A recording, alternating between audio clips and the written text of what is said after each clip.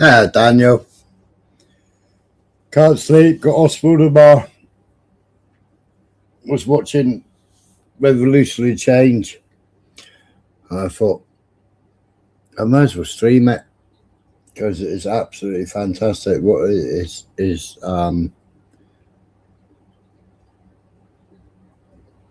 what they're saying, you know. I mean, it's like bang on the button. Hey up, Spike. You can't sleep either.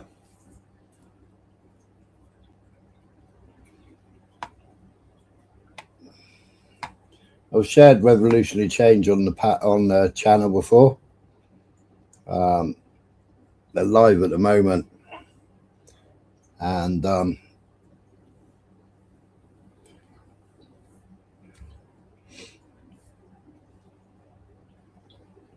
it's normally Jen Perlman and Peter Ager. They got a special guest on tonight called David Spevak. And I was watching it and I thought, well, I'll share it. They've said share it. You know, get it out there as much as you can. It's a great conversation. I'm going to start it from a couple of minutes in. And yeah. I'll pause it, review it, whatever. But it's a real insight.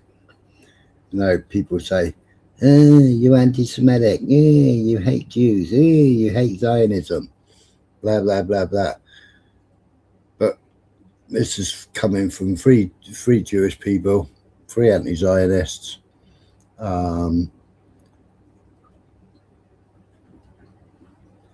their views. I mean, David Spevak, his father was actually in the IDF as well. A lot of his family still live in Israel, so it gives his true version and true feelings and just the true reality of it all. The true reality, and you know what we've been saying on this channel for a long time, and then you got all the minions going, you're anti-Zionist, you're anti-Semitic, blah, blah, blah, blah. But it just shows when you watch it and when you listen to them, and then when you listen to some of the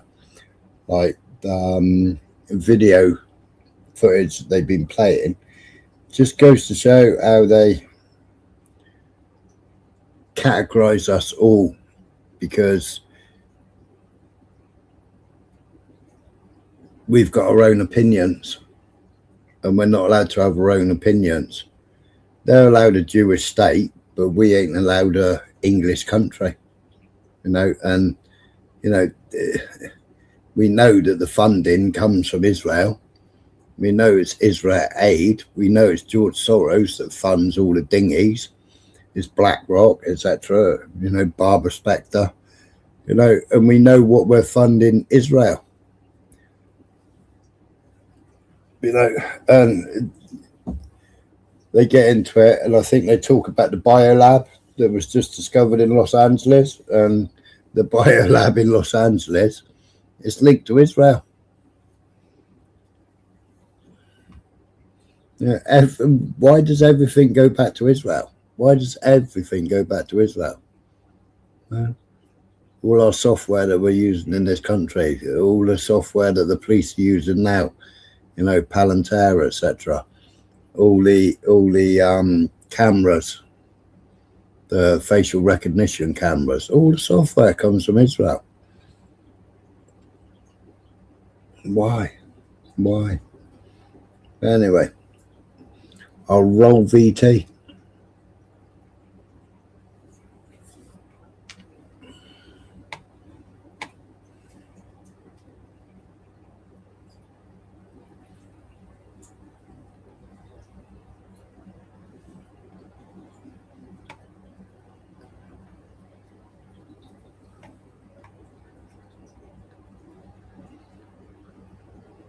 Let me know if it's got volume. He's not picking his nose, he's biting his nail.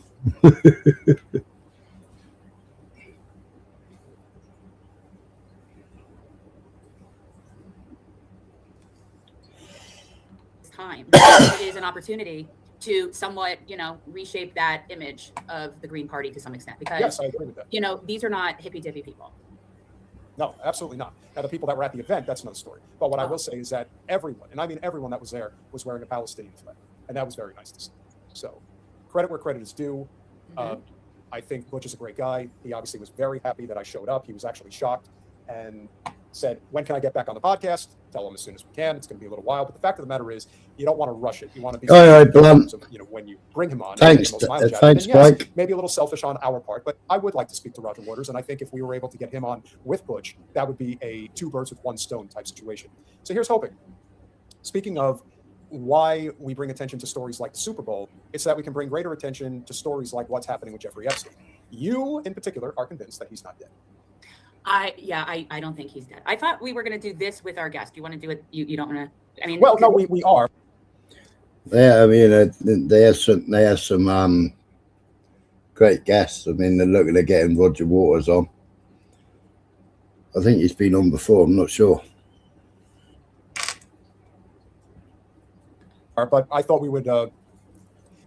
So there's a couple of different ways that we could go about this. I thought that we would split it into 2 different stories, one with Erica and then the other with the survivors, and bring that up. And I thought that the survivor story, I think, is very important because I said that we would definitely talk about the Super Bowl, which is a game that was not a great game. It was kind of went how I guess I expected it to go, with all things being equal. I did expect that the Seahawks would win the game. They were clearly the better team. They were better prepared. The quarterbacks were both a little iffy about that. Well, but you had asked me if I thought Epstein was alive. Yes, and I have many documented episodes of this show where I have said, as far as I know, Epstein could be alive and living on his island. And now I do feel that Epstein is alive. I think he has. I think he's still alive. I don't think they hit the kill switch on him yet. I think he's too valuable. He's too valuable to Israel. We've been drip fed emails. The Supreme Judge has come out and said that everybody that's mentioned in the Epstein files is not going to be prosecuted. It's like, huh? How? So they're all in the Epstein files. There's clear evidence of them doing stuff, but the Supreme Court is not going to prosecute them. Not going to prosecute them. Why is the Supreme Court not going to prosecute them? Is it Trump's Supreme Court? Who's running the Supreme Court? Republicans, isn't it? Donald Trump. He's been living on his island, and occasionally when he has to go to a city, he goes to Tel Aviv and walks around flanked by security. And so they've all got immunity. All got immunity. Every single person's in the emails have all got immunity.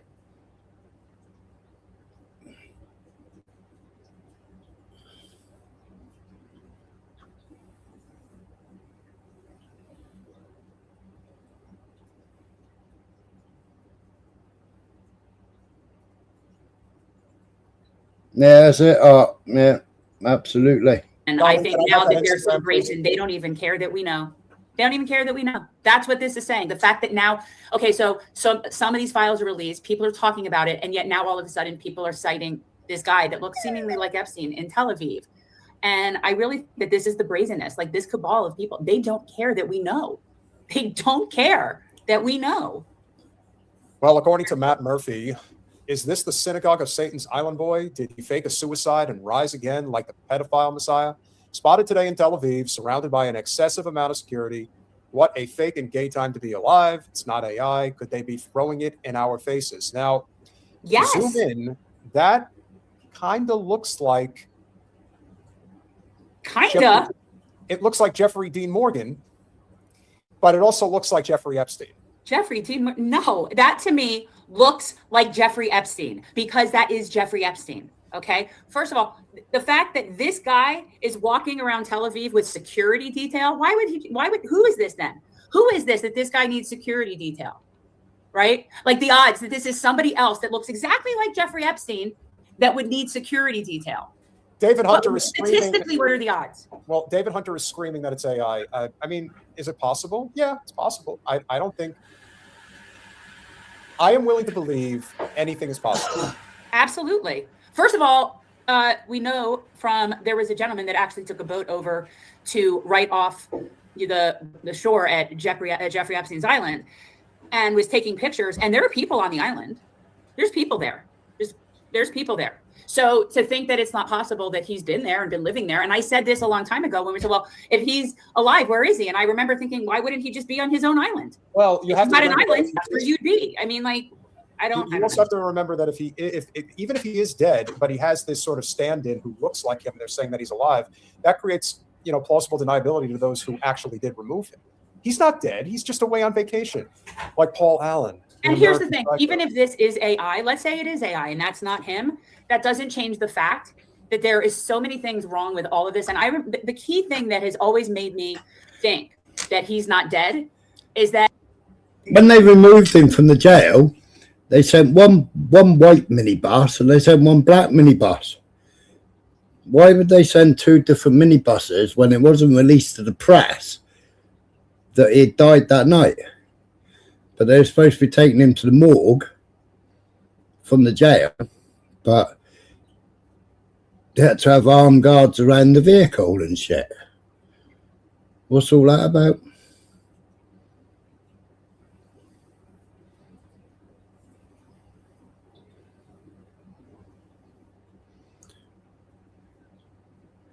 Allegedly, Epstein files were a blueprint taken from protocols of the Elders of Zion, even if they were debunked. Proof of pudding is in the eating. Yeah. That there's a kill switch.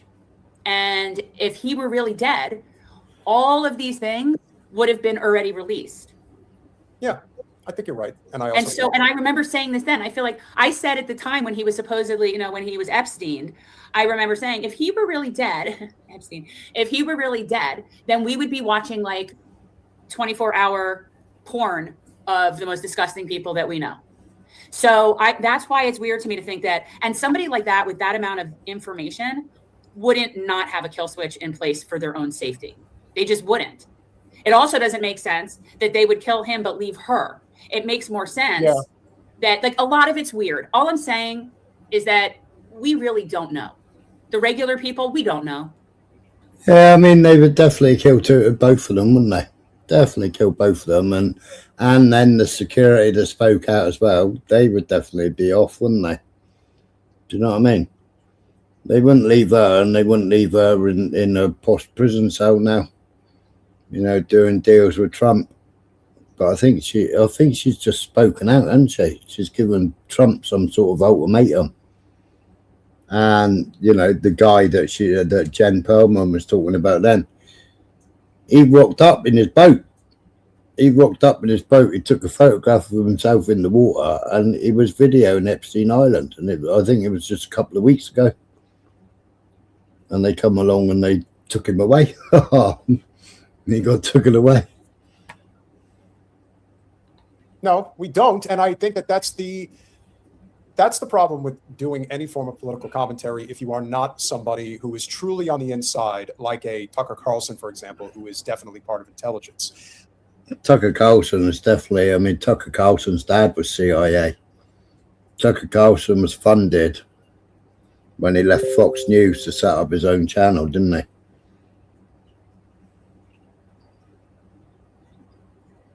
Like, if you're not at that level, then there's a limit to anything that you're ever going to know. We can surmise what is in front of us and what is likely. As far as I can tell, as far as Epstein is concerned, I can't really say one way or the other whether he's dead or alive. I can't. But that's kind of a problem because they want you to believe that he is dead. And as far as I can tell, there's way too many variables to take into consideration to definitively say that he is. And that is what should truly terrify people because, as you've pointed out, they don't care if we know or not. I think that in itself is probably exactly. They don't. Well, why should they? We know what we now know, and nobody's getting in any trouble. Nobody's getting in trouble. Nary an investigation, and yet we know what we know. So why wouldn't they feel just completely brazen? Like I would. Shit, let your freak flag fly there, man.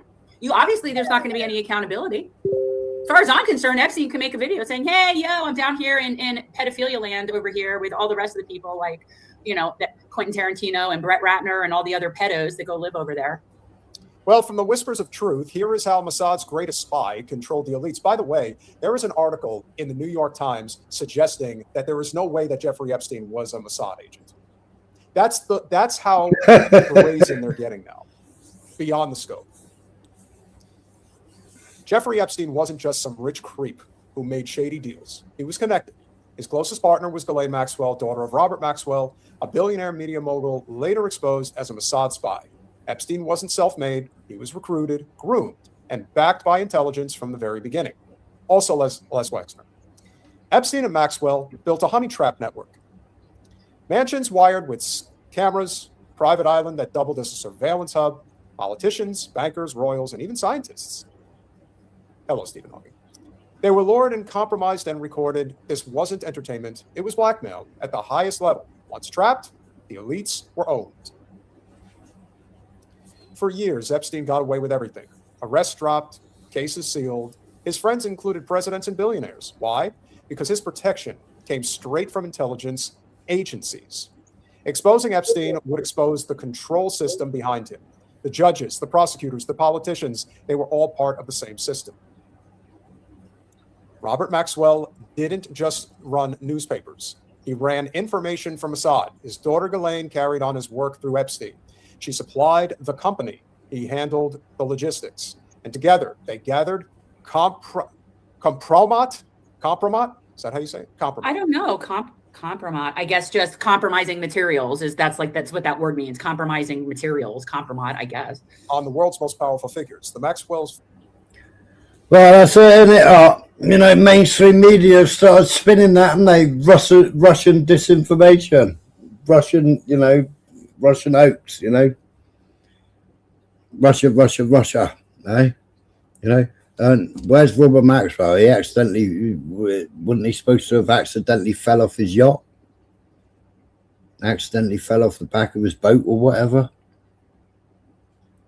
And just suddenly disappeared? I don't think so. I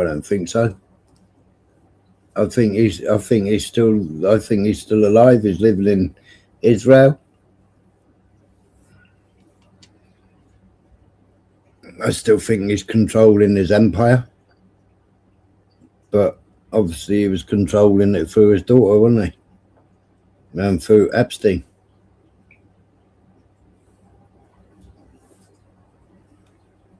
Family spy legacy lives on through the Epstein operation. They are the ones who are actually ruling the world, but they let you think it's the politicians, all while doing dirty things behind the scenes. No one is supposed to know, controlling everyone whom they came in contact. If you think you're an exception to the control, you're not. Well, that's for sure. The elites have secret societies that control the entire world, hiding things from you that should have been brought to the light years ago. Which is why the Awakening Compass exposes exactly what's going on in this world. If you want to get an unfiltered view of the world, get your copy from the link in the bio. Of course, they're always selling their own thing. But at the end of the day, do we have an elitist network that does clandestine operations, and many of it through sex crimes? Of course. You'd be a fool not to think otherwise. The problem is that they've gotten away with it for so long, it has been treated as, I guess what you would say, some degree of normalcy. And that this type of behavior, which has been run under our noses for so long, and no one even thought to question it. Was that the Unibomber blunt? Or was that another Kaczynski? I'm not sure. Epstein said Robert Maxwell threatened Mossad, demanding $400 million, so he set a team to throw him off boat allegedly. But he was given Israel state funeral, buried on Mount of Olives. Yeah. I don't think he's buried though. Was the whole operation founded by Epstein, or was he carrying on the legacy? I think he was carrying on the legacy, wasn't he? Because there was somebody before Epstein. I can't remember his name, but there was somebody before Epstein. There was the great money moving mogul. What was the money moving mogul called?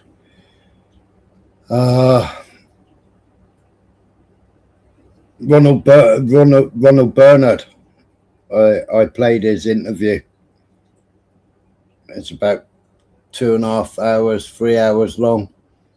And he was the former banker that was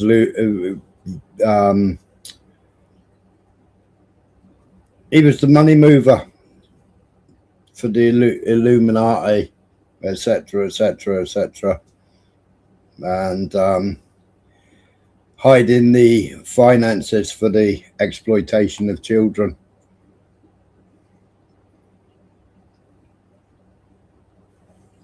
Ronald Bernard.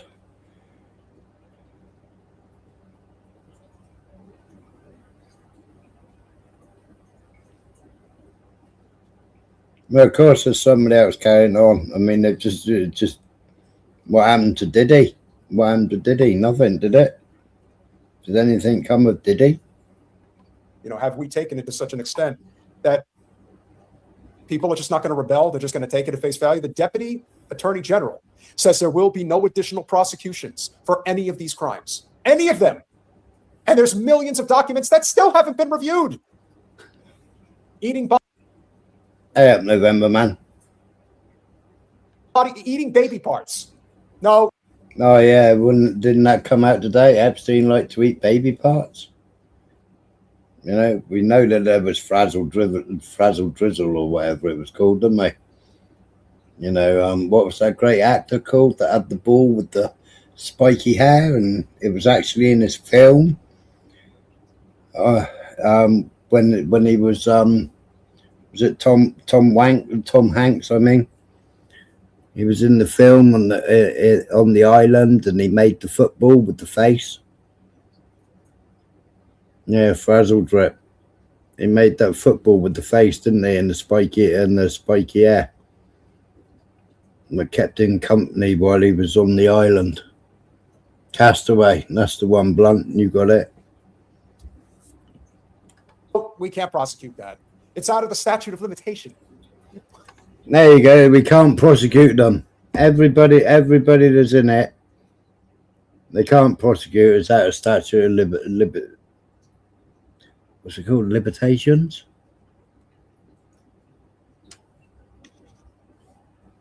Documents that still haven't been reviewed. Eating baby parts. No, we can't prosecute that. It's out of the statute of limitation. They will come up with anything and everything to try to satirize this to the extent that, yeah, how do you not look at this and laugh? Well, it's I think Mucko. I think David Icke. I mean, I think what David Icke says. I mean, some of it might be far-reaching, but some of it seems to be on point. But I think he's compromised. I think he's another Tucker Carlson. I think he's in the loop. Do you know what I mean? Yes, Blunt. absurd. We're ridiculous.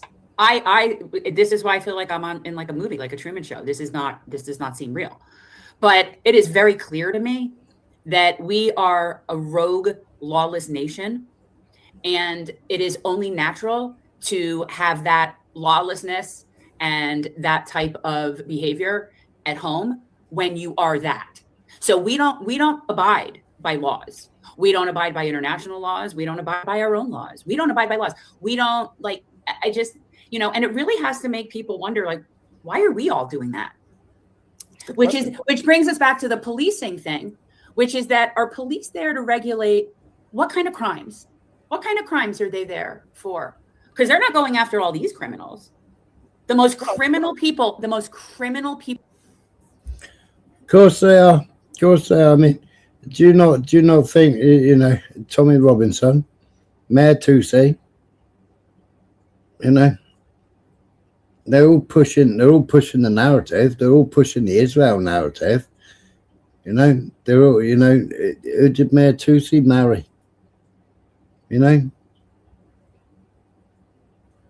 He joined the Tommy, didn't he? And all of a sudden he jumped and he got bigger and bigger and bigger, didn't he? Then who did he marry? Who did he have at his wedding? Did anybody see his wedding videos? Unbelievable. And then you got that I can't remember what he's called. He's the gay guy, but he was at Tuesdays. He used to be on GB News, and they canned him on GB News. And all of a sudden, he had all the money to set up his own podcast. I can't remember his name though. He's a gay guy. I can't remember his name. People in our country responsible for the most harm to the most people, and those people don't get charged with anything. They can do whatever they want. So yeah, I'd say we're pretty lawless. Well, why don't we bring in our esteemed guest? No, he's not here. No, yes, Is he here? Dave's He is. here. But Okay. I thought we were doing this at, okay. All right. I thought we were. But even Williams compromised. I mean, Williams been compromised. He's taken over his grandmother's role in the Middle East, haven't they? Yeah, they're all compromised.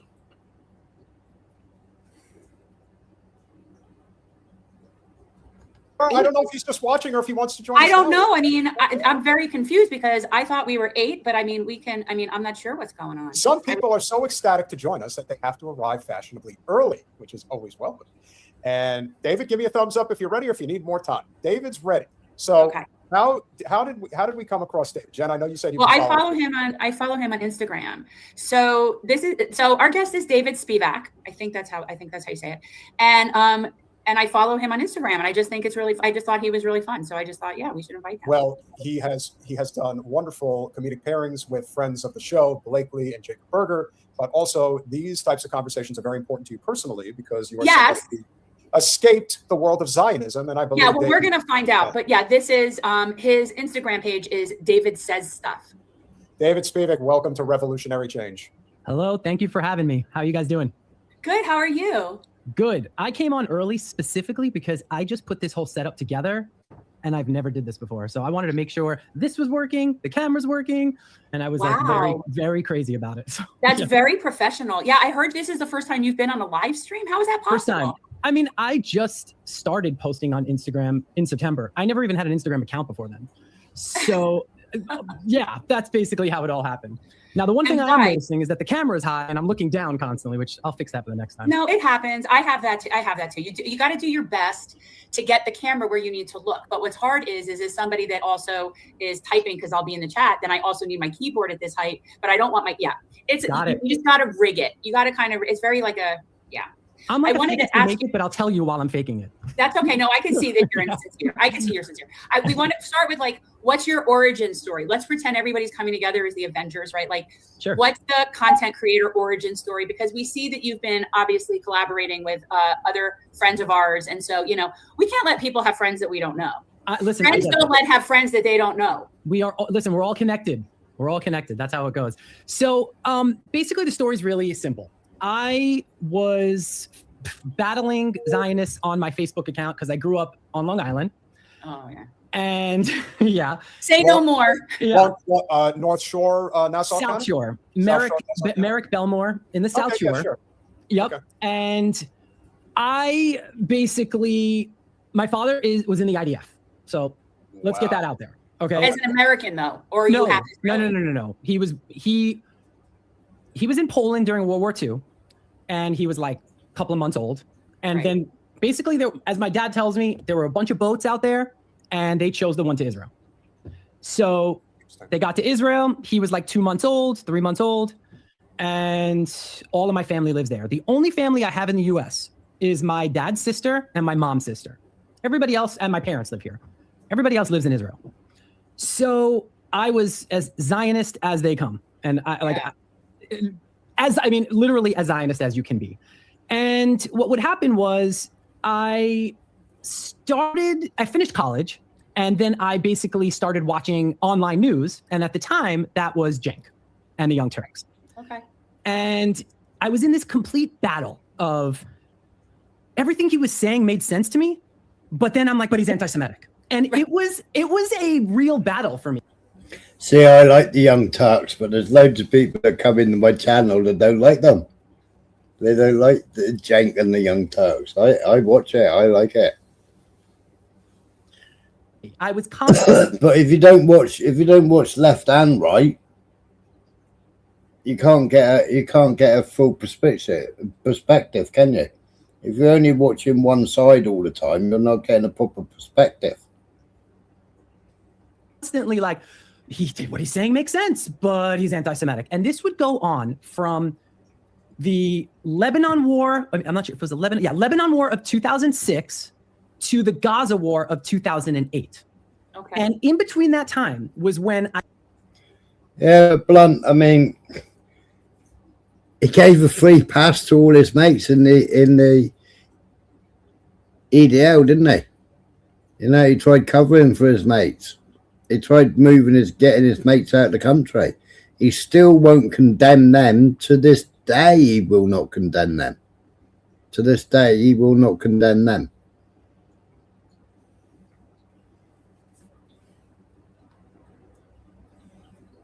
I kind of cracked my Zionist mainframe, as I call it. And then I started to see things a little bit unravel in terms of how everything was so disproportionate. That's what it came down to.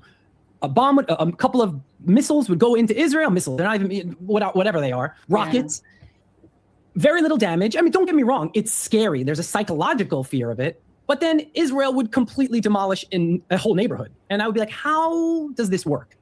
And I started to be very confused. Then from the 2008 war up until, I'd say, a solid 8 years, I was completely out of the idea that Israel is innocent, but I still believed that if you're Muslim, you want to kill me. So that took a whole other phase too, but ultimately I got there, and that's kind of my origin story. In terms of Facebook, I had a private account where I was trying to talk to my Zionist family and friends and trying to post things to get them to understand that there is another point of view. And throughout that process, I was losing people on and on and on, whether it be friends, whether it be family. So I was like really battle tested in terms of being able to talk about this outly. And then I started my Instagram account, and I didn't really care what I say. So that's, people are so confused. Like, how are you okay saying that? And I went through it. If you could deal with your family and lose your family, you can talk to anybody. I don't think he's acting dumb. I think he's acting YouTube. You know, he's got to be careful what he says, whereas on his Instagram, apparently he isn't careful with what he says.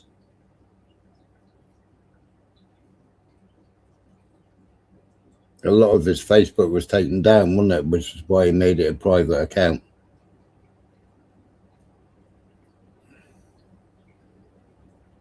Well, I mean, some people have got those strange mannerisms, haven't they? I don't know.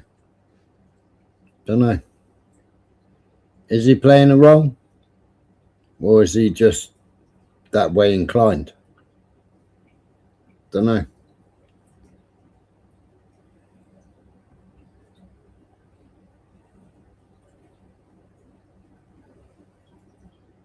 There's I don't know.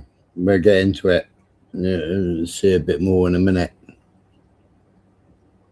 By way of deception, yeah. I know that. Is he deceiving us? I mean, he only started a podcast on Insta in December. He's already blown up on that. And in a minute, it gets to another part of a video where he was actually invited as a speaker.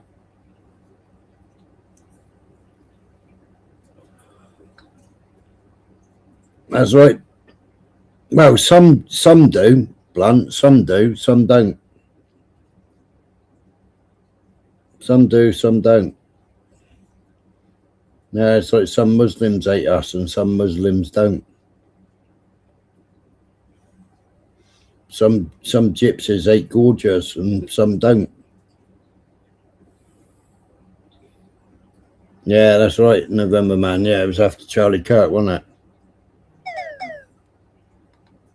But where are your parents on this? I mean, they're in Florida, and in terms of like in yeah, I mean, well, okay. First of all, everybody's Jewish parents are either in Florida. They're all there. Wisconsin. They're all there. I thought you were saying Israel or here. No, right. So my it was very bad for a very long time. Yeah, and I had a very close relationship with my parents. I mean, I would visit every other month, every third month. Like it was that kind of speak to them every single day. And that's still, I still call. My mom and my relationship, which is ironic because she was the lesser of the Zionists, has not fully recovered. We do talk as often as as often as I can. It's not the same. It's not the same. And my dad, who was worse at one point, I think has really taken a turn in terms of how we interact. And I think there's a lot to do with it other than my politics. I think it's just when you get older, you start to see who's calling and who's not, and your immediate family, they're always going to be there for you. So I think it's more that vibe. But ultimately, he understands that we don't agree politically, and we don't agree politically in all facets. But we do have at least we have a relationship now, and it is getting better. Because your dad is older than my dad, and you're a lot younger than me. So do you have older siblings, or were your parents a lot older? I have an older sister, but we don't have a relationship, not because of completely outside of Zionism. Right. Yeah, just yeah. other family crap. Kind of, but yes. So that is a totally, I don't even put her on my radar in terms of if we're speaking, it has nothing to do with Zionism. Yeah. Right. Yeah. So. Yeah, Christians are told to turn the other cheek, aren't they? Turn the other cheek. But then also the Bible says a man mustn't lie with another man. You know, but the Talmud says different.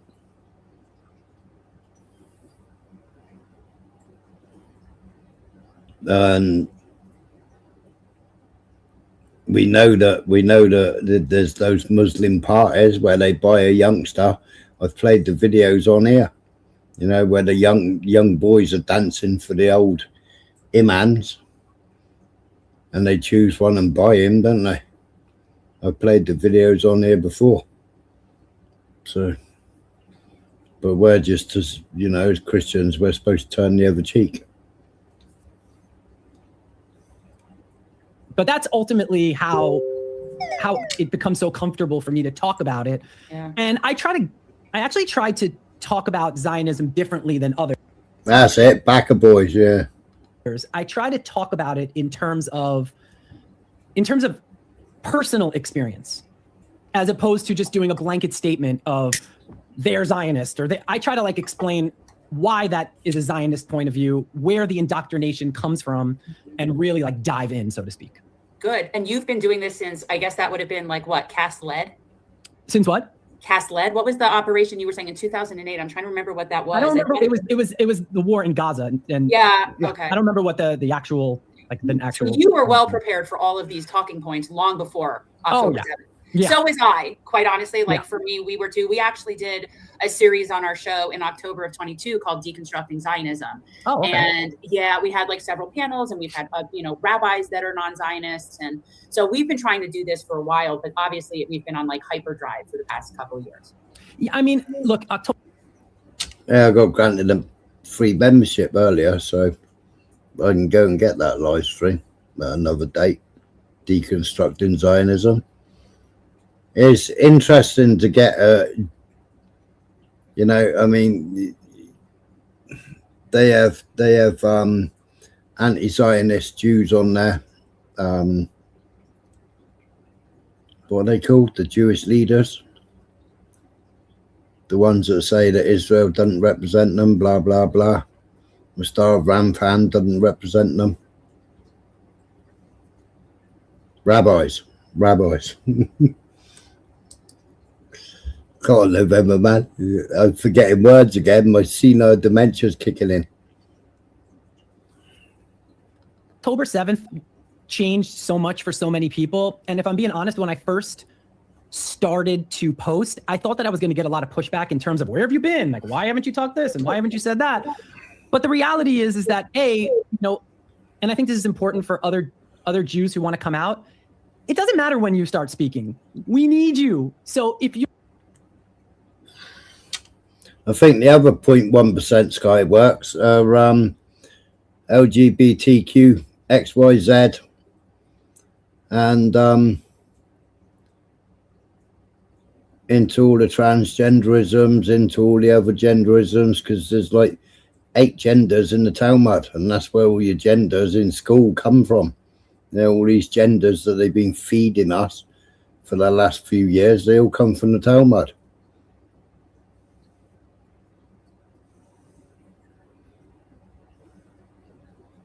Am I saying there's only 3 Zionists in total? Who said there's only 3 Zionists? Yeah. They spoke about Wexner briefly just now. You guys are nuts.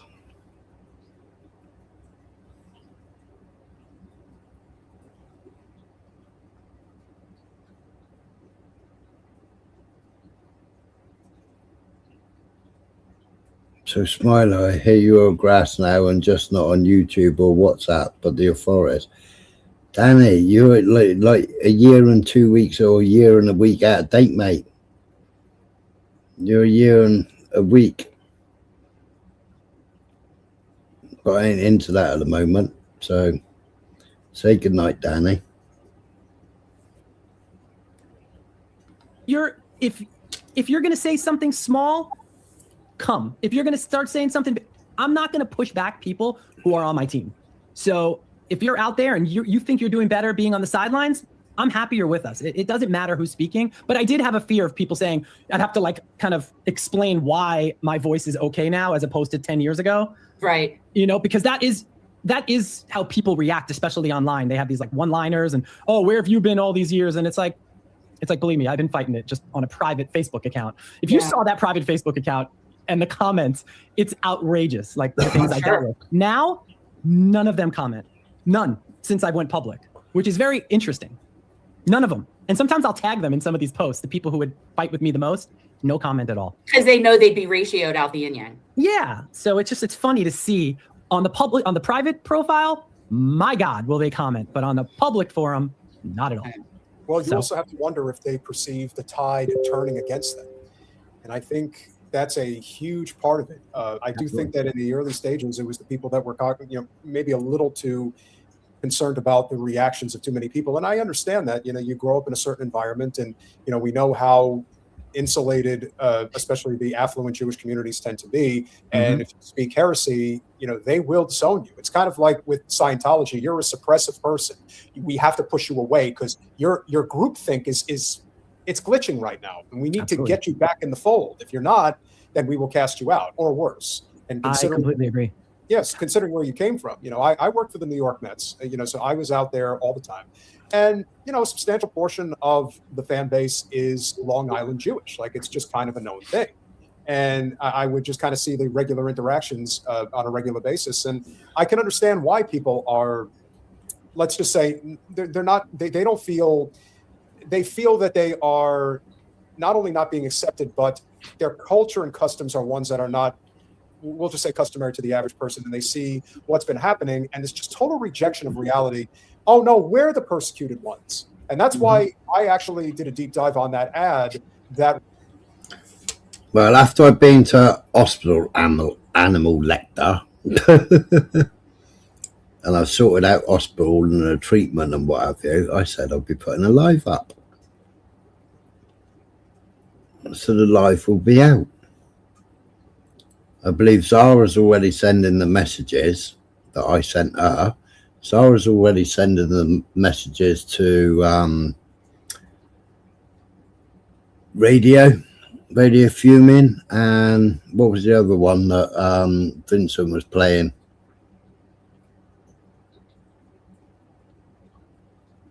The other night on Gypsy Day, so I can't remember who it was that did it. Well, you obviously haven't listened properly, have you, Animal Lecter? Because the principle is there, is in the writing, is in the what's it called? Now, go away. We're watching this. If you don't want to watch it, say good night or good morning.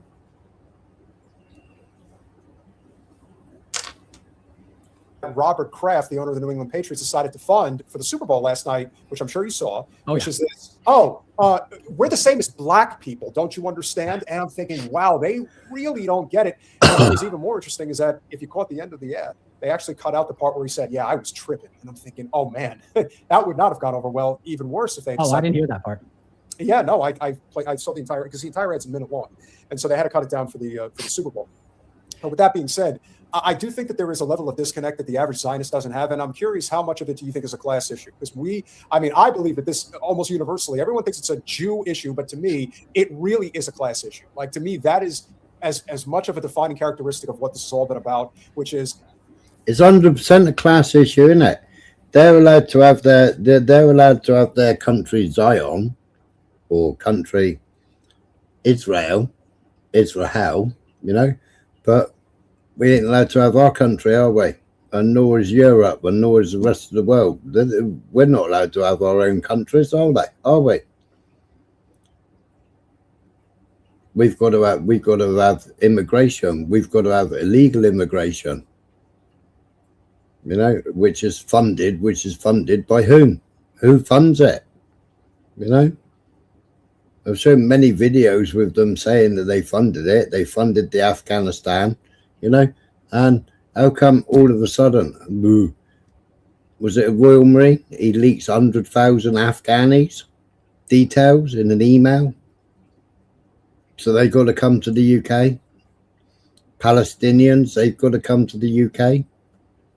Everybody's got to come to the UK. Why has everybody got to come to the UK? Why have we got to be multicultural? But Israel can be elite. I mean, this is what they're saying now. Why has Israel got to be elite?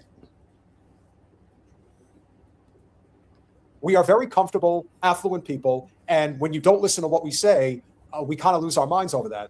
Don't deviate from our narrative. So how much of this do you see as being a class issue? So if I'm being honest, I actually don't think it's much of a class issue, and I'll tell you why. Because I think it's fundamentally a supremacy issue. And Right. if you think about it, there are poor people who think that they are superior over a Mexican person, over a black person. And I do think that Zionism creates a level of superiority just in the indoctrination of like what they explain to you, the us versus them, and the Gentiles and all of these. So the reason I don't think there's a class issue is because they're teaching this whether you are a rich kid or a poor kid. Think about it. It's not just Starmer, November Man. It's the whole parliament, isn't it? It's 90% of MPs.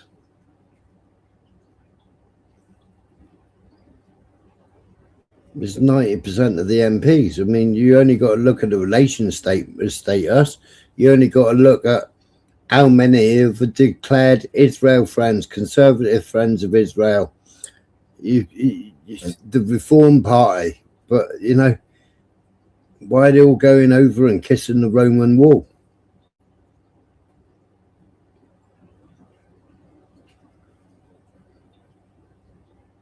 You only got to look at the House of Lords. You only got to look how many of them are involved in the weapons supplies. Yep, exactly. So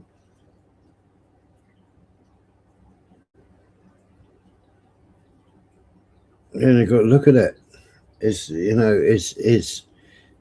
I can't remember what he's called. He worked on the manufacturer. He wrote a book.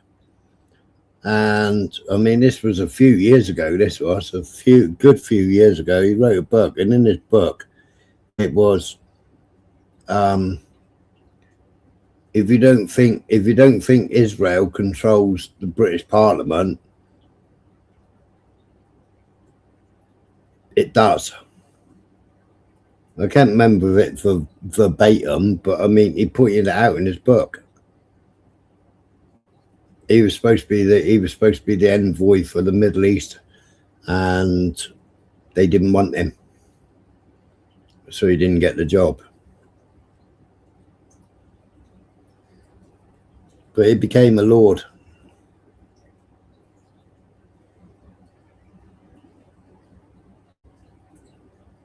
Well, that's it, Mucker. But it's the same as what's he called in America? That's just become mayor of New York. You know, he's supposed to be Muslim, but I think he's married to a Jewish wife, and he celebrated with all the Jews when he got elected. But he's supposed to be Muslim. You know, it was a big thing that this, you know, oh shit, there's going to be a Muslim. There's going to be a Muslim. But he ain't. He ain't a Muslim. He's a Zionist. Even when it comes down to going on birthright, as long as you're Jewish, you could be a poor Jew, you could be a rich Jew, you could go on that trip, and all of a sudden you feel like you are better than, in this case, Palestinians or Arab, however you want to think about it. So I don't know if it's necessarily a class issue. I think it's more on the lines of, we're better than you, we are separate from you. And when you think on those lines, even a poor person thinks that they are up here and everybody else is down here. In terms of, yeah, I think it's well, exactly. We're the goyim and we're the lowest of the low, aren't we? Because we're the goyim. And yeah, I mean, I've put that on here. Everybody says ban halal, ban halal. Kosher slaughtered in the same way, you know. And I'm glad I've said it on here in the past, because people are now saying ban kosher. Hello, Bad Marsh. it's fair. I think that the class issue comes into play with who the power players are and who is able to have the kind of control over the narrative and who is able to manipulate platforms and who is able. And so the people that are pushing the legislation, the oligarchs that are taking over platforms, like it's that level of elitism amongst the Jewish Zio class that unfortunately is what's really pushing this along the most. It isn't that those are the only people that believe it, right? But if you took that real elite class out of the mix, the message would kind of be DOA, right? Like I don't know that it would be able to be as propagated with your, and I come from very working class Jews. Like I come from, like my people were from Brooklyn. I'm the first person in my family to go to college. My grandmother was a hairdresser. My papi was a mailman. I grew up on Miami Beach. Okay. So like very working class people, but they would say whatever the uppers, their betters would pass down, whether it's through the media, through writing, through whatever it is. And so I think it's the elite class that dictates the narrative more. That's what I think is the thing. I was actually going to agree with what you said 100%. Here's the crazy part. And this, I guess, falls into party lines too, but especially with Zionists. So as you said, the ruling class will say whatever it is that they want. And then they really do have an army of Zionists who will die to say whatever that they just said. It is insane. And that's why the circle continues. Yeah. And I do agree with you because, listen, my dad was he owned a construction company. My mom was a real estate agent. I mean, they busted their butt to live in the community. Right. We were on the bottom of a really nice community. Right. Yeah. Same as me. I was always thinking if everybody had Reebok, where I grew up is very second largest per capita Jewish community outside of Brooklyn was North Miami Beach when I was growing up there. And if all the girls had 10 pairs of this particular, pair of pants, I probably had 2. Right. So I did okay. And I was also an only child. So I was able to kind of combine resources. I was an only child and an only grandchild for a really long time. So I was able to do that. But no, I was like you. I was sort of on the bottom end of that tier of people. Totally. It's literally, that was my life. My friends would get a BMW and I got a Mitsubishi Galant 1986. Okay. So so where I grew up, I had a convertible Mustang, a fairly new one. This was I want to say it was an 85-ish or whatever, if I'm old. Okay. And I got that. I had probably one of the cheapest cars in the parking lot at my high school. That's a nice My high school was something more akin to 90210. It was ridiculous. No, and that's how, right. So, but yet I had a new car that was a convertible and I had a working person car. That's a nice car. But that also leads a lot to perspective because the Jewish Zionists tend to congregate along the coastlines and the Christian Zionists tend to be in the heartland in the South. And as I've often pointed out, as cliches may be, the Jewish Zionists provide the money and the Christian Zionists provide the flock because the population the differentiation between the populations of the two is 10 to 1. I mean, the ratio is that big. So when you think about the impact of putting these two together, it is devastatingly large. But what I do want to point out, because I know that we can go obviously into what happened at the Super Bowl last night, but I did come across this clip that is from Carrie Prejean Biller, which I'm not sure if she's a Catholic theologian, but I have the Catholicism's on my father's side of the family, and I thought that this was you mean Bowler. That's her last Prejean Bowler. Yeah. Yeah. I thought that this was an amazing exchange, and this happened earlier this afternoon. Thank you. Mr. Frankel, this is for you.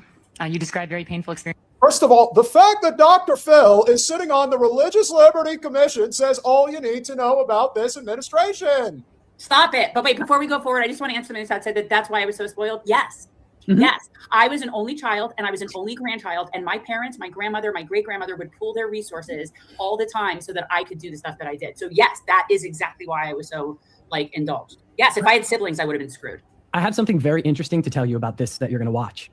I was supposed to be at this. Really? I was invited by Carrie. I actually got off the phone with her before we came on air. Talk about Wow. Yeah, this is total happenstance that I happen to catch this. I watched it live because I was supposed to go, and I'll get into it. Play it, and I'll get into it. Yeah, this is that's going to be cool. breaking news. And I take that very serious. At the same time, many of the students who I've spoken to personally who created those encampments say that they were protesting the killing of tens of thousands of Palestinian civilians in Gaza and their university's financial ties to that war.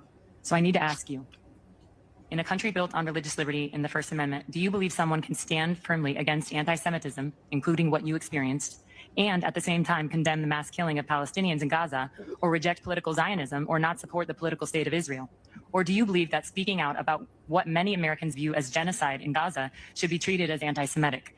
Because in my view, the United States cannot and must not make loyalty to a particular theology about Israel a litmus test for protected speech or moral legitimacy. Charlie Kirk said that Jew hate is brain rot. Some people don't have brains. I'm not going to assist them in setting a double standard for the Israeli government. And First of all, he never he does it. He sits in a high chair. I mean, let's just be honest. You know, Who is this? What's his name, Dave? Do you happen to What know am I watching? I have the list of names, but I don't remember what his name is. But I have I wouldn't be able to look at the list and tell you who he is, but I did listen to this. Can I ask you, why is there a Religious Liberty Commission? Okay, so let me give you the backstory of what I know, and that would be helpful. So Okay. I got a random call from somebody I met after my first viral post. And he was like, "Hey, would you mind if I give your number to somebody who works for the Trump administration?" I was like, "Sure." So it happened to be Carrie. And Carrie and I spoke, and she wanted me to be on a See, that raises alarm bells for me. Why would somebody from the Trump administration? You got a viral post and then somebody from the Trump administration.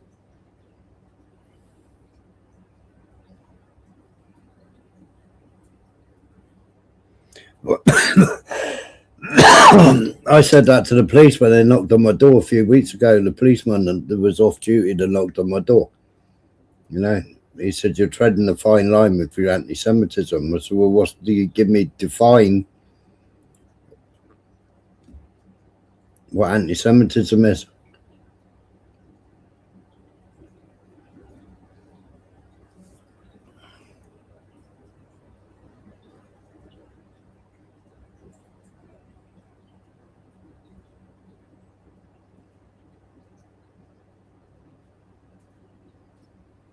These three on the panel are new to the Israel trolling. Ha ha ha. No, they've been doing it for years.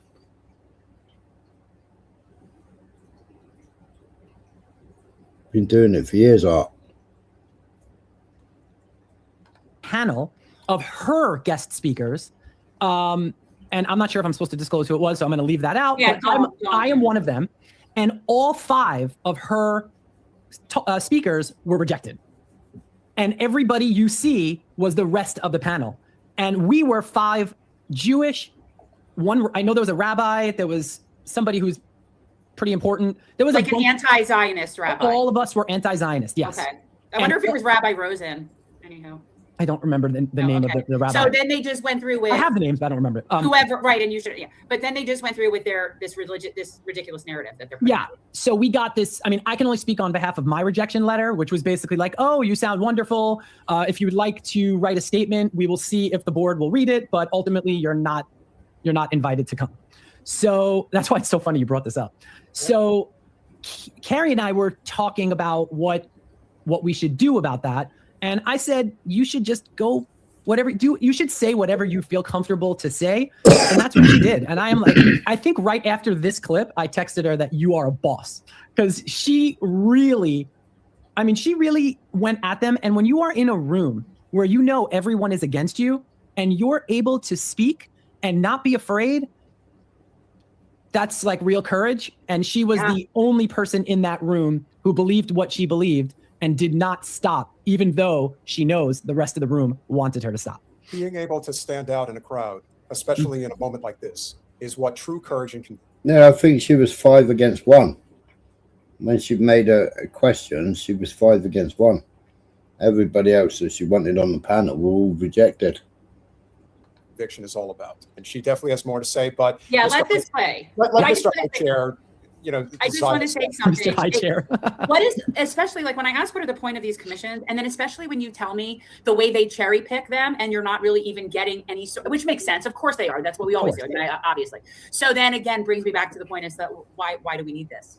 So what is going to happen after this conference is that they're supposed to collectively come up with a solution to give to Trump to talk about religious freedom and, you know, whatever it is that they're going to play like they actually care.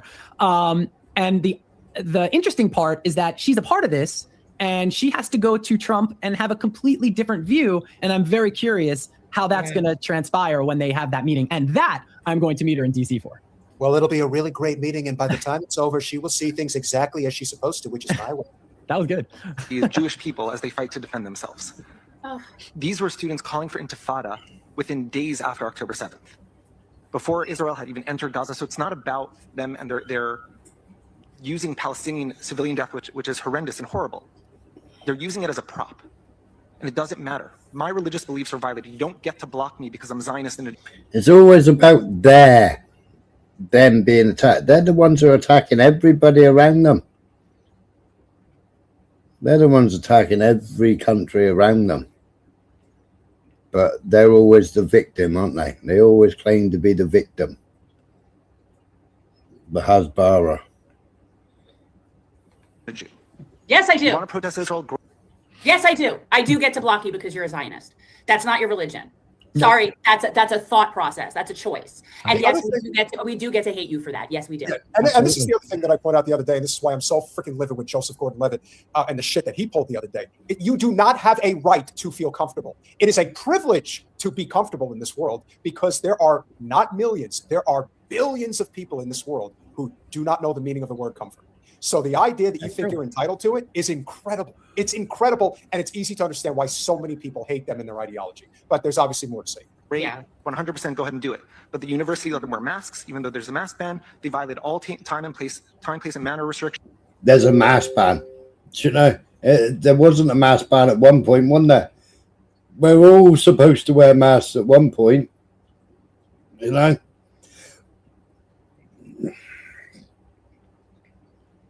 It is fatiguing, isn't it? It is very tiresome.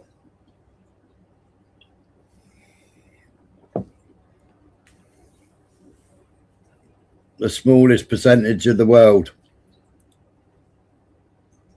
but they get what they want and they're allowed to call it. Just anti-Zionism isn't anti-Semitic, and how many of them are actually Semitic? They don't even speak the true Hebrew. They speak a fake Hebrew.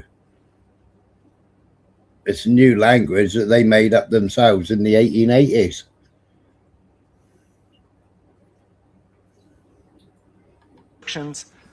Amplified sounds. It went on for years. They kept doing this time after time again. And that's what the judge saw and said, that's not okay. They can protest, they can't block Jews, and you can't assist them in doing it. I'm really grateful that we're having this discussion because I think this is a topic that is really affecting so many Americans. Rabbi Shapiro, he's based in New York. I invited him here today, but he's not here today. He was on our show. And I would love your opinion on this. Yeah. American Jews are increasingly treated as less fully American, our loyalty questioned, our belonging made conditional because Zionist ideology falsely claims Israel is the nation state of Jews everywhere and that every Jew is nationally tied to it. He says, this framing is anti-Semitic at its core. It strips us of our identity as Americans, recasts us as foreigners in our own country, and arms anti-Semites with accusations of divided loyalties and collective guilt for actions we neither chose nor control. No other foreign country does this. No sovereign state claims to politically represent an entire worldwide group defined by religion or heritage and bind its members to its deeds. Yet Jews alone bear this unique, unjust burden. That dangerous lie must be rejected openly and firmly. The remedy is clear: civic education that teaches unconditional American belonging through citizenship alone, not ethnicity, heritage, or any fabricated foreign tie. We are Americans, full stop, and we reject any doctrine that treats us otherwise. Would you say that statement is anti-Semitic? Would also I'll address your question. RFK said on a video, medical, or not question, a statement. RFK said on a video, medical studies showed two groups least affected by COVID were Chinese and Ashkenazi Jews. The video is out there. Yeah, but during the whole debacle, it was pointed out that they were less affected. Now, if you remember, before the whole COVID hoax, right? Everywhere you went, there was adverts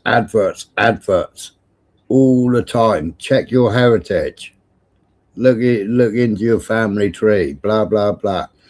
You know, pay us 20 quid. We'll send you out a DNA test. You swab it around your mouth. You stick it in the little thing. Send it off, and then they come back with all your DNA. Well, everything was going to Israel.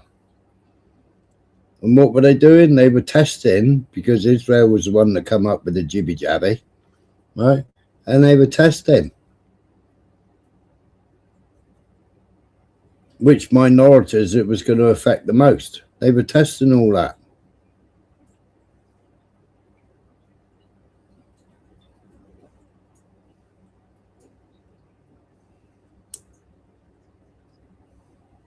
Algeria stopping flights to the Middle East. Does that mean they bought Russian weapons? I don't know.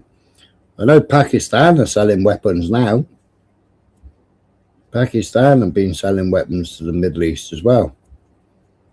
I think they were standing with all the Arabs in the photo shoot where they did a deal to supply weapons to the Middle East.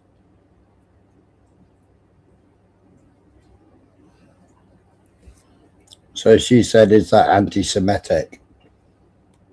I'll say is that Natan Sharansky says there's three things that you shouldn't do with Israel. You shouldn't delegitimize it, you shouldn't demonize it, and you shouldn't apply a double standard. You can abide by those three things. Why shouldn't you demonize something? You know, they're the ones committing blood libel every day, aren't they? Every day there's at least 75 Palestinians dying. There's how many Jordanians dying, you know, because, you know, and then you got Starmer, you got Trump, you got Israel that's put Jelani. And how many people is he killing in Syria?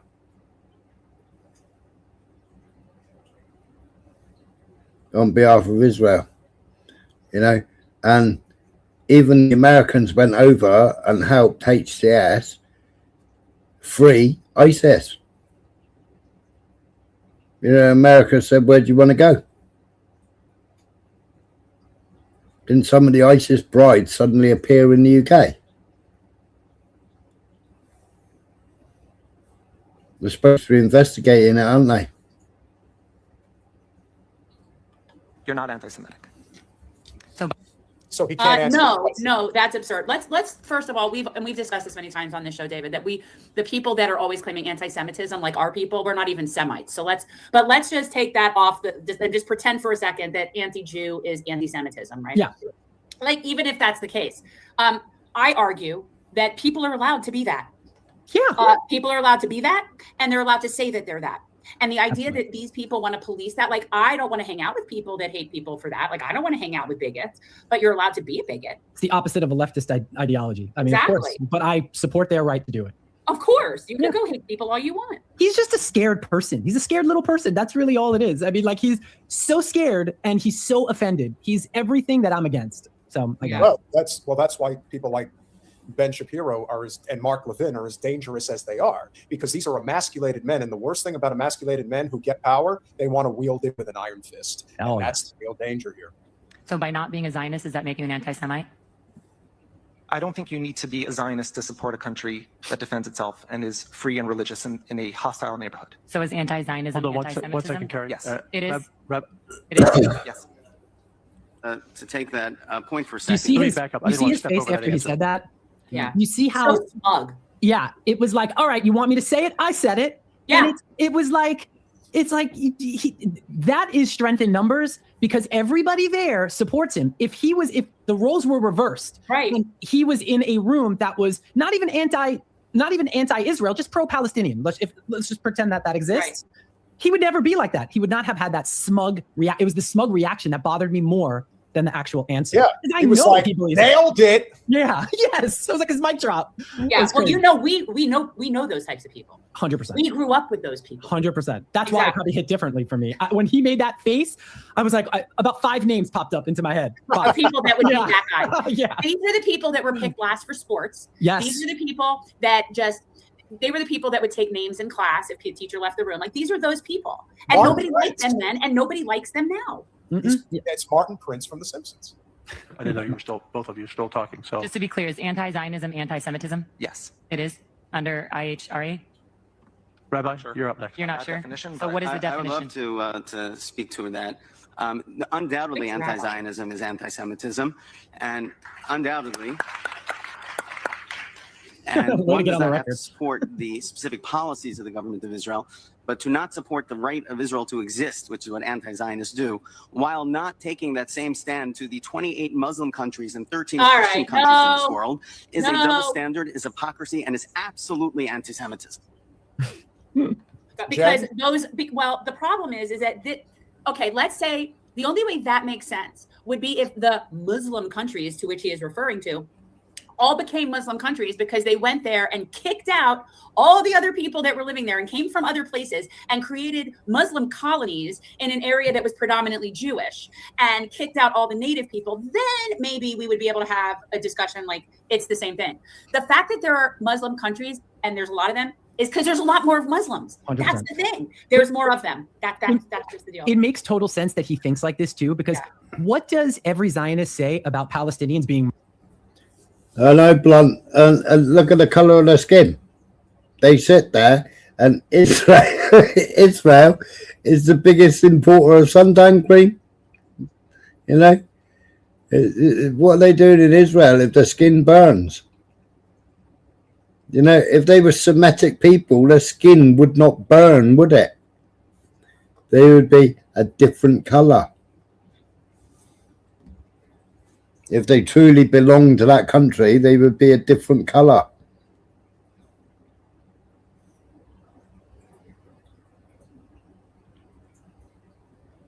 Well, not white though. Murdered. Well, why don't the other Muslim countries take them? As if you're Muslim, you could go to you could migrate to any country you want. Just show your Muslim card. That's why they think like this. Because if all you gotta do is flip it, and they're like, oh yeah, well they could go anywhere. It's ridiculous. Yeah. There was no wars. There was no battles. There was nothing until the Irgun. You know, until the three terrorist organizations started fighting the 1948 mandate, wasn't it? There was no fighting there. They all lived in harmony. They all got on. They all looked after each other's kids and what have you. Didn't matter whether he was Jewish or Arab or whatever.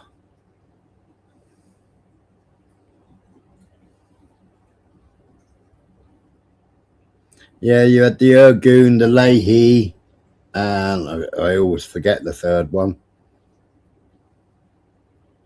You know, that was why they blew up. That was why they blew up the 2 ships that were full of Jewish refugees leaving Germany. They blew up the 2 ships. The one was called the Petra because the Zionists said that they were the wrong type of Jews on the boats.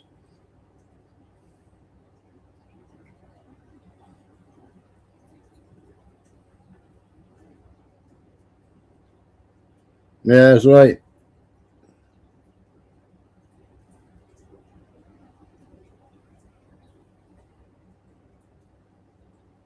Was it the Hamburg? Was it? I know the one was the Petra, but I always forget what the other name is. But I've got to go into all that because it's like how the Zionists actually sacrificed the Jews.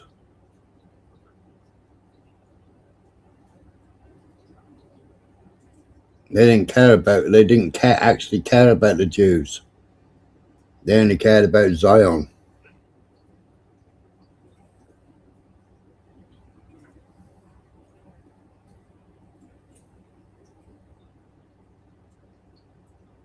Yeah, it was the Irgun that planted bombs in the hold, and then afterwards they said they said it was accidents because they didn't realise how weak the holes were when they detonated the bombs. Yeah, of course. Just like they said that the what was the American ship called that they kept on attacking? That was it Liberty?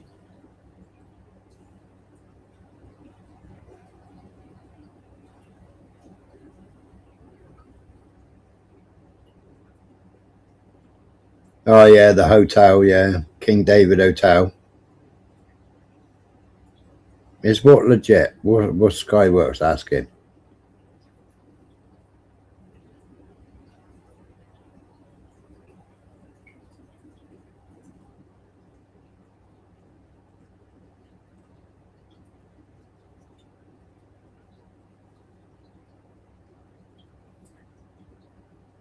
Yeah. And then they clap. I think it's also important that we not make Islamophobic remarks while we're here today. I would appreciate that. Love her.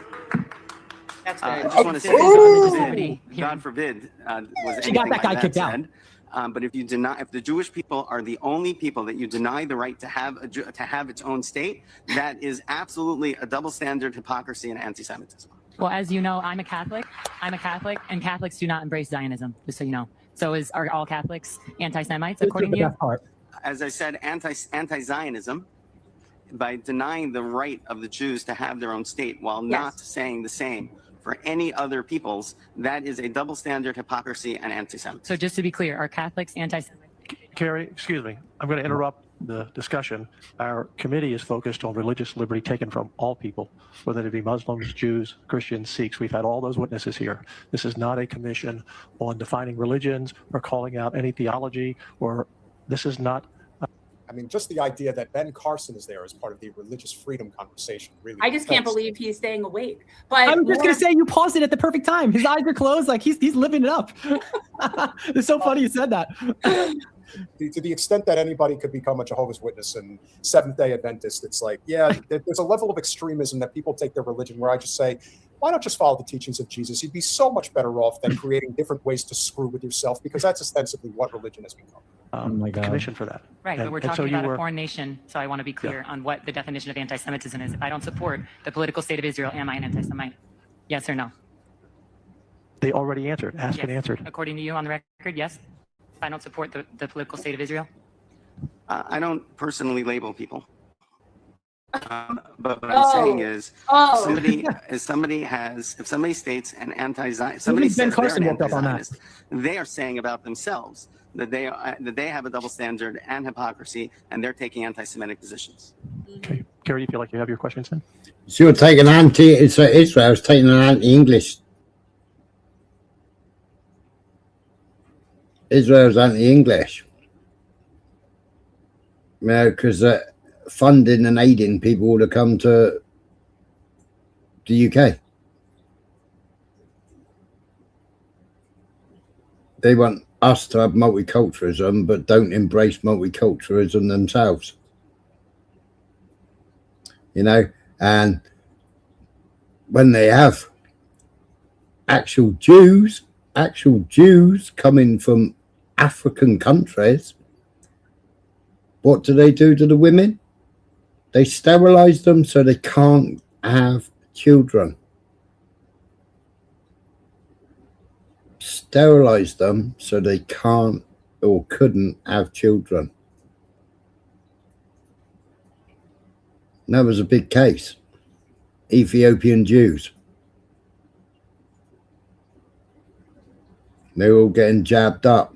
They didn't know what they were getting jabbed up for, and it was to stop them having babies.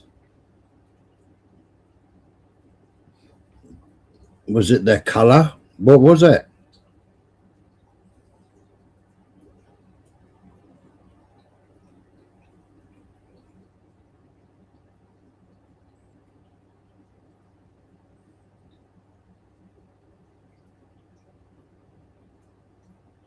Exactly, Blunt. Yep, Jews are allowed in ethno state, but white people aren't. I'm anti-Gabba. What did Badmar say thank you for?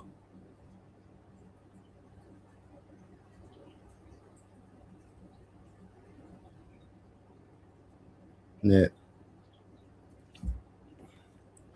I don't agree with that because as a Catholic, I don't agree that the new modern state of Israel has any biblical prophecy meaning at all. So that's my stance, and I'm Catholic. Love her. Yeah. Dr. Ben.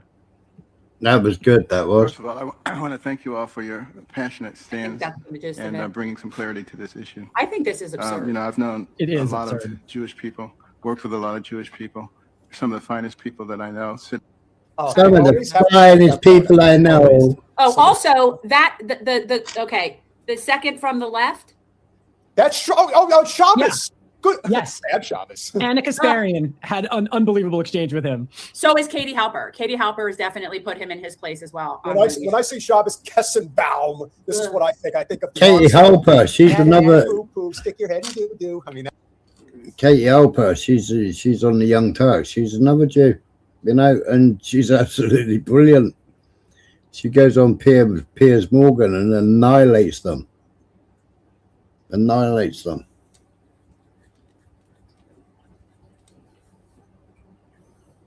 That's why, Blunt, I say there is good and bad in them.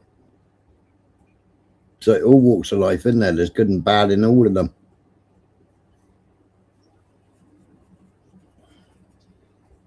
The Zionists think they're supremists, don't they?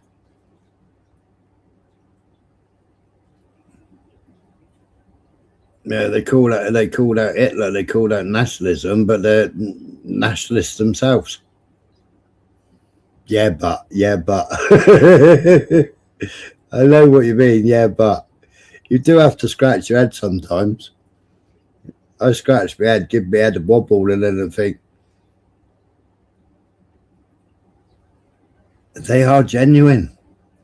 And it's like, I really do believe they're genuine because they've been pushing the same narrative all the way along. They've been calling that out for time.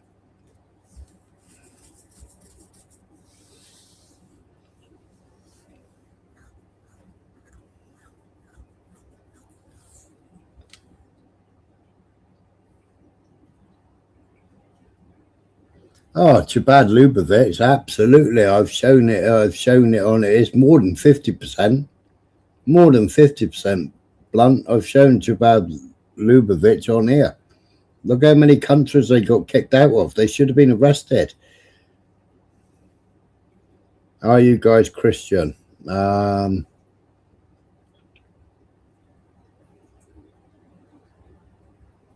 think I'm agnostic. I was confirmed. I went through baptism. I went through confirmation.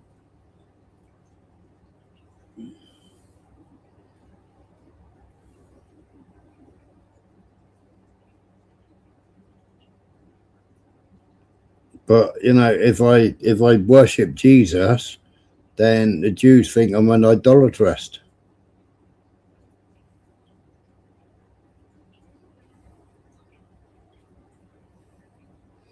Agnostic, it's like an atheist, but slightly different.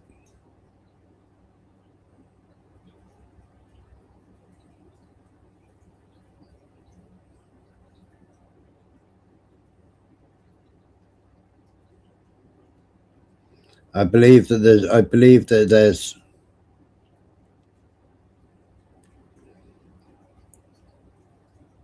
so many religious books that have all been bastardized by somebody, They've all been written by a human hand, obviously. You know, the Bible's author unknown, but, you know, we know so many Bibles have been written by the Oxford Press, etc., etc.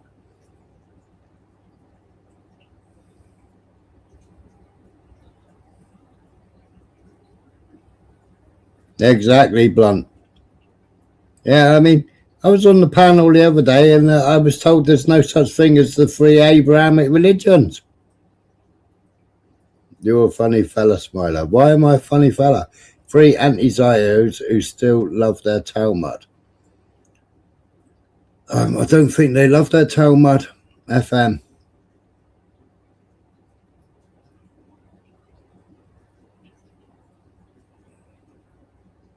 Bible is coded. Yeah, I think it is. I think that's why Rothschilds funded it, and, you know, the same as the Schofield Bible, you know. Look at the Schofield Bible. If you want to read a Bible, you've got to go pre 1800s, haven't you?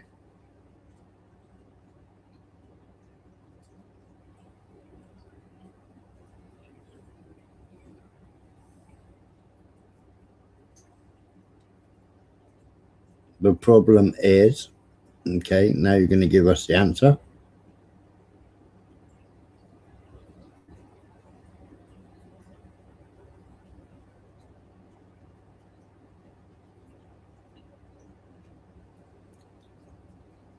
You're unsure whether a God exists or not. Well, if you listen to the old scriptures or you read the old scriptures, Jesus says, I'm going to show you a God, but not the God you believe in, or the God you think about, or the God you think, rather.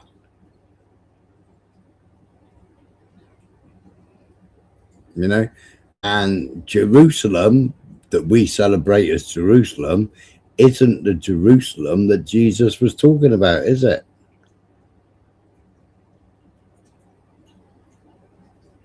That's just people making things up. Okay. So if it's in your teachings, what are you supposed to believe then, Skyworks? God is an Apple iPhone.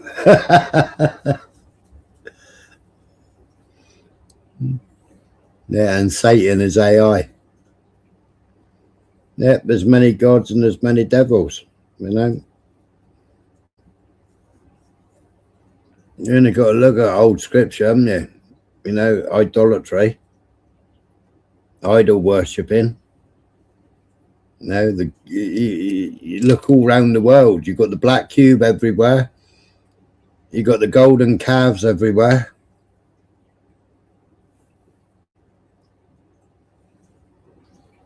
Magog. The beast with all the heads, whatever it's called.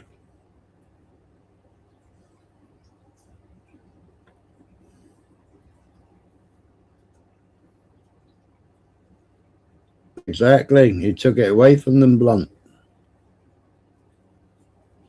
Cast them out for you know, what they were doing.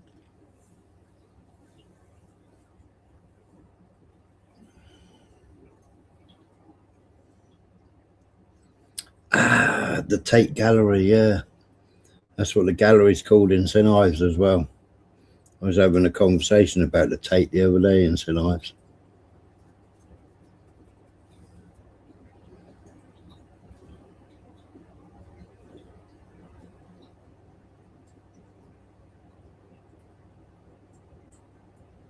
So I think ghosts are real.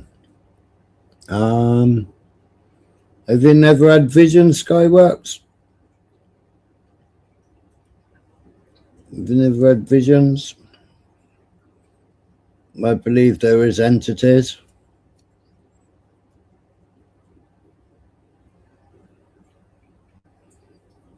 Yeah, Stanhope Forbes is brilliant. I've got a couple of oil paintings by him.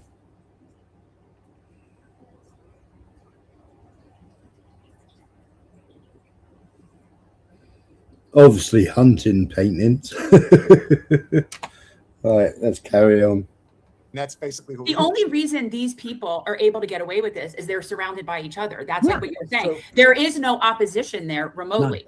To say that if somebody, first of all, when you sit there and act like somehow your religion is entitled to a state because there are many, many states of another religion that just happen to be that, right? It's not like they came and colonized those places. And the reason there's more Muslims is it was the last religion to come through of the Abrahamic religions. And a lot of people converted to it because they didn't have to pay taxes. There's a myriad of reasons as to why there are more Muslims. But like for him to sit there and act like they're entitled to that, this is what I call caucasity. That is the caucasity of these people. They truly feel entitled, not just to their own country, but to their country in someone else's place. It's gross. It's It's like all that, like the religious side, and you go in like when people go like centuries. I don't know any of that stuff. If you just look at what's happening now, it's so easy to see who's right and wrong. And that's kind of how I explain it on social media. When somebody starts commenting on, well, the Jews were there at this point and this point, it's like, who cares? What's happening today? That's like the most important. I just wish I was on that panel. Like I can't express to you how much fun that would have been, because it was low hanging fruit. Each and every one of them have the same lines. I don't even care if I was there alone. All I would need is Carrie there, and just us two knowing that we kind of have each other's back would have been enough, because it's such a joke of a conference. But I really was upset when I didn't get to go on it. So that's why I didn't understand when you're saying things that the establishment doesn't want to hear, you're not going to be able to get into a lot of spaces. Mm-hmm. I agree. And I was just gonna say, I was worried for Carrie. Like she's walking into the lion's den where she probably agrees with them on virtually every other topic within religion other than Zionism. But here she is on an island herself under Trump administration organized event, trying to maneuver her way through. And I was very proud of her for that.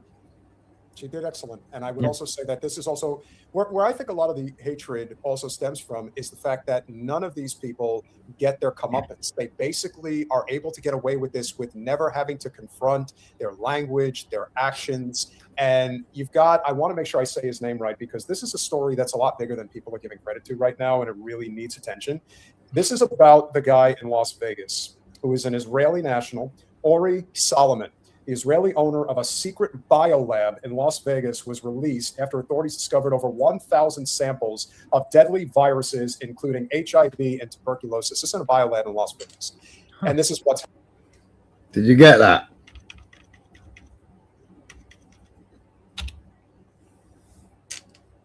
Event, trying to maneuver her way through. And I was very proud of her for that. She did excellent. And I would also say that this is also where I think a lot of the hatred also stems from, is the fact that none of these people get their comeuppance. They basically are able to get away with this with never having to confront their language, their actions. And I want to make sure I say his name right, because this is a story that's a lot bigger than people are giving credit to right now, and it really needs attention.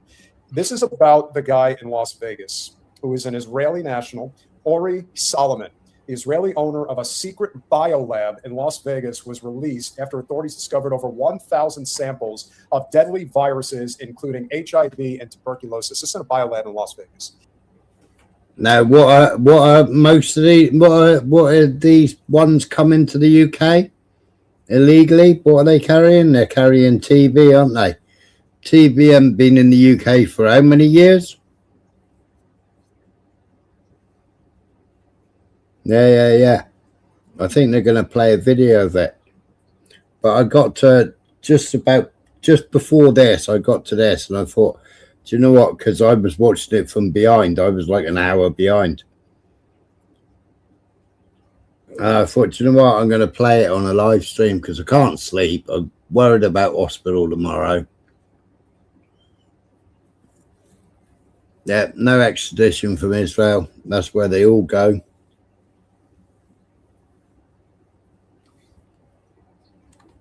And this is what's happened. So we're going to run through this real quick. Any charges of disposing or discharging hazardous waste, according to state records. The home, which sits along Sugar Springs Drive near Washington and Hollywood Boulevard, that's where the FBI and other agencies before 6 o'clock Saturday morning raided that home, finding refrigerators with vials containing unknown liquids in that locked garage. Sheriff McMahill confirming once again what our investigation team first reported, that this is actually part of a broader federal investigation in California.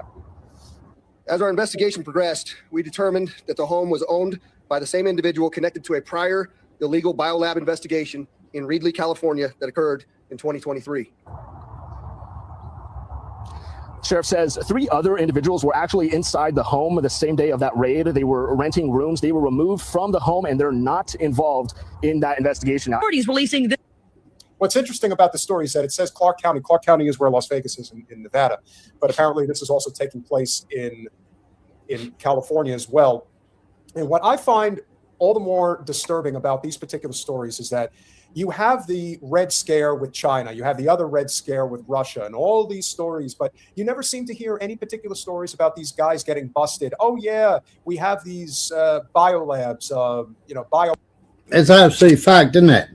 All the time, Russia, Russia, Russia, China, China, China, you know, Pakistani this, you know, Muslim that, whatever.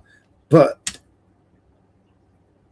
as soon as you talk about them doing what they're doing, as soon as you talk about the Chabad Lubavitch, yeah, are you an anti-Semite? You know, as soon as you start talking about them having biolabs again, you know, I mean, Iran took out their biggest biolab in Israel. Iran took it out in the 12-day war, where they desecrated. They destroyed Israel in 12 days with their targeting, you know. And Israel want to get into a war. America wants to get into a war with Iran. You know, they keep going on about nuclear weapons, you know. And now they're going, oh, but Iran shouldn't have ballistic missiles now. Yeah. So Satan Yahoo's trying to move the goalposts and saying they shouldn't allow to have ballistic missiles. You know, I think Iran should have nuclear weapons personally, and I don't think Israel should, because Israel's the only country over there attacking all the other countries and enslaving people they don't like and putting them in open air prisons.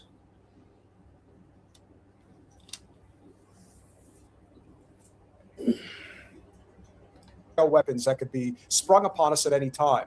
Now, I bring this up because I was speaking about this earlier with Jen and why I feel that the walls are truly closing in now. So again, who is a guy like Ori Solomon? He's nobody. I mean, he's an Israeli national who clearly is working in a biolab and could be planning something really dangerous here in the States. Well, for those that have been paying attention to a story that isn't getting anywhere near the amount of attention that it does deserve is, of course, what is going on regarding Iran right now. And this negotiation about whether or not we are going to have them summarily dismiss any and all intentions of potentially having a nuclear weapon. But Jen, as you've pointed out time and again, you think... I'll sleep when I'm dead, Skyworks. Every nation should have a nuclear weapon if you want to combat the Western hegemony led by the U.S. and Israel. Well, you say that like I'm like a pro-nuclear weapon person. Like I'm an unarmed, basically, as peace wanting to be as humanly possible. Like I don't start stuff. Like, right, as my friend Mona Lisa says, there won't be no shit if you don't start no shit, right? Like, so I don't start shit. But I wouldn't trust us. If I were Iran, there is not a chance. First of all, I wouldn't negotiate with us. There's no reason to. We don't abide by agreements. The next administration doesn't abide by agreements. The current administration doesn't honor any. There's no integrity. We invite them to negotiate. If I were them, I wouldn't negotiate with us at all. But being that they are where they are in this, it makes sense to me that a very large amount of their population is pushing to go forward with the creation of a nuclear weapon because they're scared of us. And they saw, you know, why don't, and you said this, Peter, like, why is it we don't go after North Korea? Why is it we went after Libya? Because, yeah, one they're not ours. Their nuclear weapons and the other didn't. And that's why Iran is, yeah, they honestly, I would, and I've advised them on my show. Like, if you're Iranian, yes, you should have nukes. Because I wouldn't agree with us. Well, first of all, the Trump No, please do. Oh, the Trump administration will constantly move the goalpost too. So at first it's no nuclear weapons, and then it becomes no ballistic missiles. So the reality is, Jen, I completely agree with you. I think if Iran had a nuclear weapon, Yes. we would not be bothering Iran. Exactly. So that is an absolute fact. Yes. I agree. And on the eve of the Super Bowl, this was a public statement issued by the worst person alive on earth right now, because apparently the negotiations with Iran is not going quite according to Israel's plan. אני דורש מממשלות המערב לעשות את מה שנדרש כדי להילחם באנטישמיות ולתת את הביטחון הדרוש, את ההבטחה הדרושה לקהילות היהודיות בעולם.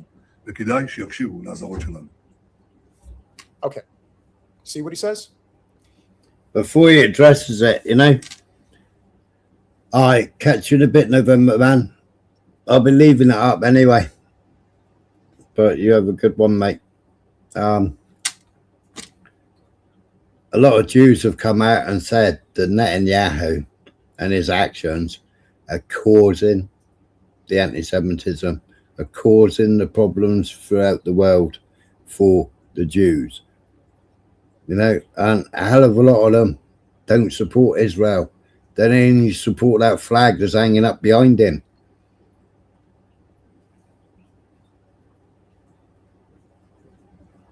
A completely fake flag. The Star of Ram fan. That's not fake. The Seal of Solomon, that wasn't fake. But what they say that star represents is completely fake.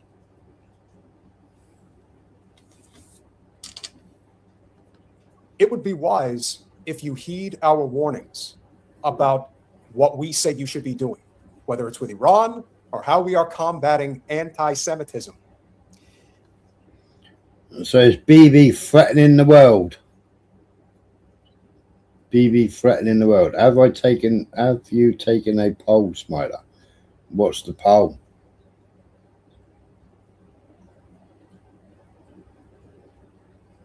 I don't even call him Robinson anymore. I call him Rubenstein. I call him Tommy Rubenstein. So it's Netanyahu again threatening the world, do you mean? I mean, remember the last time he wrote a letter and he made a statement like this?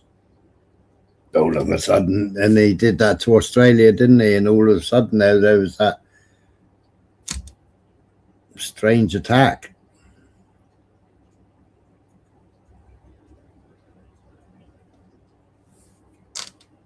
Now, we have brought up time and again the Samson option and the danger that the Zionist ideology presents for the world at large, particularly us.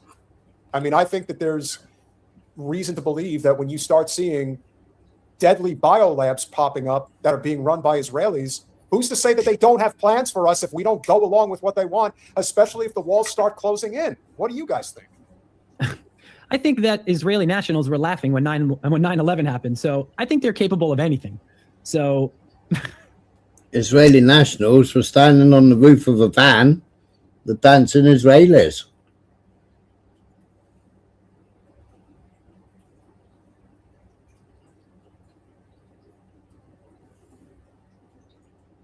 Smiler was seen putting up flags, not taking polls. Have you taken a poll? I was with a poll for many, many years, Skyworks. And we're still good friends now, even though we separated. That story was very scary, if I'm being honest. It kind of was chilling. I didn't see that. And I certainly do not trust the Israeli government in terms of being a good friend to us, because all they care about is us. But she wasn't a Satan Yahoo. She wasn't a Milkowski. She's actually Catholic. Doing their bidding. The other problem is that a lot of times when these stories happen, they just disappear within a day. You heard, I'm sure, about the other story in Vegas where the Israeli national was caught raping a 13-year-old. Yes. And then the next thing you know, they get a plane ride from Vegas over to Tel Aviv and no one ever. Yeah, they pay £10,000 bail. Caught raping a 13-year-old or attempting to rape a 13-year-old.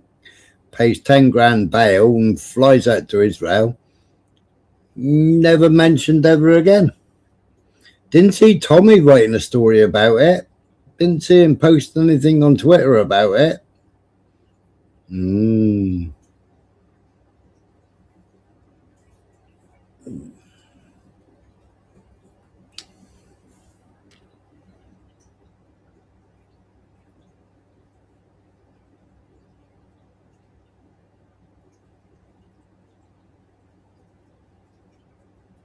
Yeah, the dancing Israelis.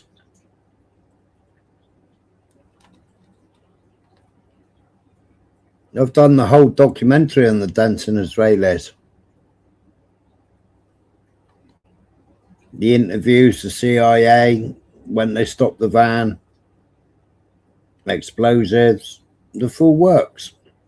The lady standing there watching them with their lighters, taking photographs. You know, they were supposed to be an art selling company, weren't they? With removal vans.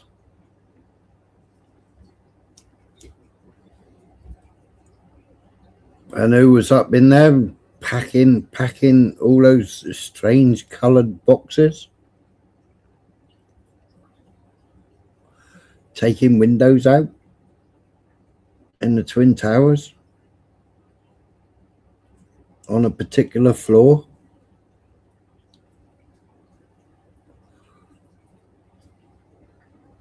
Ever hears from them again. And that person was a government employee, and they were kicked and they were taken out.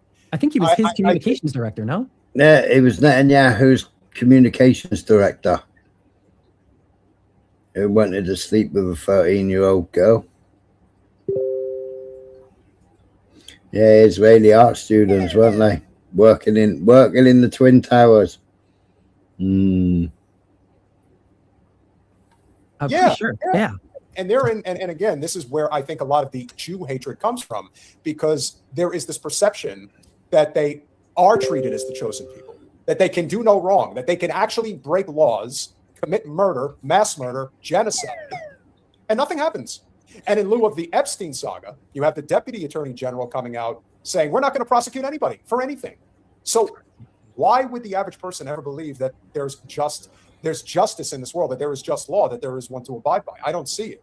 But what I do think is to be taken very seriously is that when you see a story like Ori Solomon being caught running a bioweapons lab in Las Vegas, arrested and arraigned at the backdrop of this story coming out about Netanyahu saying, you must listen to what we say, otherwise bad things might happen. And now he's meeting with the president for the 6th time. And there was a time where he would come to the States once every few years. Mm-hmm. Now he's come to the States 6 times in less than 1 year.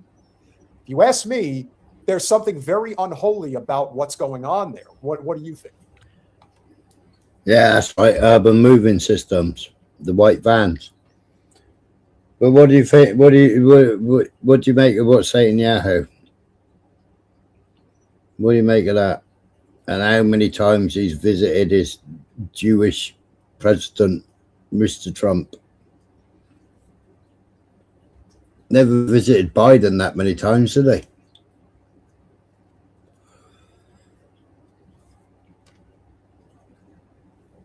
I think we are definitely going to war with Iran. So I hate to say it, and I have a deep connection to Iranians and Iranian food and Iranian culture. So Excellent when I hear food, by the way, the best. That's my connection. I love their food. Hey, that's where I'm always with people. Whenever I meet people from somewhere else, the first thing I'm thinking is, do I like their food? Do I need to meet their mother? Does she cook? Like, these are the kinds of things that it's true. I tell everybody, if you haven't been to Das Ethiopia in Georgetown, in Washington, D.C., that is one of the best restaurants I've ever been to. And most people would not know what Ethiopian food tastes like, what it entails. But my goodness, if food in so many ways is not the great equalizer for a lot of different people around the world, it really does bring people together, for sure. 100%. Injera bread is amazing, just FYI, from Ethiopian, their bread. Yeah. It's so good. But yeah, I do think that we are going to war with Iran. I think that the only thing, I feel like the thought process that we're going to war is so embedded in my brain now that it's no longer, are we going to commit airstrikes in Iran? It's, please don't have ground troops, because I don't want any war with Iran, but ground troops is a whole other ballgame. And it's like we throw the word airstrike around in the United States, like, oh yeah, we'll just drop some bombs.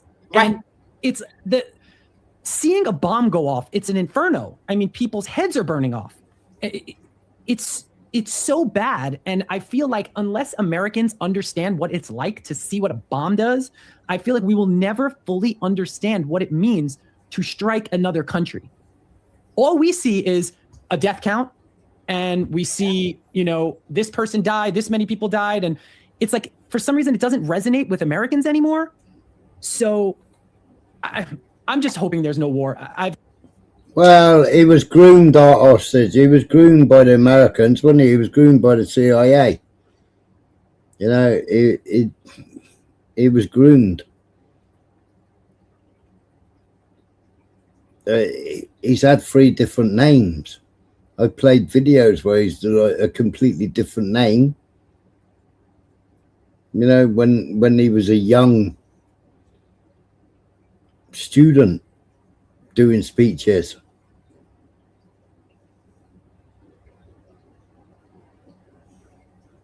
When he was at university or college or whatever he was at. Yeah, Miriam Adelson, and what does she own? She owns all the casinos, the Adelson family. And they bought Trump, didn't they? 500 million. And everything they asked Trump to do, Miriam Adelson's husband, rather, the one that died,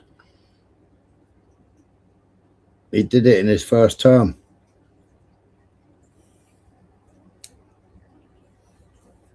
And I've played a statement on here where she says, I'll give you another 500 million if you do this and that.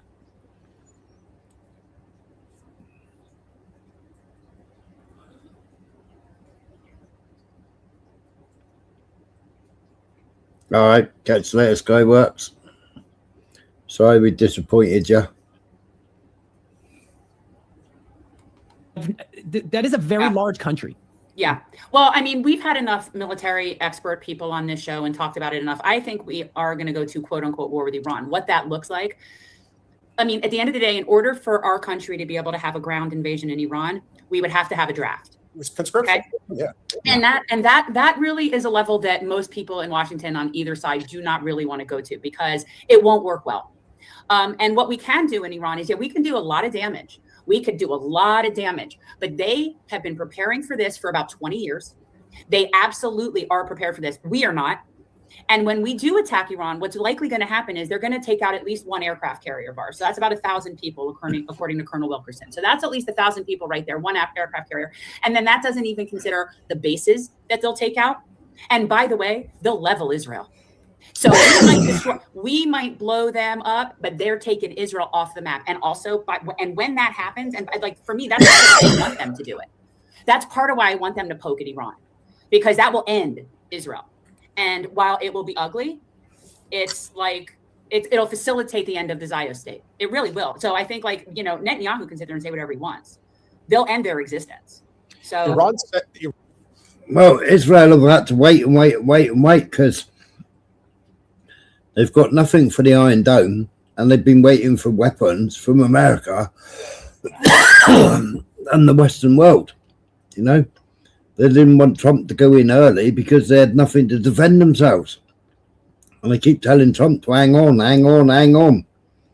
Because Iran will annihilate them.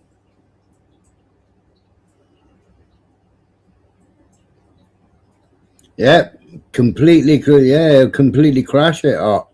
Absolutely.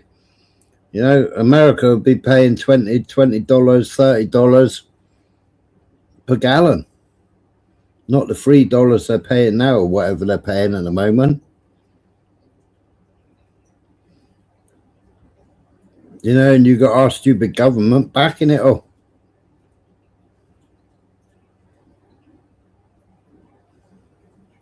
America were in Syria helping Jelani.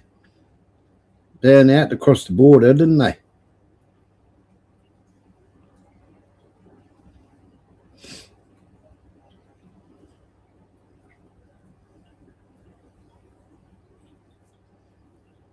I think I showed a video on here with the Americans arriving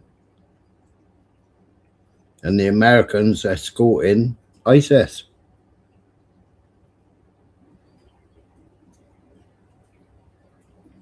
And killing the Kurds, helping to kill the Kurds. And the Kurds have had ISIS locked up for how many years? And you got old Yankee Danky Doodles releasing them without Jelani. Strange. And then we send 340 million to Al Jelani.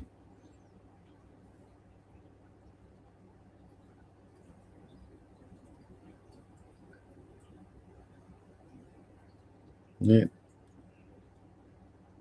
Iran says it could dilute its 60% uranium stockpile if all sanctions end amid renewed almond talks and uncertainty over missing nuclear material. Tehran is prepared to dilute its stockpile of highly enriched uranium if sanctions against Iran are lifted, the head of its Atomic Energy Agency said on Monday following indirect talks with D.C. Mohammad Al-Sami, head of the Atomic Energy Organization of Iran, said the possibility of diluting 60% enriched uranium depends on whether all sanctions would be lifted in return, according to the official IRNA news agency. The statement did not specify whether Aslami was referring to all international sanctions on Iran or only those imposed by the U.S. The offer comes as to the whereabouts of more than 400 kilograms of highly enriched uranium Iran possessed before last year's conflict with Israel, and the U.S. remains unknown. So there you go. I think that this is again, it's like we're playing war games here. Like this is. Except Israel's not playing. They're ridiculous. And the problem is they're not even supposed to have nuclear weapons. And notice we're not ever talking about that. They're not supposed to have nuclear weapons. Any nuclear program that they have is in violation of international. Well, yeah, JFK didn't want them, did it? You know, and they snuck them out after they killed him. As is everything else they do. So why shouldn't Iran have nuclear weapons? I agree. But again, they can destroy Israel without them. And that's something people don't understand. They can destroy Israel without nuclear weapons. They don't need nuclear weapons. And also, then they'll set our oil fields on fire. So people want to start by looking at gas prices that are like $20 a gallon because Iran is not messing around with us. They've had it with us. They're not playing. They're not even going to do proportionate response anymore. They're done playing with us. Yeah, I mean, she said $20. She said $20 a gallon as well. Destroy Israel. I get like a chill down my spine. Not for. I mean, obviously, I have family there, and not for that reason, but just the thought that, just to touch on what you said, Israel should not have nuclear weapons because there's only one country in that region who attacks their neighbors, and one country I don't trust. Correct. Iran doesn't attack their neighbors. I mean, they do it through their proxies, and that's the general response. Like us. Yeah. If every country had proxies, they would do it too. Right. Right. I mean, let's be honest. But what's going to happen is, I am scared that if Israel is on the brink of getting flattened, that they would use a nuclear weapon. Absolutely. So absolutely. And as much as I love my cousins in Israel, I love the human race and I love the people of Iran, and I don't want them dying either. Nope. So this is one big disaster. It's not going to help the United States in any way possible. It's not going to help. The only country it's going to help is Israel because of whatever their reasoning is. I mean, we all know they don't. Well, Israel call it the Samson Doctrine, don't they? Isn't it the Samson Doctrine? If they start getting over attacked or whatever, and they see no way out, then they got the Samson option, and that's full nuclear. Yeah, it's like when Samson option, and it's like when when an Israeli is taken or an IDF is taken, what do?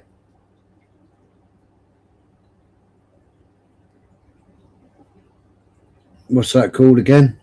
Where they kill them before they get across the border? Yeah, that's the Samson option for nuclear, but what's the one where they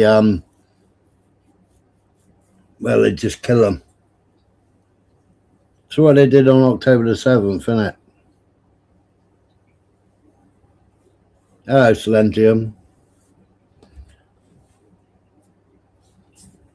They did it on October the 7th for the helicopters and the tanks. Hannibal, that's it. That's the one. The Hannibal directive. Yeah. Yeah. They kill the Jews before they get taken out of the country.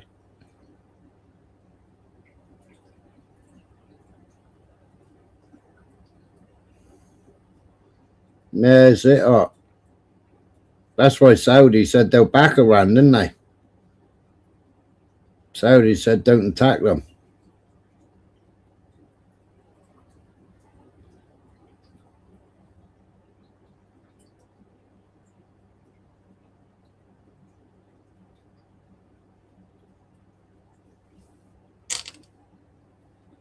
They want to be the regional power, and Iran is the only people that bad boy. You know, get back in your lane. They're the only ones who could do it to Israel, kind of.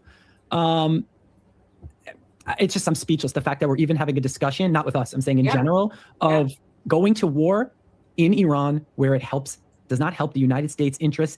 Israel, it does not. Iran is not attacking the United States. Iran doesn't affect the United States in any way. No, and when we do that, the problem is like, yeah, they'll suffer, but a lot of people are gonna suffer with them. There's no winning that. We can't. Well, I don't know why people don't understand. It's very basic. You can watch any of the people. You go watch Judge Knapp's show, guys. Go watch Dialogue Works with Nima. Anything that has our rotation of military experts, and you will know we cannot win a war with Iran. We can't. No, it's not going to happen. So all we're going to do is kill a lot of people, get a lot of our people killed, and Iran will still exist. American empire will still implode, and the Iranians, the Persian Empire, will continue to exist as it's done for thousands of years, and we will know more. And we'll just kill a lot of people in the interim. That's all that's going to happen. We cannot beat them in a war. I think they killed 1,000 in the few days that they did it back in June. They couldn't even beat Afghan, could they? You know, how many countries? How many of their countries went to Afghan? Couldn't beat them. They're still in power now. Trump was pulling them out. Biden pulled them out. And they're still in power today. And Biden left them £86 billion worth of equipment, let alone the money and everything else that he left behind that we don't know about. Just weapons, helicopters, vehicles, uniforms, pallets of cash, biometrics. They left a lot. The airports China owns the airport now.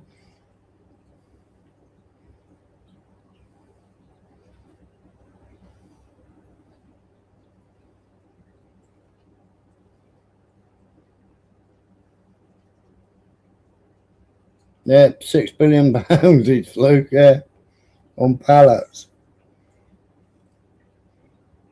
Dude, 1,000 people. Yeah. Well, what we can do is cause a lot of damage. Yeah. But we're not going to take Iran out of the equation. That is not going to happen. So we can go kill a whole bunch of people, but we're not going to achieve any strategic military goal. We're not going to achieve anything by doing that. And they'll still exist. And I'll also say, no, because they want the regime change, don't they? They want Pahlavi, because Pahlavi is a fucking Zio, bending the knee to fucking Israel. But you got stupid people in the UK protesting. They protested Syria as well when they wanted to get rid of Assad. But no Syrians left. No Syrians fled the UK after Assad, or left the UK after Assad was toppled by the Zionists and the Western world. Aiding and abetted, another coup, isn't it? No, Ukraine, another coup. 2014, the coup.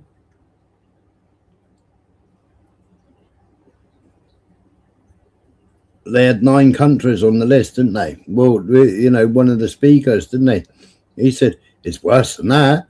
There's 4 countries we're going to attack. But now they're going after the last 9 countries that ain't got usury. That ain't using the Jewish banking system.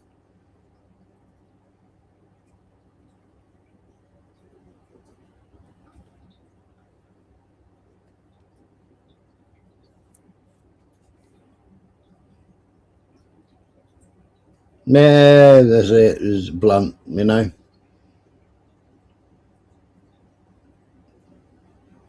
And what's he called? Shiny teeth. I can't remember his name. Hammers. You know, I mean, I had a conversation with Hammers. He said, I'm just anti-Jewish. No, I'm anti all religions.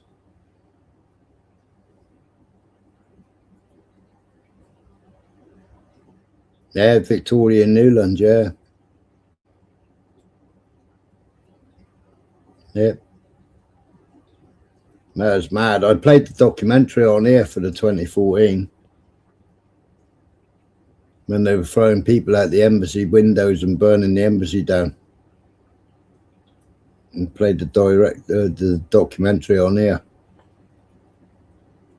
People, you know, I was having conversations with people in Discord, and they had no idea.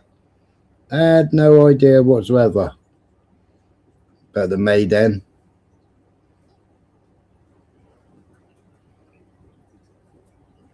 So I played it on here.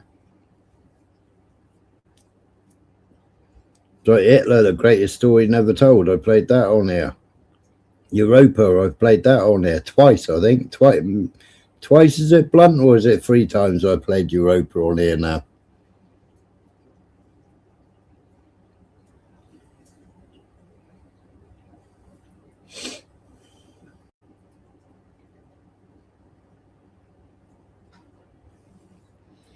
But for the Western world to attack Iran, stupid move. You know, and you got that plonker Tusi, haven't you? How many? He's left the country. No, Satan Yahoo's left the country. Satan Yahoo, you know, a few weeks ago, he fled to Florida. He fled to his son's house in Florida. His wife already left Israel.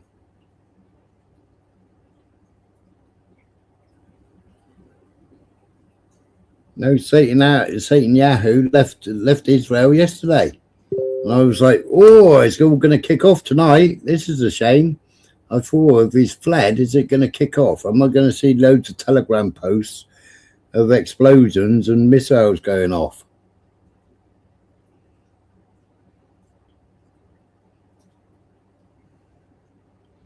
But you know, America, they ain't winning these peace negotiations, are they? Yeah, Europa, the last battle. Yeah, I think 3 times I played it on here.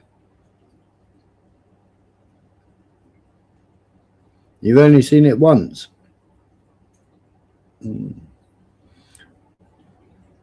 Or did I play different sections of it the second time around?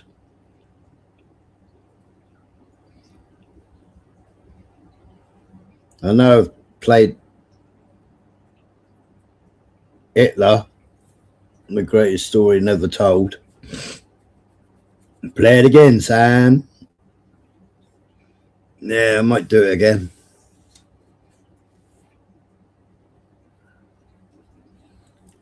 I think it's still saved in my StreamYards.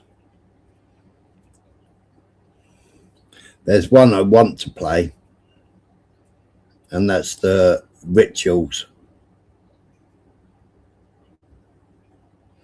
Did it over 2 days, 6 hours a day, yeah. But it's the rituals, but YouTube shut me down for trying to play it last time.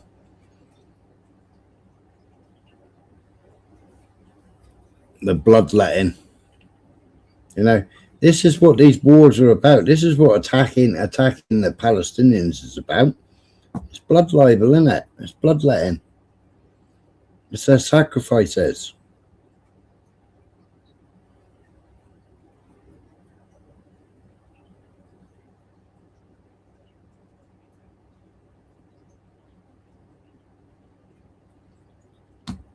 That's what the world was about, wasn't it? Sacrificial.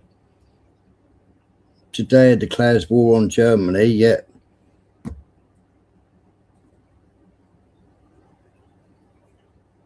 we have to go and fight a war for Judea.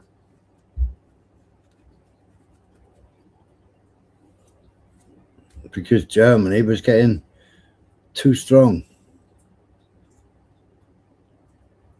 Didn't have the usury.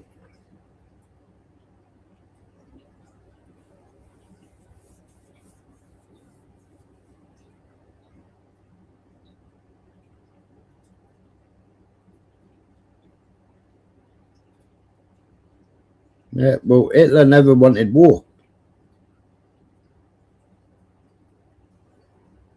Hitler never wanted war. He wanted peace. And that's where, what's he called, went over and sat there, didn't he? Was it Neville Chamberlain? No, what was he called? Was it Chamberlain? What was he called? He went over and met Hitler and came back and said Hitler don't want war.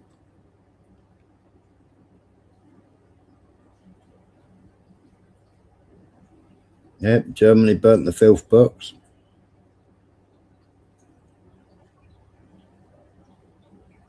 Yeah, it was Chamberlain. Yeah, he came back with a letter of peace, didn't he? From Hitler. But Churchill had already sold his soul to the devil, hadn't he? He'd already taken the Jewish money.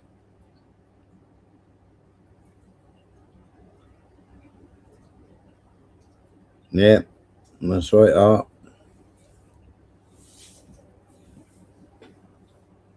Same as the Titanic, wasn't it? They all had the meeting on Devil. Was it Devil Island? They had the meeting on. All the bankers that were supposed to be on the Titanic. And then the Federal Reserve was set up, wasn't it? The poor people of Iran. Oh, absolutely. They're such nice people. I mean, I don't know if you've ever met people off One of my good friends is from Tehran. He's nicest people. I mean, I know Iranian Jews too. I know a bunch of Iranian Jews. No, the Persian people are not the problem. We are the problem. I mean, we know that we're the problem. But I just think Americans in and of itself, we demonize Iran. Sorry, I didn't mean to cut you off, but we demonize Iranians because Iran didn't play ball back when Saudi Arabia would. We're against Iran. Yeah. However, if the roles were reversed and Iran played ball back then Saudi Arabia would be our enemy and we would be treating them the same way. Of course. I mean, and the real issue, with Iran in terms of, where we go is we're so ignorant about them. We don't know anything about that. We're so, again, caucasity. We're so stupid. First of all, people in this country think that Iranians are Arabs. Yeah. We're in a whole different universe of ignoramus in this country when it's regarding foreign people that we really have no idea who we're even talking about. However, the Iranian people are way more aware of us than we are of them. And I would also suggest that if the Iranian people largely were given the choice as to rather stand up and fight against us or lay down and take our shit, they don't want to take our shit anymore. They want their country to stand up to us. So as horrible as that is, and it is going to be horrible, they do not want us. They'd rather die on their feet than live on their knees. That's what it comes down to. And as horrible as that is, and they are going to hand Israel their ass on a platter. For somebody that comes from the background that you come from, would you say at this point in time, this injunction in the story of the United States and the story of Israel, do you believe that a corner has been turned? Do you believe that Israel is losing its stranglehold on this country? Absolutely. And you know how you can tell? What's the senator? I think Hawk. What's his name? Hawley. Yes, from Missouri. Hawley, he has presidential aspirations. I don't think he has a chance to win, but he does. And they asked him straight up, Epstein, does he have ties to Israel? I don't care what year it was, before he was born, no one would have answered that question. They would have been like, I don't know. I haven't read the Epstein file. I haven't done whatever they would have said. He straight up said, yes, he obviously has ties to the Mossad. Yes. The idea that he said that told me everything I need to know, because the Republican Party will do listen, the Democratic Party too, will do anything for Israel. All right. The uniparty, as they say. Of course. The idea that he knew that his party he can't win a primary if he does not acknowledge that Israel is a thorn on the side of the United States. And there's going to be a point where they have to reject the money from Israel because it's political suicide. So to answer your question, yes, the tide is turning. Yeah, that's right. Sorry, Jekyll Island. Yeah. Yeah, Mark Kelly called me out on that. He said that it was a load of bullshit. No, it was factual. Hello, SR. Morning.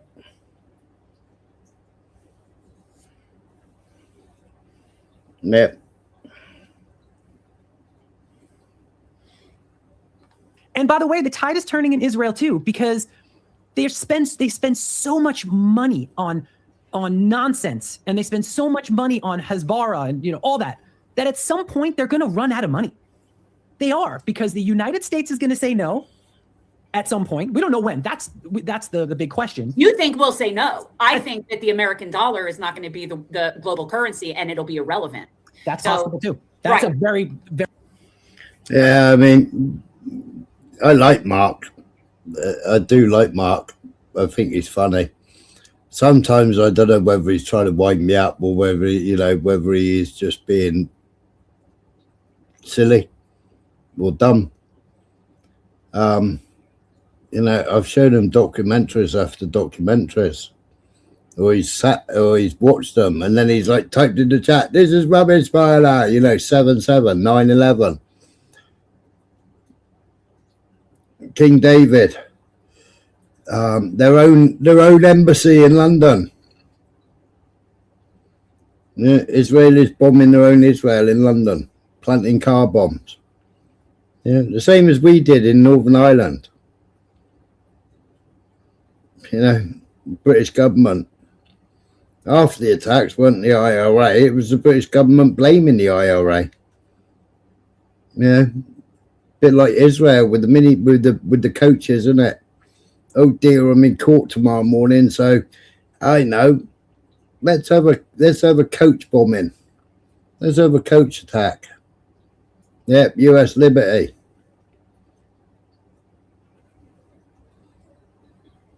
Eight-foot flag there, didn't they, on the Liberty? And still, the people who survived the Liberty are still to this day trying to get justice. But Israel, untouchable. Absolutely untouchable.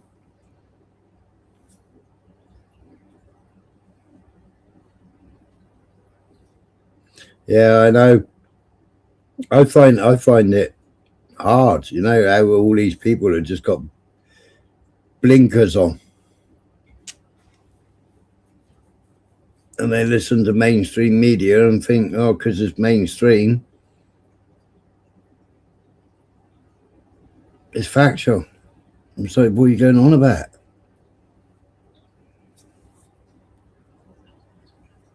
"7/7", they had a whole documentary, a whole thing that they did prior to it happening. And you had bomb disposal and everything in the middle of it all.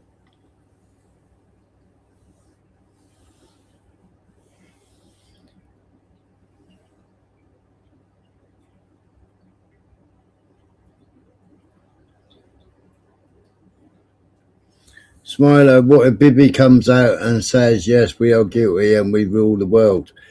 What are you going to do about it?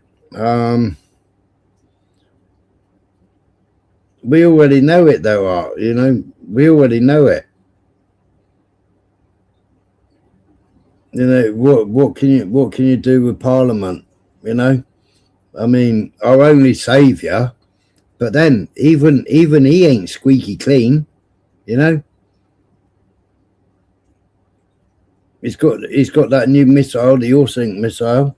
You only need PMQ questions when they're all sat in Parliament. Nah, the red effers, SR, the red effers, they're not ready. They made a mistake and they come out and said that they got white hairs and black hairs. So those red effers, they spent all that time looking for pure red effers. Well, the red effers they've already come out and said that they got white hairs and black hairs. Because they've already built the slope or the ramp and everything else to do the sacrifice, but they can't do it. The rabbis have already the rabbis that are looking after the red earthers have already come out and said that they're not pure red. Hello, brown cow. The rain in Spain. That's a very big possibility too. And there's a reason why we call our channel Revolutionary Change, because at the end of the day, the only way we're getting out of this is revolution. There is no other way.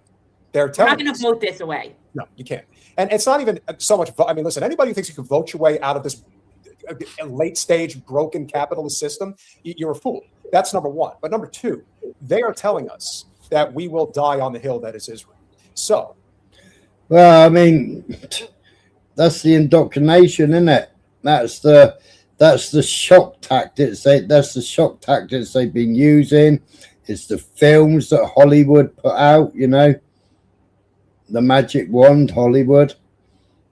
It's the films, and it's all there, you know. That's why they let them parade around London naked, isn't it? And Manchester naked on gay pride and all that lot, you know. Tel Aviv's the gay capital of the world.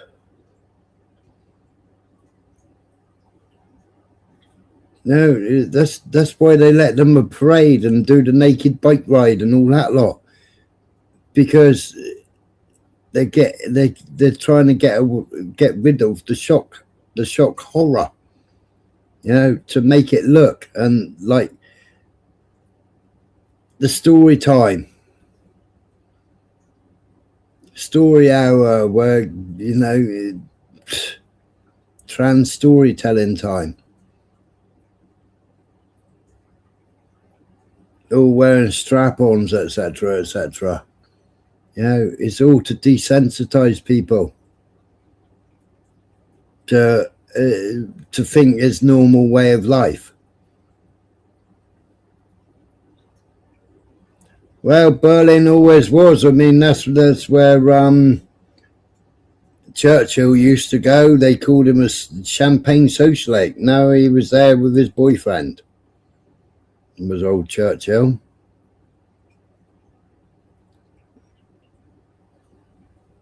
Yeah, batty man.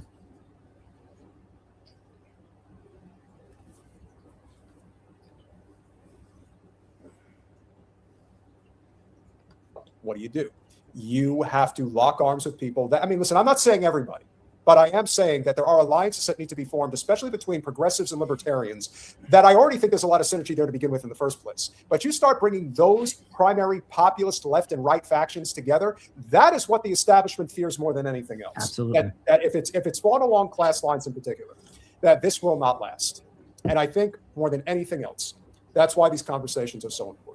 Which is why on Saturday night, I had a conversation with Mel Whitty, who's the Village Crazy Lady, who's a very proud Republican, but she is as anti-Israel as you could possibly get, and she is as pro-Palestine. Not that she's just, oh, I just hate the Jews. It's not right. like that. Now, that's the key distinction we need to make. Yes. Just because somebody hates Israel does not make them my friend. If you do not support self-determination, then you are not my friend.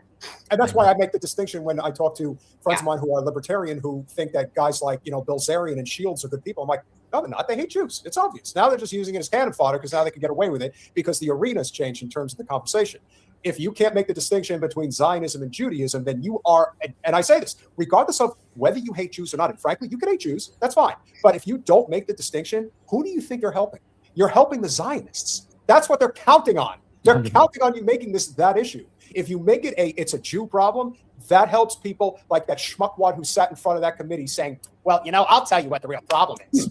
It's like if you go down that road, you're only helping the ideology. You're not actually solving it. So as long as we're nuanced about it, and I know nuance in politics, very difficult concept, but I think we're on the right track here. And I would like to give you the floor since obviously it's your first time here. Final thoughts. It was a fantastic experience having you here for this past hour. And would you come back sometime? For sure. Yeah, you'd be a fun person to co-host with. Like if Peter has to call in sick or anything happens, you'd be a fun person to co-host. No, I want to get David back with Blakely. I think that would be perfect to have. Well, we like them too, so that works too. Yeah, Blakely's really fun. By the way, Jake Shields, he actually invited me onto his platform. Wow, I'm definitely gonna go. Oh, for sure. Listen, I didn't start this to avoid conversation. The whole point of me. Yeah, SR. The Supreme Court has said no prosecutions. They said it's outside statutory limits or statutory limitations. So Trump Supreme Court has said no prosecutions.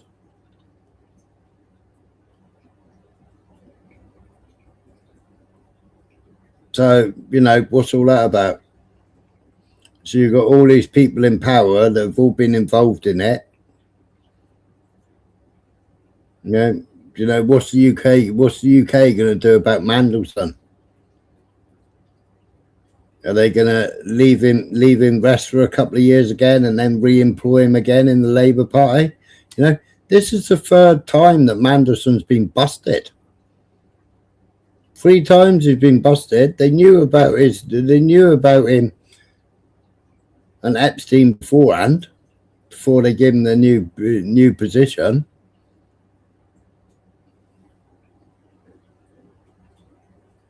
Yeah. What are they telling the world? What are they releasing? You know, what was it 2 years ago? I was talking about Trump, and everybody was calling me, and everybody was saying, oh, "You're anti-Trump." I said, "It's good business, man, but he's sick in the head. He's sick, disgusting, and perverted." But then, is he really a good businessman? Was he really a good bit? How many times has he gone bankrupt?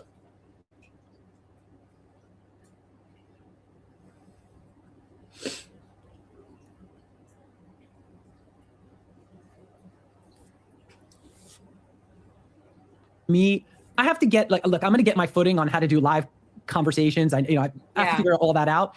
But once I figure all that out, the whole point of doing this is to make sure that actually, you know what? I'm going to tell you what's happening on my Instagram account. On my Instagram account, it's very interesting. I get a lot of Arab, Muslim, Persian people who are going down a very bad rabbit hole sometimes of saying, oh my God, I felt like there's no Jews, there's just Zionists. I get that a ton. Then I get a lot of Zionists who have questions. And I like that because that's my point. I want to get more people on our side.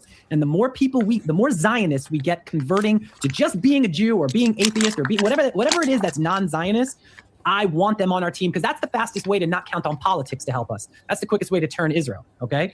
But then here's the interesting part. I get a significant amount of white supremacists who DM me about questioning the Holocaust, saying you seem like a guy that I could talk to. And I'm like, great, but let's have a real conversation, because if we're going to talk about your ideology, I want you to listen to my ideology. And I feel like I'm getting people out of that rabbit hole. So if I can go on Jake's podcast, I'm down, because I think it's going to be helpful. So yeah. And therein is the problem, because we are very grateful to have a very cordial relationship with Norm Finkelstein. And he has said time and again, was there an exaggeration about how many Jews were killed in the Holocaust? Of course there was, but by several 100,000, not like, oh, we said 6 million, but it was only 60,000 that was killed. It was like, no, it was between 5.2 and 5.4 million, and they say it was 6. Okay, whatever. To suggest that that's still not a Holocaust is to suggest that there isn't a genocide going on right now with the Palestinians. Exactly. Same thing. So I agree. It's the same way. Jen, I agree. Final thoughts? That sounds so permanent. No, we're going to hang out sometime. We'll see each other. Where are you based? I'm in Brooklyn, but I come to Florida pretty often, actually, to see my parents. I'm not there anymore. Peter's in the Panhandle. I have moved. I am now in northwest Georgia, actually in Marjorie Taylor Greene's former district. Ooh, interesting. It's having a very good election going right now up here. It is interesting. Wow. How do you like Georgia? Yeah, Paul. Hope you're well. Yeah. I like it up here a lot. I really do. I can't be in Florida anymore. I can't. I mean, I don't blame you. There's just too many Zios. First of all, I like citizens. I like rural. Can't be in Florida because there's too many Zios, too many pedos, and Trump.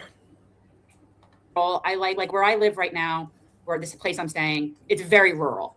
Like it's rural. I had to we went for a walk to the mailbox. Like that was a hike up the driveway. How far from Atlanta are you? Like how far? No, I'm where I am now is about 2 hours from Atlanta. Nice. But where the house that I am hopefully going to buy is closer to an hour and a half from Atlanta, and which I like because my older lives in Atlanta, so I get to see my boy more. But yeah. Oh, that's good. Are you towards Alabama? Is that where? I'm near Chattanooga. Chattanooga. Okay. Actually near the corner of Alabama, Tennessee, and Georgia, where those 3 states meet, is very close to where I am. Okay, got it. I've sometimes went from Atlanta and then drove to Birmingham, so I Yeah. know that ride. So that's why I was like, let me. Yeah, That's and if my you- geography. Right, and if you went north on that 29 or that 59 rather, the 59 that goes to Birmingham, that's where I am right now. But I'll be further east. Cool. But yeah, I can't. I need to not live in the blue places anymore. I can't live with the blue people. Well, good. We get a vote in Georgia for you. That's nice. Well, listen, One. that's, if we're headed for some, Yeah, but blue people, red people, you know, that's the same as Conservatives and Labour in the UK, isn't it? They're both as bad as each other. And there's no one else to replace them. You know, Farage, Jesus Christ, God help us. You know, Farage is the new bloody Muslim party. Hey up, Irish.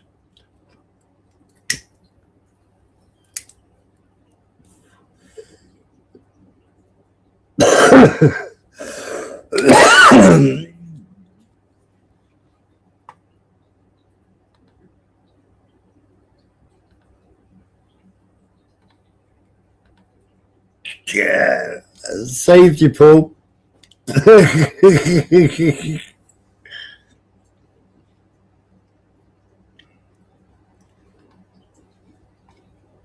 some type of a, if we're heading for some type of a reset here in the United States, I want to live near people that actually know how to live off the grid. I think that I that's do, also probably and I'm also creating a sort of I'll be the do. first I want to one. grow food. I want to live simple, and I don't want to. When I drive 30 minutes, I want it that I'm going actually 30 minutes. Mhm. So where I live and where I was living in Plantation, I would be 30 minutes in the car to go someplace that's 6 miles away. You know what I'm saying? Like I know exactly what you here, mean. if I drive 30 minutes, I'm going 30 miles. You Yeah. know, like, Oh yeah. Florida's so much traffic. I didn't. I- Yeah. My parents live in Well- West Palm Beach, so oh, well, that's closer to where Peter was. yeah. I hate it. I was a Delray resident for 7 years, and I saw a lot of the, kind of like shifts and all that stuff. But I'll tell you, living up here in the very red part of the state, this was Matt Gates's. Yeah, I know. That is absolutely mental, isn't it? Absolutely mental. You know, and all the ones wearing Unite the Kingdom, where does Unite the Kingdom t-shirts get printed? Or get embroidered, sorry.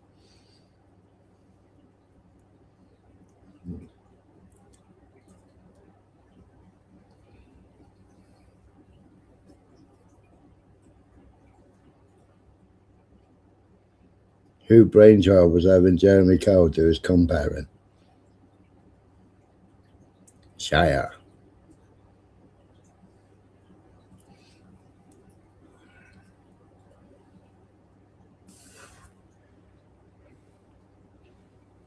Well, they say, come on, yo. Yep, that's right. In the streets.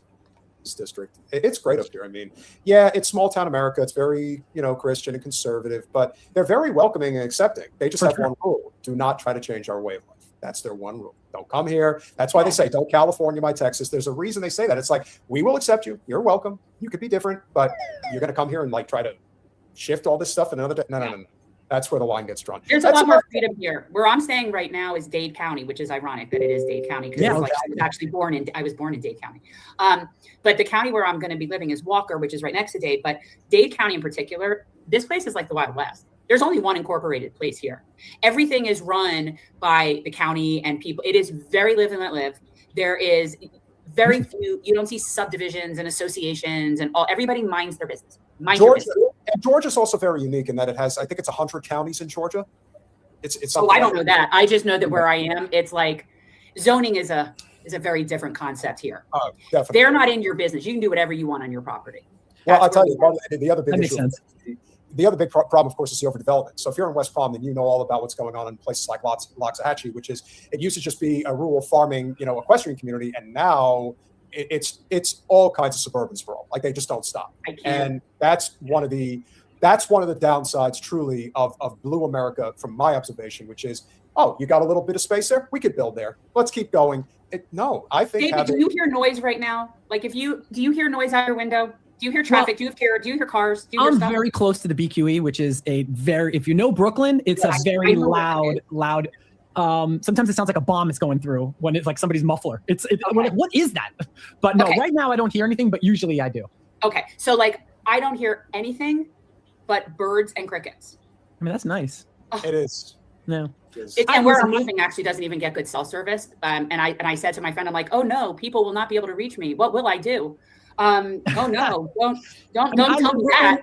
I love New York. I don't think I could ever leave, but when I do leave, I do look for complete quiet and like just a chill vibe. But when I'm here, like, I don't think I could ever live somewhere else. I always say if New York That's City. what all New Yorkers say. I know. Have you seen that map, The World It's According true. to a New Yorker? Have you seen that post of The World According to Yeah, I think they've gone off topic now, I think. But this is called Revolutionary Change. The two on top, Jem Perlsman and Peter Hagar.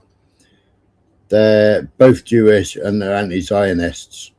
They've run a channel for a few years, good few years. And David says stuff. He's Jewish. His father was in the IDF. He's anti-Zionist. And basically they've been calling out the Zionists.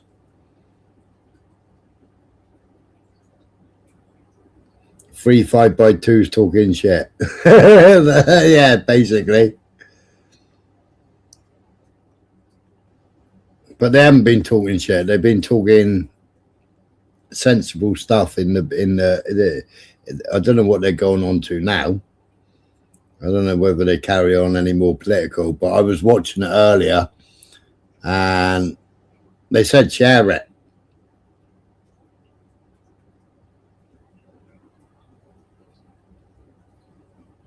Yeah. Yeah, if they don't conscript, then they go to jail.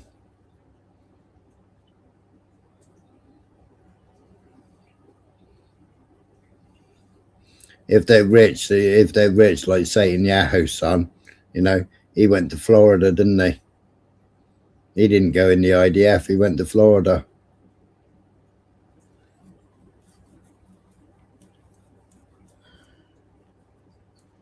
Yeah, the first hour and a half is quite interesting, their take on the Zionism and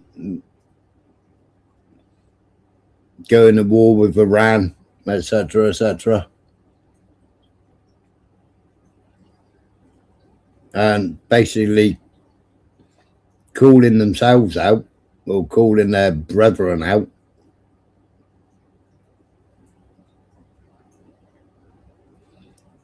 But I'll skip through and see how much it is. I mean, at the moment, they're having small chat, but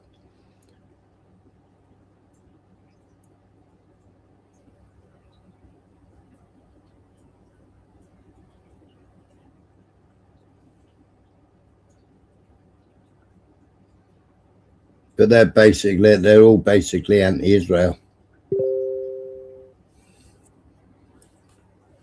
I've watched them for a long time. I've played a couple of Peter and Jen on my lives before. Jen Perlman and Peter Hagar.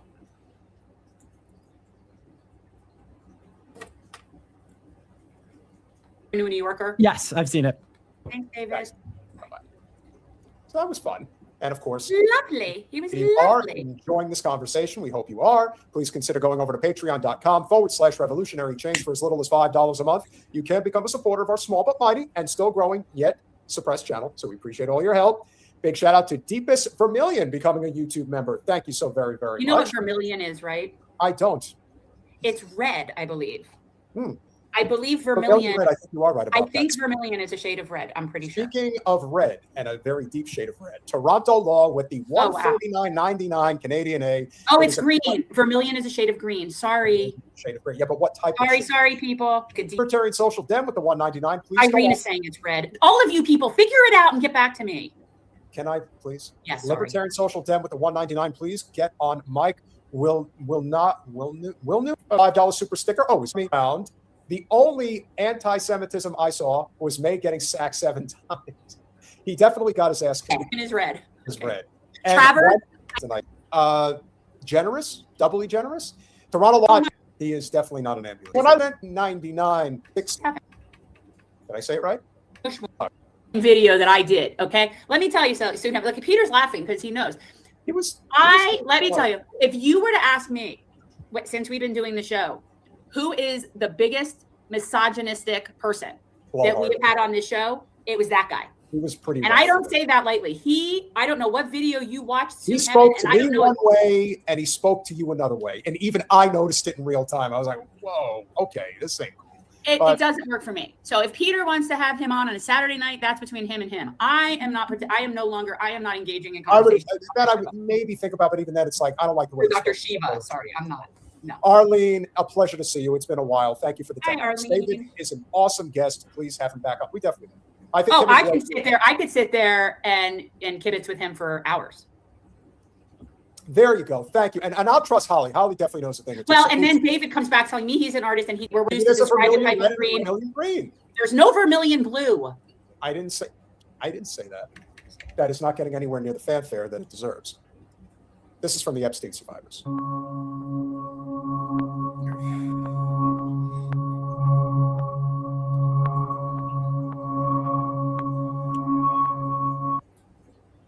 See that?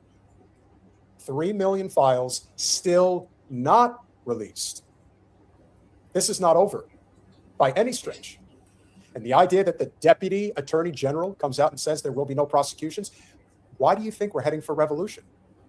And I'm sure. Apparently, wait a second. I have to at least. I'm sorry. We'll get back to this, but apparently, in the chat, they're referencing that Dr. Shiva went on with Sabby and it didn't end well, and she had to cut him off. I have got to find that because that does not surprise me in the least bit. No, if you weren't sitting there having a conversation with him, I would have cut him off too.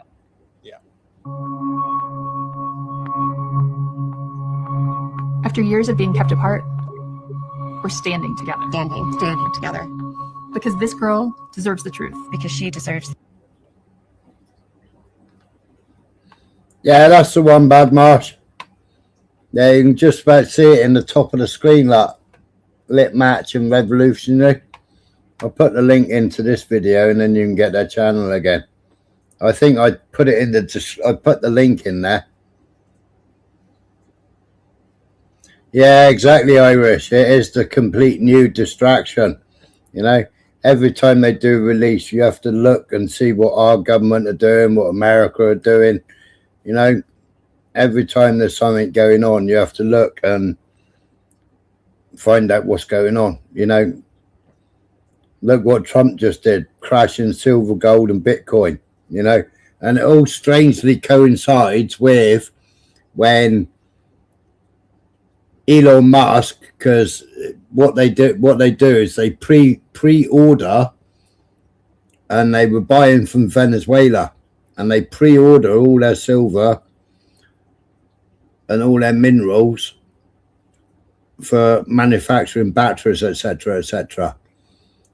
You know, and it had gone over $120, hadn't it? Well, Elon had already, and many others, the military, because they use it in the F-35s, they use it in the military aircraft, they use silver, yeah, they obviously use other minerals, and they were buying it at rock bottom prices off of Venezuela. And prior to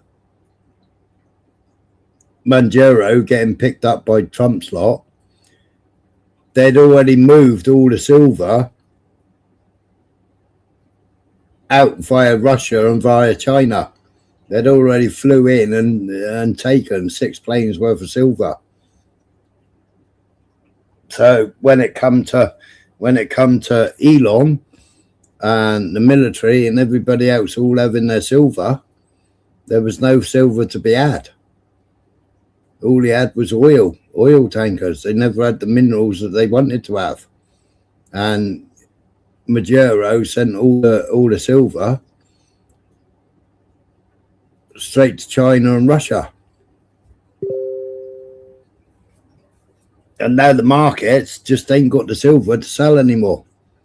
Obviously, there's private. But what Trump's also done is what I can't remember what president he did. He did it with gold, didn't he, when he took everybody's gold.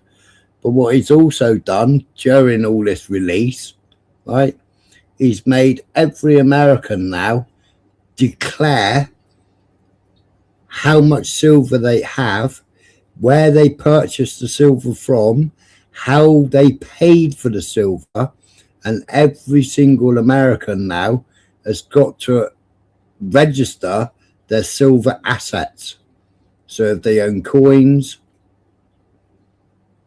they own bullion, they've all got to register with the federal government how much silver they own. Yeah, Gordon Brown, he sold our gold. You know, and it all coincided from when they were supposed to, when Elon Musk and everybody else was all supposed to get their silver from Venezuela.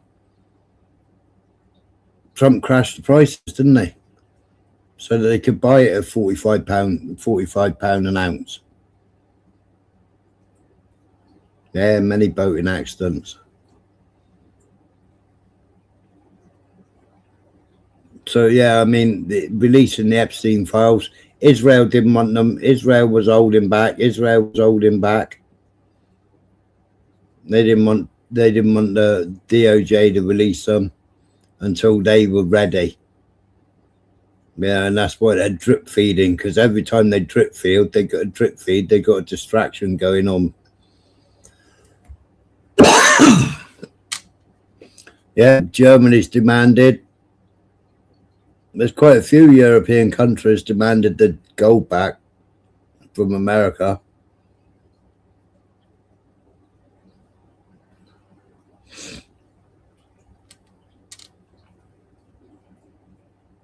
But this is obviously these have been silenced. I think I played this on my live before.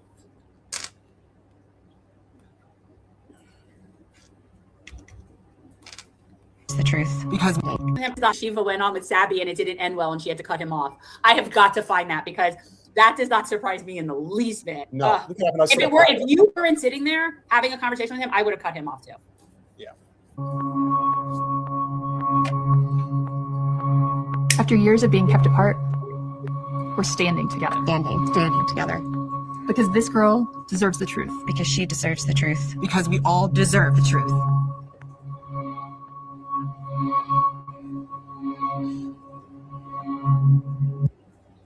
Yes. The problem is that Pam Bondi doesn't. She's not an independent actor. No, I think she comes from the same camp as Erica Kirk and all the rest of these women that come up through these grooming, like trafficking type rings. I do. Yeah, they spoke about it, didn't they? Elon and Donald, they spoke about Fort Knox. Let's go and film Fort Knox. Let's go to Fort Knox. Never did they? Never did.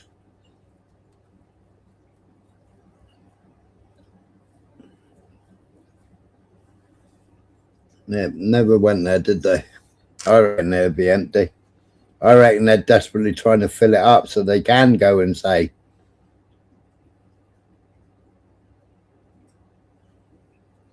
bravo, bravo, Oscar worthy. Or was Oscar worthy?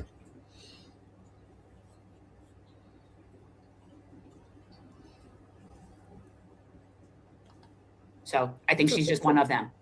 And so why is this such a big problem? Why can They're we pod not? people. They're like pod people.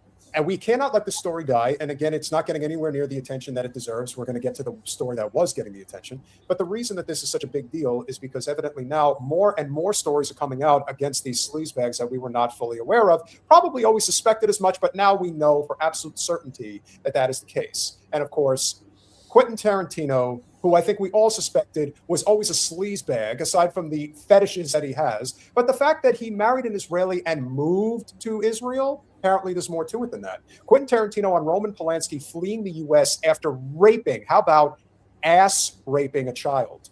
She was down with it. I don't believe that's rape. I mean, not at 13. Not for these 13-year-old party girls. Tarantino now lives in... Tarantino just said that a 13-year-old girl was down with it. Down for ass rape. Oh, yeah, absolutely. But he's a father, too, which is so, like... I don't. Just can't. Tarantino now lives in Israel, where he does photo opportunities with the eye Yeah. He loves those guys. Oh, yes. Oh, absolutely. I will never support another Tarantino movie. I do find I have liked his work in the past. I do think his movies are quite good. It now makes sense to me about Once Upon a Time in Hollywood, how he was essentially recreating a better narrative for his pedo friend Polanski. Well, yeah.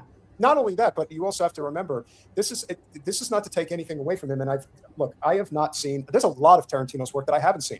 I haven't seen The Hateful Eight. I have not seen The Django Unchained. I have not seen this Once Upon a Time in Hollywood. It was good, and so I'm was sure Django Unchained. It was also really good. I haven't seen Inglourious Basterds. I have no doubt Also good. that a lot of these movies are good. I am obviously at the old school. Reservoir Dogs, Pulp Fiction, Also good. Jackie Brown, and From Jackie Dusk Brown Till is great. Dawn. Also And From good. Dusk Till Dawn is a fantastic movie, which he co-did with Robert Rodriguez. That's what gave George Clooney a career outside of ER.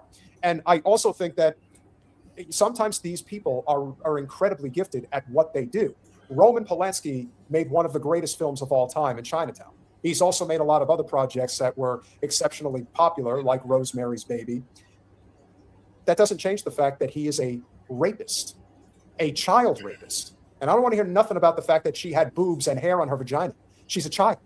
He just said she was down with it. Down with it. 13. Down with it. Hey, Quentin, I want to get down. Well, I don't personally, but what if a guy says he wants to get down with your? Does he have a daughter? I don't know. I'm so grossed out. Can we facilitate this so I'm not looking at these pedos? Well, it's going to get worse because here's an audio recording of what he had to say. 13 years, it was statutory rape. Yeah, all right. Well, that's not quite the same thing. You know, he had sex with a minor. All right, that's not rape. To me, when you use the word rape, all right, you're talking about violent, throwing them down. It's like one of the most violent crimes in the world. You can't throwing the word rape around is like throwing the word racist around. What you mean, like how you say in all of your movies? Sorry, I have to bleep.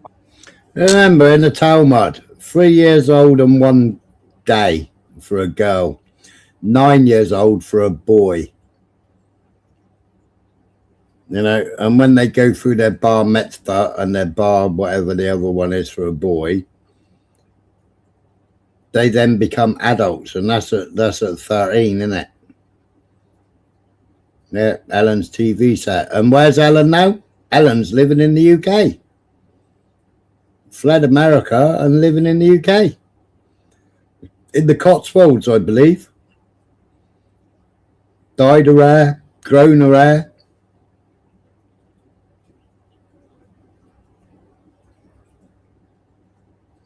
Yeah, exactly. Yeah, I mean, what does Stephen Hawking get out of it? Why was he there? Strange.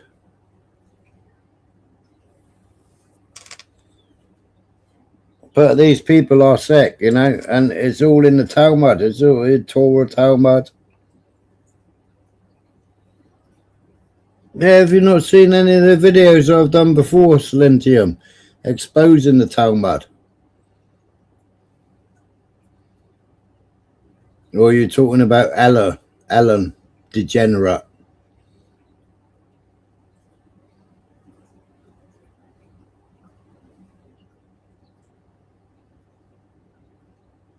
Yeah, she's in the UK. I think she's living in the Cotswolds.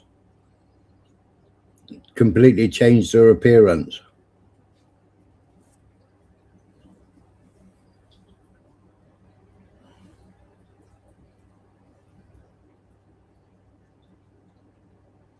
Yeah, fed the eye of the needle. Well, in the Talmud as well, it says every time the girl cries, a 3-year-old in 1 day, remember, it's like poking her in the eye with a stick.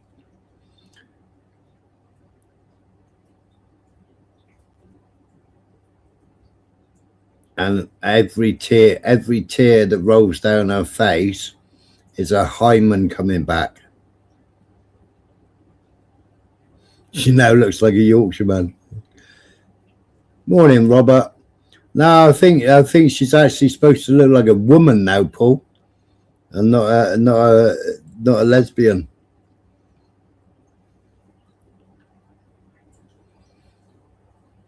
But it'd be interesting to know exactly where she lives and see whether she's got any tunnels down there, eh? and whether she's got her own helicopter pad. No, because obviously she's got her own plane, hasn't she?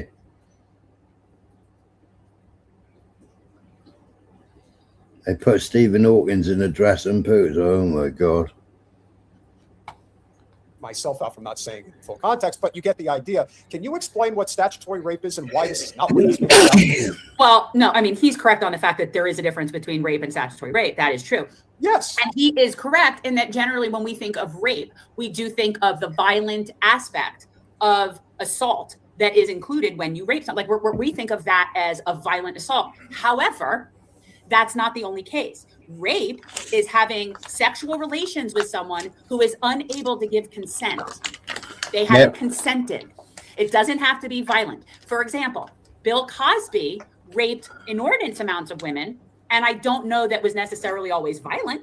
If you drug someone and they're unconscious, you're not being violent. You're still raping them. So in the case of a 13-year-old, did he in his baby oil?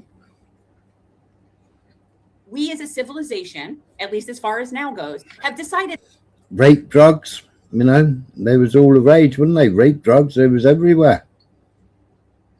that a 13-year-old is incapable of consent. Can we Therefore, sexual relations with a 13-year-old. Yeah, that's true, Irish. It is. It's all about normalising it, isn't it? It's all about taking away the shock factor and normalising it, you know? That's what they're trying to do. Yeah, it's like queer Starmer, isn't it? We've known queer Starmer has been a queer for God knows how many years. You know, we've also known that he's also a communist. He was in the Communist Party.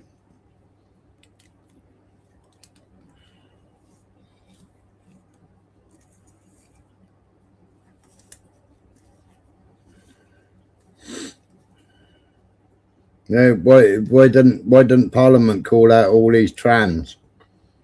Why did Parliament, you know, they go home at the weekend, but yeah, they let these naked men and women parade themselves around London and around the parks with children.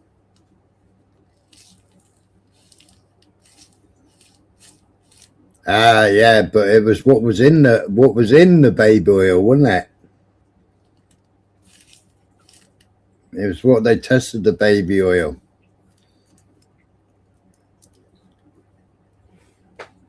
There's Babylon Part 2, isn't it? Or Part 3, Part 4.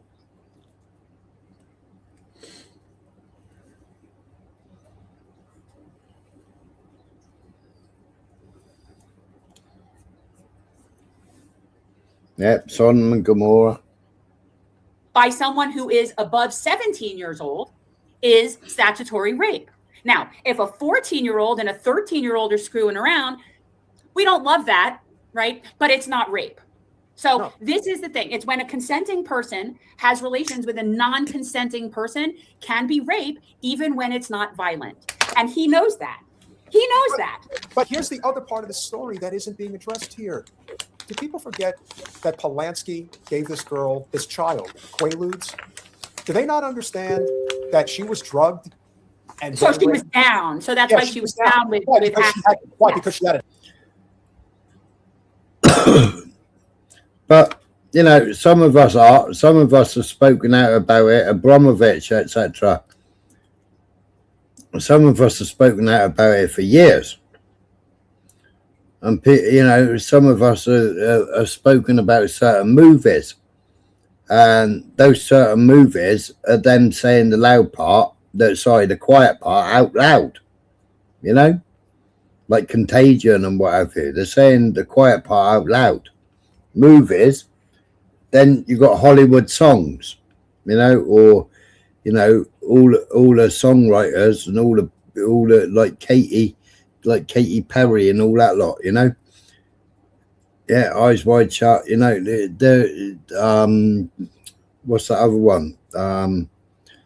Human Centipede. What's another big film? I can't remember what it's called now.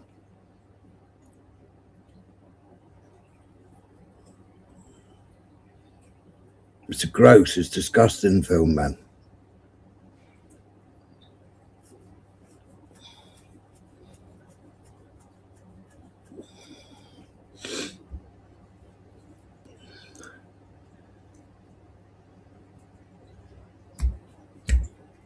It's where they're dissolving bodies, isn't it? McDonald's food.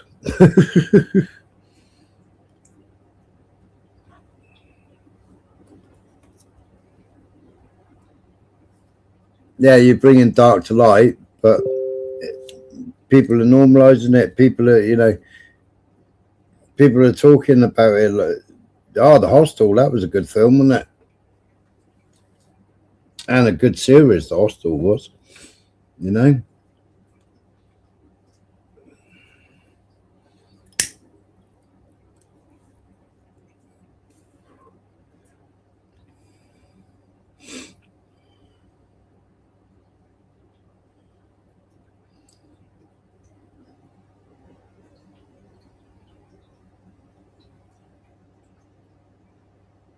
Oh, I can't think of the name of that film. Where's November Man when you need him?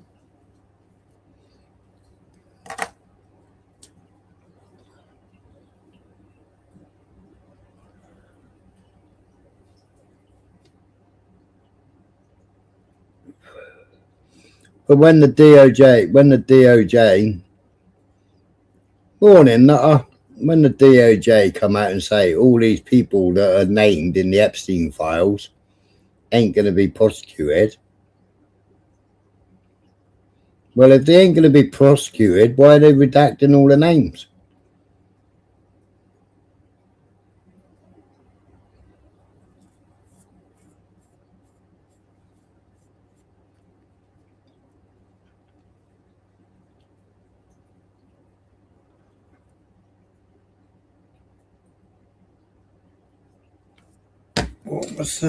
What was that film called?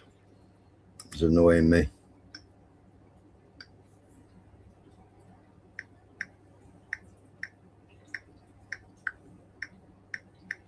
Google.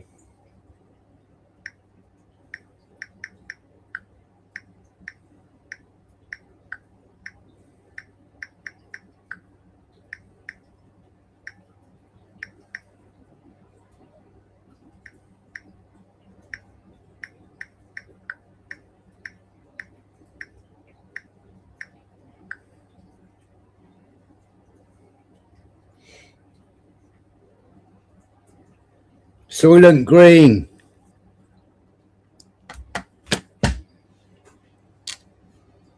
Soylent Green. That's it.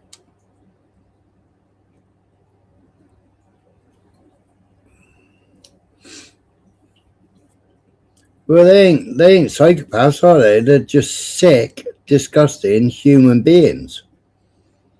And every man that's been involved should be made into a eunuch.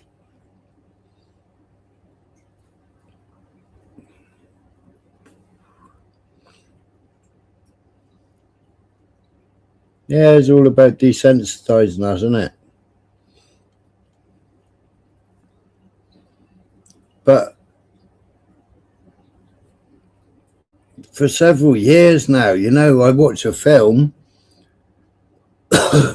and when you're watching the film, you see the names coming up. And I sit there and I Google the names. And then you find out who they are and what religion they are. It's like just wow. Just wow. Why is there so many of them actually in these films committing these crimes on a film? It is a global psyop.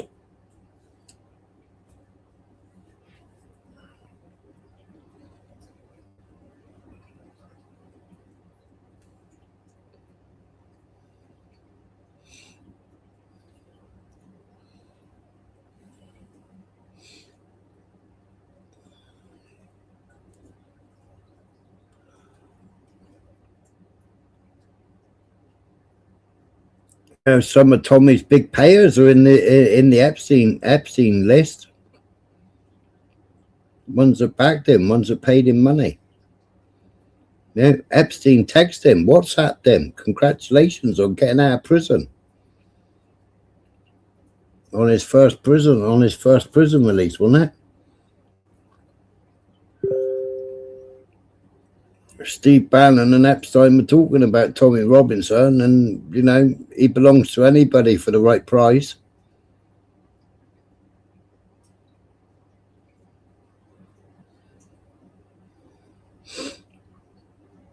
Yeah, I believe it does. I mean, see, the Mossad took out MI5, didn't it? Put his own people in MI5. Lee Rigby, you know, Lee Rigby, that was MI6 and MI5.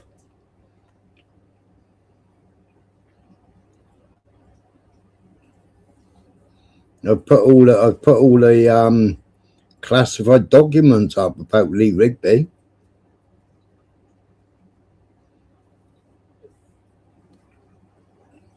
MI6 and MI5 with the CIA. Northern Ireland. I put loads of information up about Northern Ireland and the British government. State life. You know, he's just died, hasn't he?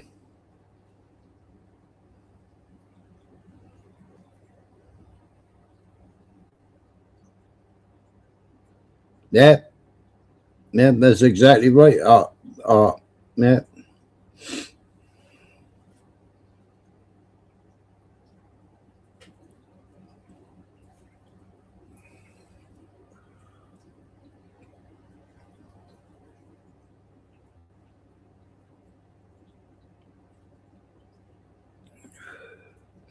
Why have we got somebody that worked with Mossad now head of MI6? Why are the police using Palantir? Why are the police using Oracle? Why are the government using Oracle? Why are the government using Israeli technology? Why are all our hospital records going to Israel first? Why are all our blood results going to Israel first? Why, if you want a wheelchair in a hospital, why are you paying 2 Israeli men that now own all the wheelchairs in hospitals?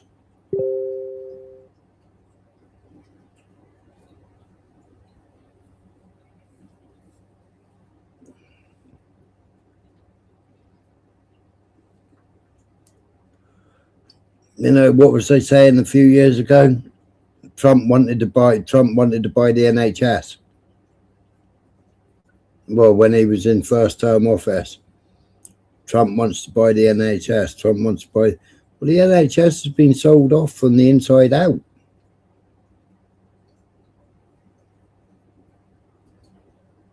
It's been gutted from the inside out. Most of it's gone to Israel. All the software, etc., is all Israeli. YouTube, TikTok, Google.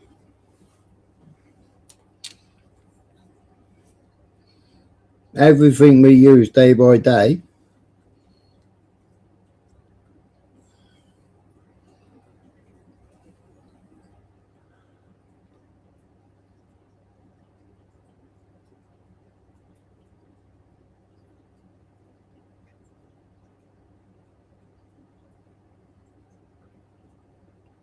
It's plenty. I mean, when I built my new computer, I built everything AMD. You know, where does everybody's computer sit? You know, their tower. It sits in front of them or beside them, doesn't it, on the floor? Where's all our NVIDIA come from? All our NVIDIA are built in Israel. So are they there, ready, ticking time bombs? Are they? Israel going to press the button on NVIDIAs and blow us all up, like they did with the pagers?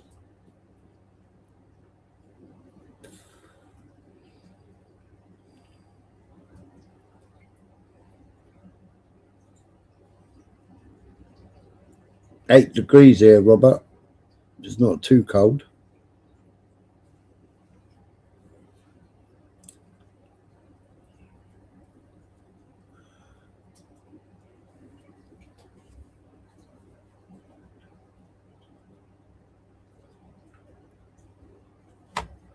Let's see what else they got to say about Tarantino.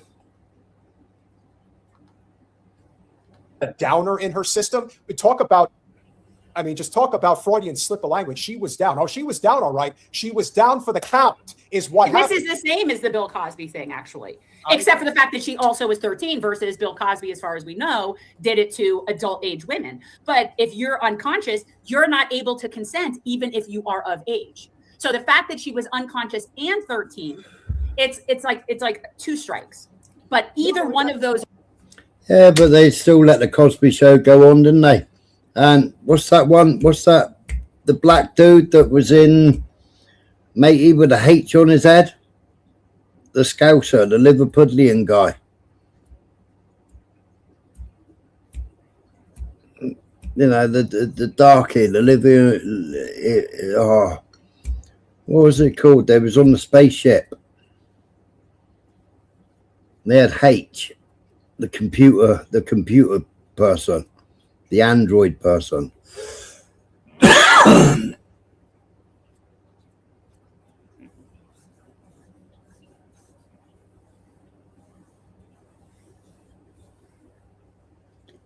Craig Charles, yeah. Red Dwarf, yeah.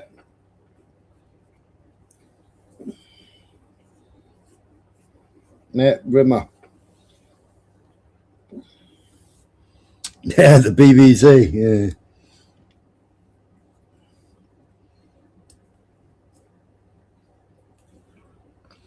You know, it's like, yeah, hologram, yeah, H.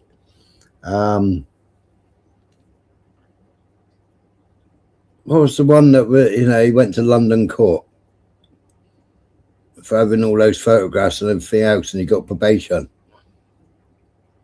But he was already on the list. He was already registered as a speedo.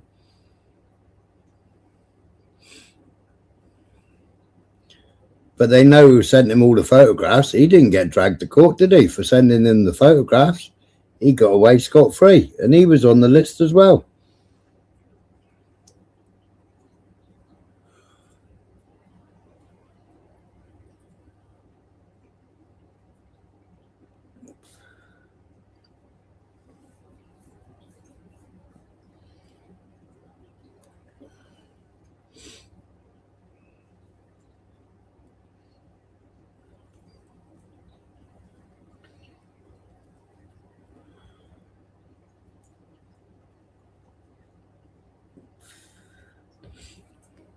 It's a crazy world we're living in, isn't it?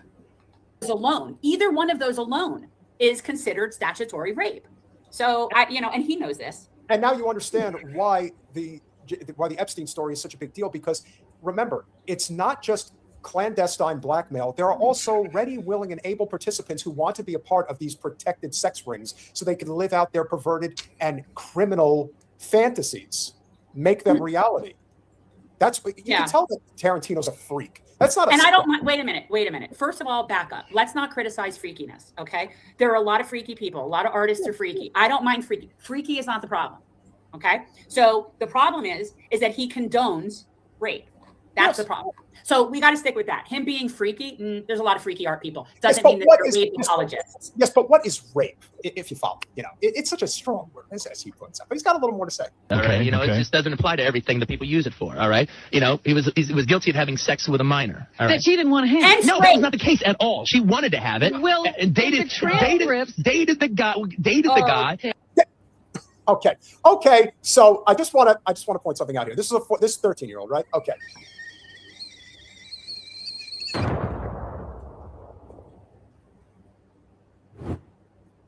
I'm sorry, continue.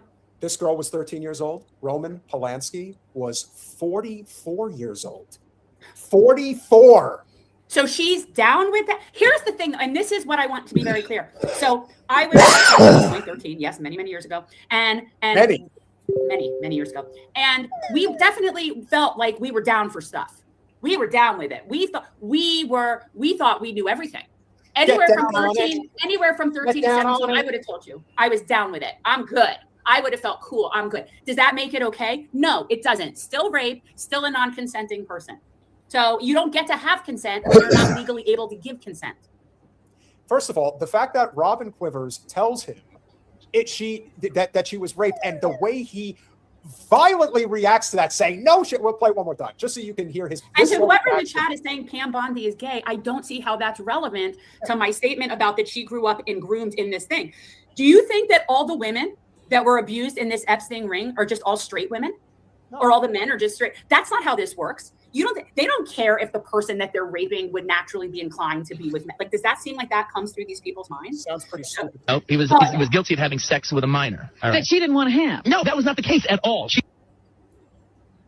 To react like that is telling on yourself, meaning that there's stuff in his closet that hasn't been fully revealed yet. And shame on Robin Quivers for entertaining this conversation like that. Well, that's not really what? That's not really her call. That's Howard Stern's call. No, she's engaging in, no, not to have him on, but that he said that, and that was her response, that she didn't respond back, well, at 13, you can't be down with it because it's illegal, right? Like, she's not even engaging in a rational conversation with him. She's just allowing him to spew pedo bullshit. He wanted to have it. Well, and dated the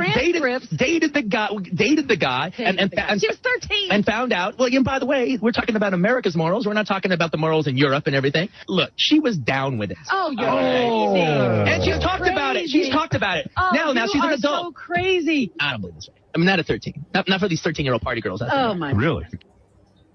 Now, why would a guy say something like that? I'll tell because you because he has raped women. He's done it himself. That's why. You wouldn't say that if it wasn't something that was so comfortable to you. So he clearly is a rape apologist and potentially a rapist. Yeah. Because I don't care if a 13-year-old says they're down. I could have been a 13-year-old that might have said that. You don't get to make that choice at 13. That's the whole point. No. And there again, I'm disgusted.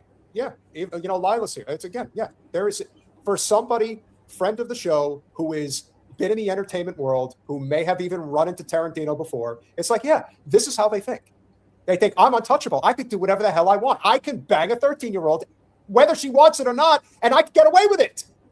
But again, let's go back to the fact that, let's say hypothetically, that she wasn't 13.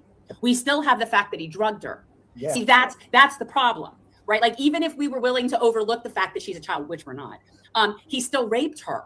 The fact that afterwards she said she was okay with it still doesn't take it back that it was rape, right? A rape victim can say and change their mind, and often do, based on threats or fuzzy memory or whatever it is.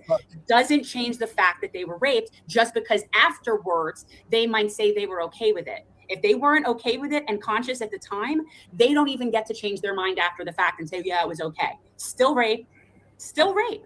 Because that person intended to have sex with someone unable to give consent, which means at that moment, that's rape. It can't be undone. That's not how this works. I'm infuriated by that. I'm afraid you're asking for too much. Many years ago, I was on a boat with Robert Wagner and Natalie Wood, and many stories today persist. What happened? What did I do? What didn't I do? Was I doing Natalie Wood? Was I doing Robert Wagner? Was I doing both? I don't remember. That's the story I told then. I'm telling it now, and I'm never changing it. Wow. Can you believe it? Look, I knew Tarantino was weird. And again, I am all about the weird. I am good with the weird. I'm good with the freaky. I love artsy, freaky people. I'm all good with that. This is not that. No. This is not that. Creepy, freaky, I could get away with it. Because maybe it's consenting people. So then fine, whatever your weird shit is, you're king. I'm not going to kink shame anybody. But this, I just can't. This is why the story, but this is what brings the whole story together. And leave it to the best federal representative we have on Capitol Hill right now to explain.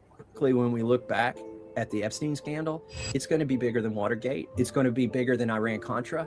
And here's why. It spans 4 administrations. It's deeper than any political thing on the surface. Here we have what seems to be almost an infinite number of people involved with Jeffrey Epstein. It's like that Spider-Man meme where there's 6 Spider-Man, they all look the same and they're pointing at each other. You've got all these billionaires pointing at each other. You're in the Epstein. No, you're in the Epstein. No, you are in the Epstein. It's you who is in the Epstein file. And you're the one with the honor. I didn't go to the honor. Anyways, there's sort of this circular finger pointing that's going on. But I think it's a scandal that is longer in time, involved multiple administrations, and that's why we have to get to the bottom. Do you agree with Thomas Massie? Yes. Can we talk about for a second who's the ultimate hero of the Epstein files, at least as far as the information we've received thus far? Who is the only person who comes out looking good that's mentioned in the Epstein files? Well, I think it's probably time that we mentioned the fact that I was in the Epstein files. Oh, not Bernie. Oh, I didn't do anything wrong, but they said that I was in the Epstein files and they didn't like me. No, I'm not talking about Bernie. Who are we talking It's about? Norman. It's Norman Finkelstein. Oh, It's yeah, the we're Norman only Finkelstein. person who not only told Jeffrey Epstein and friends basically to go get fucked, but then he CC'd the person's wife and daughter who was inviting him to go to these parties so that they were now in on it. Freaking Norm's a badass. That is, Norm's well, a he has absolutely no fucks to give. None. No, None. Like, freaking he is a completely whatever will be type guy. But no, and Michael Jackson, I agree. Michael Jackson. So guys, what I have come to the conclusion of over the past week, that is really especially with the but you know what I think ties it all together, Jen, is the fact that Michael Jackson did a Free Palestine song back There's in 1992. Exactly. There's that. So he was already on their shit list. But so within the past week, I have come to realize, one, Pizzagate was real, not in the way they said it was, but the concept of using pizza to order humans, that was real. And Michael Jackson, and I was always sort of on the fence about what to label him and how to go after him and regarding the kid stuff. And I've always been on the fence about that with him. And now there's reason to believe that he might have actually been trying to protect some children from the Epstein ring. Now, again, this is very, Monday morning quarterback type of stuff. Like whether or not we ever get accurate information about what was going on with Michael Jackson, I don't know. But within the week, we've confirmed Pizzagate and somewhat rehabilitated Michael Jackson. Michael Jackson very well could have been, but he also, we could say that the industry kills somebody when they're in such a way that they can't exist without the drugs that he was on. And he was being drugged. He had that physician that was living there that was essentially giving him propofol, and he was living on a propofol trip. Now, as much as I admire that, because I got to tell you, that shit is my favorite stuff. Like I think I'm the only person that looks forward to a colonoscopy. So like I actually get the desire for the propofol. That I get. Makes perfect sense to me. So when you ask if he was killed, I mean, did they end up killing him just from all that he was just such a mess? Maybe. But I think that he was an accidental. I do think that Michael Jackson was an accidental overdose based on the fact that he was sleeping with propofol. And again, no judgment. So I'm just saying, yeah, a doctor injected him, but it was his doctor. So I don't think it was I don't think he was intentionally murdered by this doctor. I don't think that. And he might have been. Look, nothing would shock me, but I don't think that. I think he was just very I'm still on the fence, Art. I'm still on the fence. I've played the documentary on here with the ex-husband and the brother-in-law, the solicitor.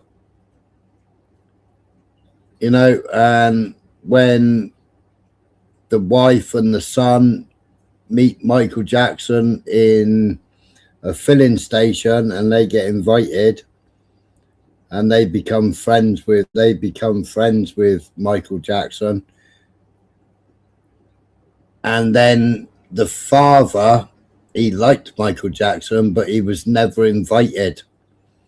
So then he made telephone calls with his brother-in-law, who was a barrister or a solicitor or whatever you want to call him in America. And all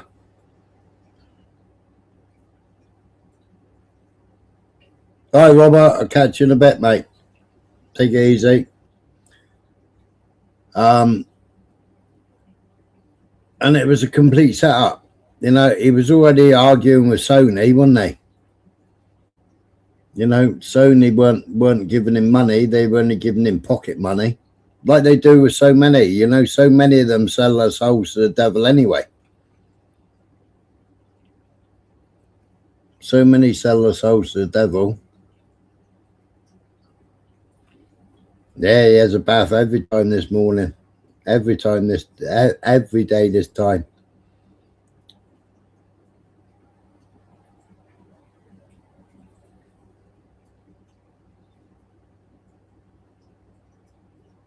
Cup of tea, smoke in the toilet, and then bath time. That's Robert's routine.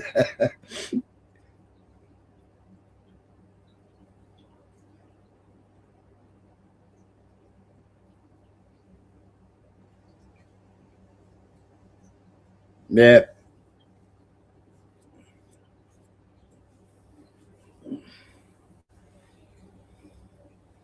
So I'm still, I'm still on the fence. I've played documentaries or I've played information about Michael Jackson. And it always goes against his controllers.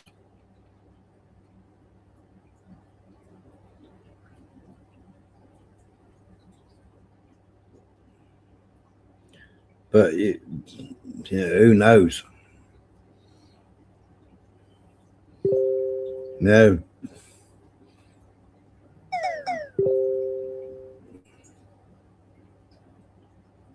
Yeah, Prince as well. Yeah, Prince was calling them out as well. David Bowie, Nirvana.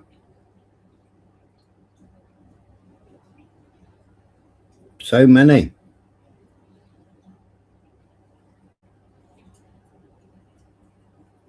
Yeah, Kurt Cobain. Then we had the death not long ago, didn't we? Of the supposed to have jumped off the roof of the building.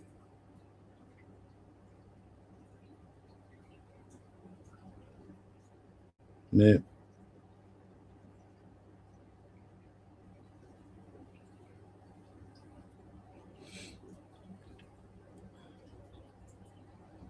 Yeah, and then you've had all these people in America, haven't you, that have managed to commit suicide by shooting themselves in the back. Yeah, the guy that found files in Biden's garage. No, he apparently committed suicide in the middle of a field with a gun and shot himself in the back. Then you got the guy that managed to put himself in a suitcase and zip it up in the bath. Suitcase in the bath. Lots and lots of crazy conspiracies, isn't there? Yeah, Jimi Hendrix, Janis Joplin, loads of them.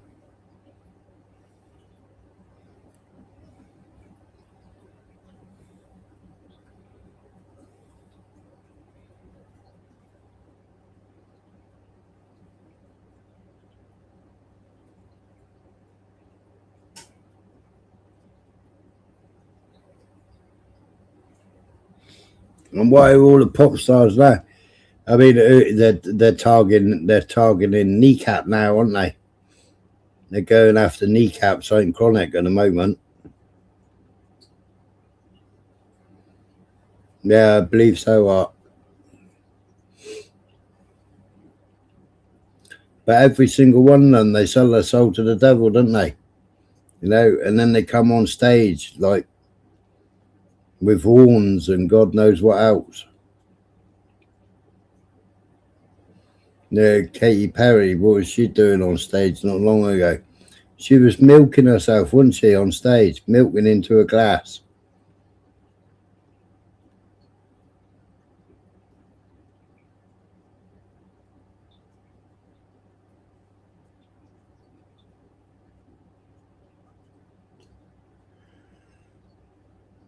And they put it all in plain sight, don't they?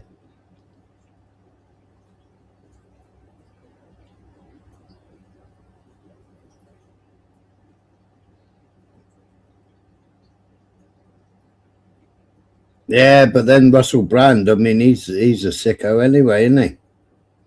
Yeah, the more evidence they find out of it about him, the more Christian he becomes.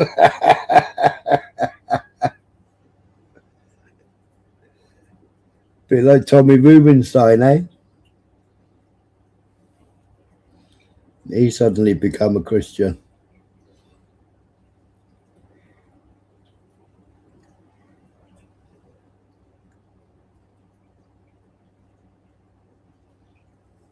Are you back again, Skyworks? Are you telling us the small out's done it all, Smiler? No. I mean, American governments, British governments, MI6, MI5. Plenty of psyops without the small hats. But when you look at Hollywood, when you look at the stars, when you look at the music industry, who controls most of the music industry?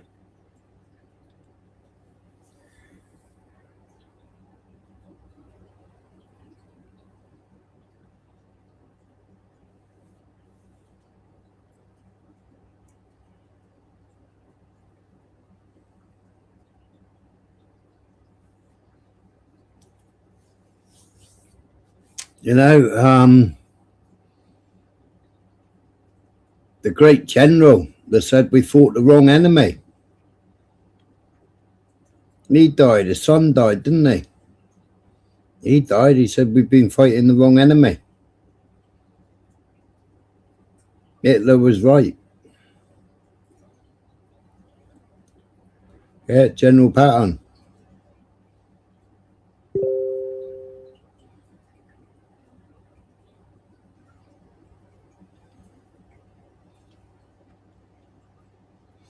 That was when they had all the Germans in the open air concentration camps, didn't they? With no food or water. Freezing to death. Fields and fields and fields of Germans.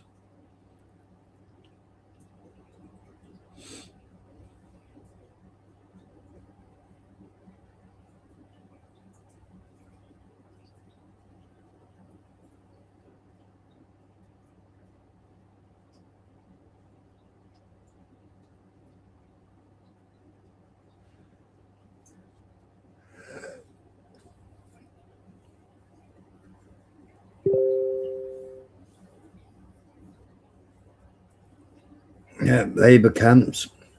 Yeah, when you look at the old USSR gulags,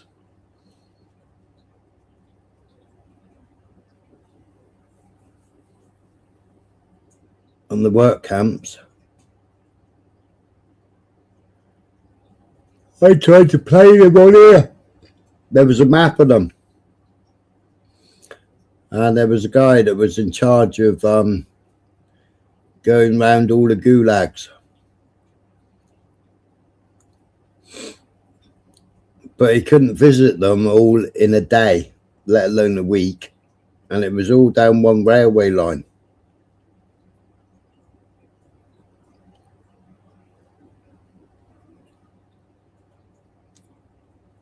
Oh, yeah, what's he called? Not Corbett, was it? It was called, yeah, I played it on here, didn't I? Corbett, oh, what the hell was he called? Can't think what he was called. It's something like Corb something, but I don't think it's Corbett, is it? A little short fat chap. Singing in the streets.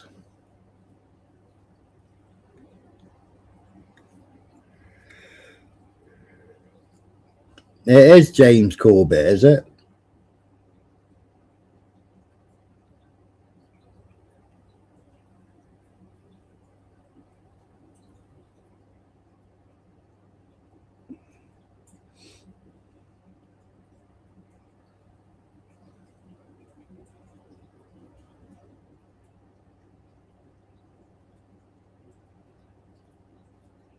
Yep, USS Maddox.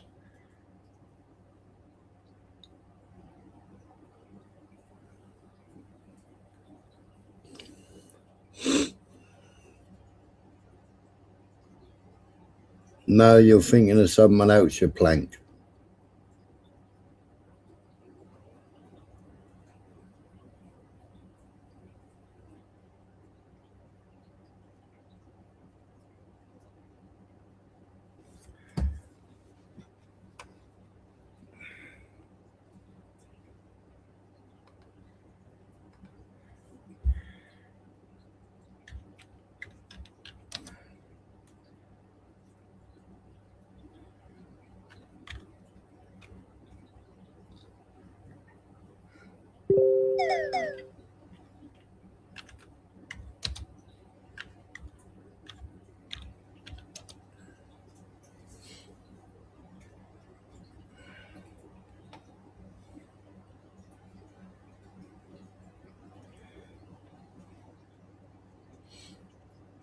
I'm thinking of James Corden.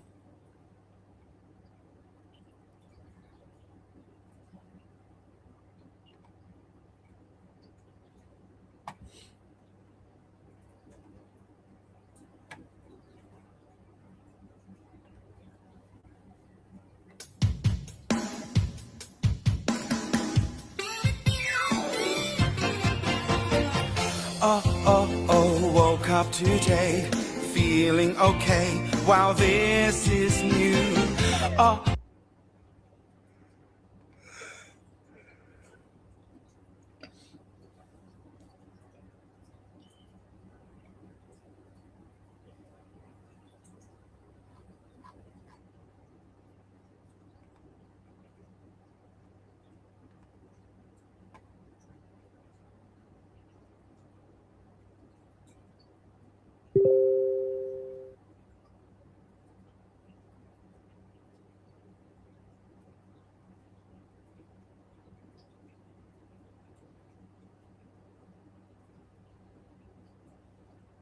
Wow, they've taken it down.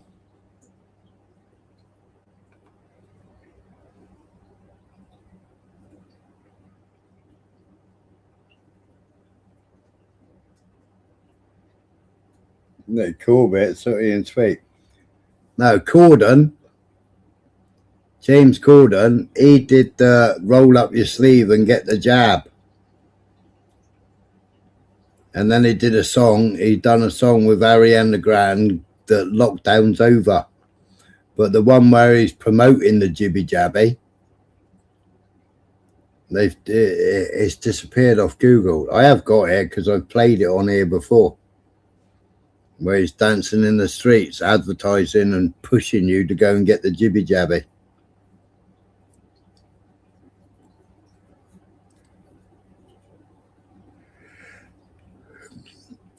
Same as what's his face? What was he called? What's he called? Fucking Reform, fucking Brexit. Nigel Farage. Come on, people, get out and bang your pots and pans. And he filmed himself with his fucking daughter, wasn't it?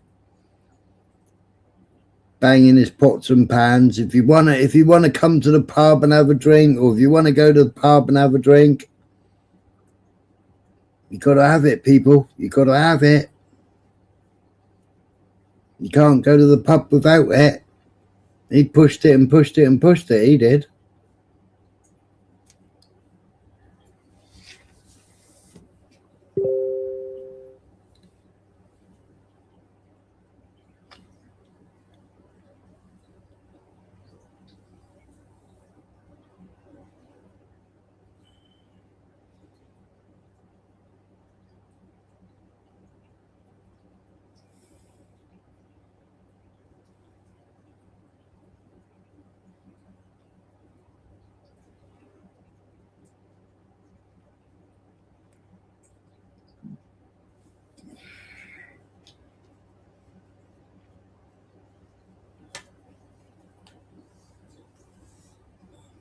Clap for the NHS.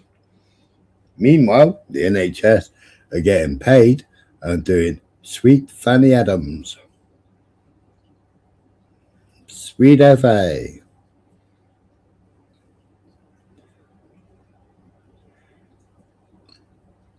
Sitting there twiddling their thumbs, wondering why they bothered going into work.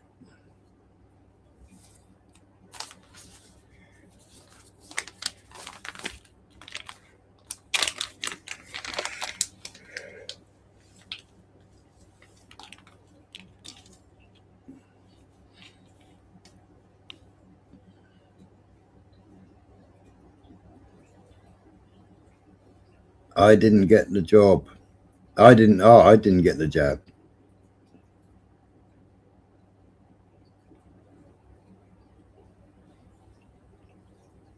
I never got the jab. None of my family got the jab.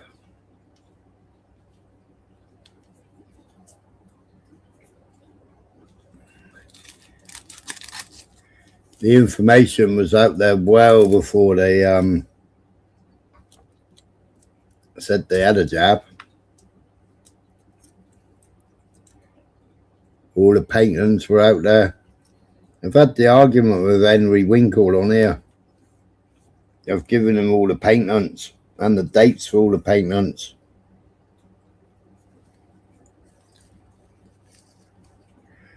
Well, I've lost 8 neighbours, Silentium. 8 neighbours I've lost. And I showed them video after video. We sat there and I screened from my phone to a neighbour's TV and showed them the video. 2 have had breast cancer. And you're not allowed to say it on here, are you?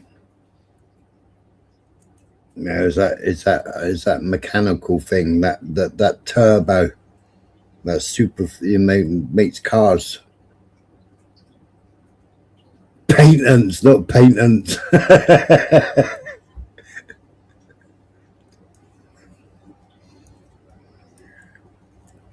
Patents.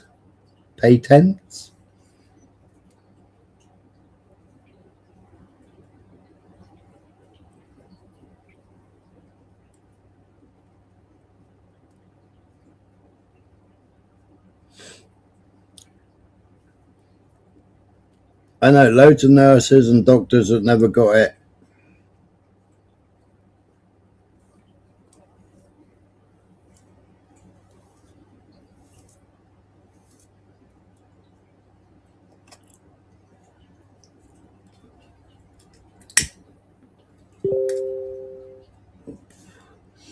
I had a 9 o'clock appointment at the hospital where they were doing electrical tests on my nerves, where they like stick a needle and then they give electric and see where it flinches and where it doesn't flinch. Like at 8:30, everybody was like mulling around and being all normal. So I went in, I checked into the department, what have you, and the woman behind the counter said, "Oh, you haven't got a mask on." I said, "Oh no," I said, "I've got breathing difficulties. I can't wear one." I said, "I get shortness of breath, blah blah blah." "Oh, but you know, you got to wear." I said, "But you ain't got one on. Everybody else is going around at the moment without one on. 9 o'clock come, everybody was masked up. I wouldn't mask up." I I got called in for the appointment. A mate said to me, he said the guy that was doing the test, I called it electric shock treatment, I did. He said, "You aren't wearing a mask?" I said, "No." I said, "I have difficulty breathing." He said, "Oh." He said, "Do you mind if I take my mask off?" I said, "No, crack on." So he did all the tests. He never wore his mask neither, you know. And that poor fucker, he had all the marks all over his face where the masks had been digging into him and rubbing his skin.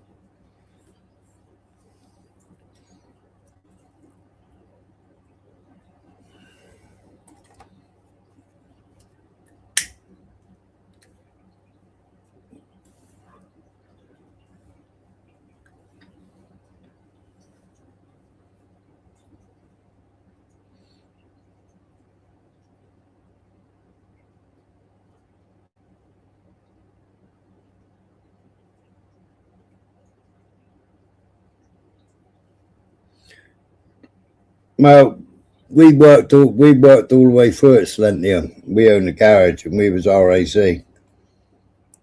And we worked all the way through it, as well as going on holiday all the way through it as well.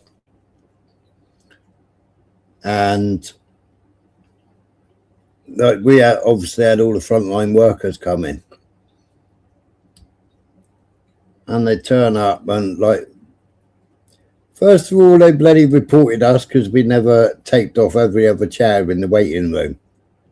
Right. Then they said, oh, you haven't got the barcode on the wall. We need to scan the barcode to say that we've been here. Well, we never even downloaded the app. Never even downloaded the app.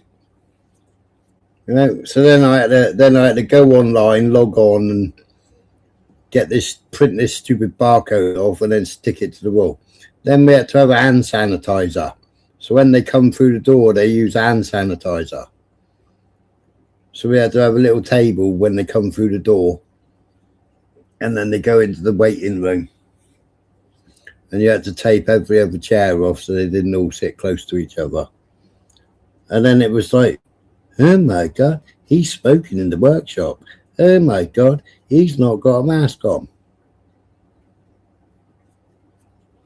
So we had a couple there that was like, oh my gosh, in. So I had my analyzer there, right? And I said, look, I'll put a mask on, right? I'll breathe in front of it now. So I was breathing in front of it now, and it was hardly registering anything, right? And I just had a cigarette, and I put the mask on, plugged the NOx meter in, set it all up, put it inside my mask.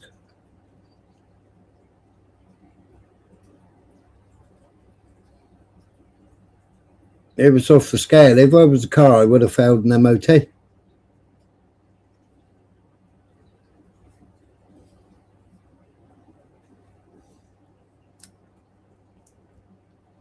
Oh, traffic skyworks. Oh, I could get to the workshop in a blink of an eye. I got stopped one morning on the Atlantic Highway. Lovely road it is. And we were flying, absolutely flying.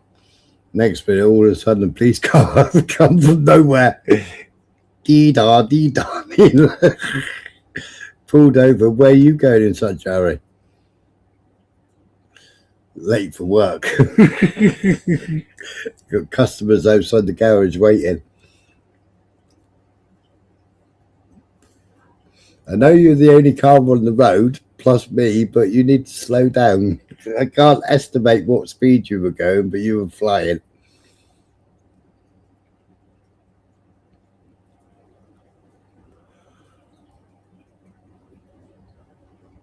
Yeah, I was like that in Tesco's and Asda. Like at Tesco's, because Tesco's was like 300 yards away from my workshop. I used to pull up there first thing in the morning, go in there, get my milk, get my fags. Security, all of a sudden they introduced this traffic light thing. It's like, what? I used to pull up outside,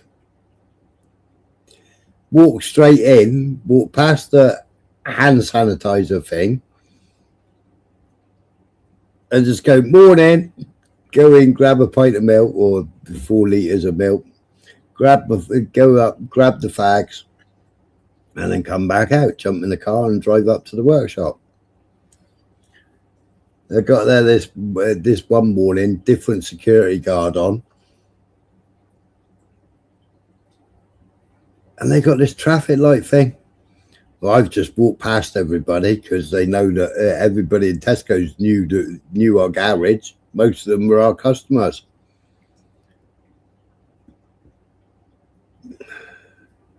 Security guard tried to stop me, and it's like, what are you doing? He said, no. He said, you've got to wait for it to go green. It's like, what? He said, you've got to wait for it to go green before you come in. I said, fuck off, what are you going on about? Wait until it goes green. What are you going on about? The traffic light system. I was like, yeah, all right. I said, I've got to get to the workshop. Sir. So I ain't a sir.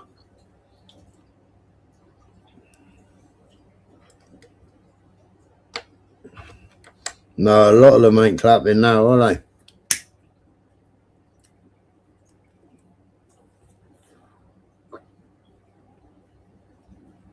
No, you've had a car crash. No, we died of COVID.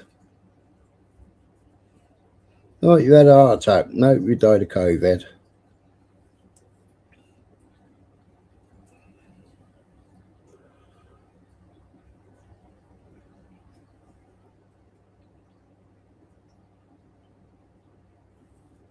But before COVID was even a thing, I mean, you had people like John Aloney calling it out way before it was a thing.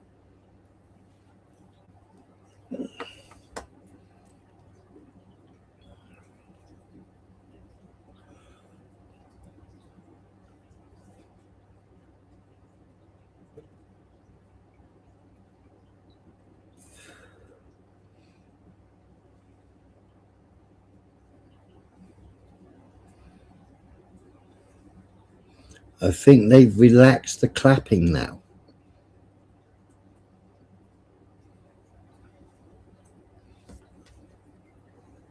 Yeah, 6 foot blood clots.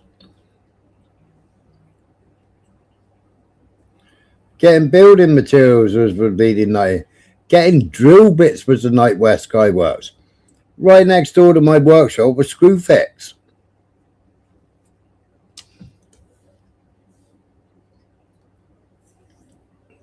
I used to whip in the Screwfix all the time before COVID came along.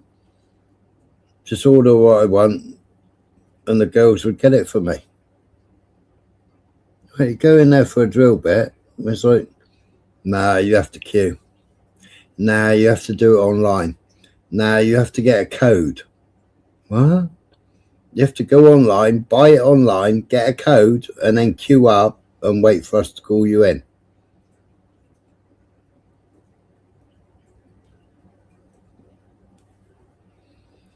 The 2012 Olympic ceremony, Smiler. Yeah, exactly. And look at the opening ceremonies now. You know, look at last year's opening ceremony. Not last year's, the year before opening ceremony. You know, the Last Supper. Look at the state of that, man. I played it on here, but they took my YouTube. They took my live stream down. Wouldn't let you play. It wouldn't let you play the Olympics.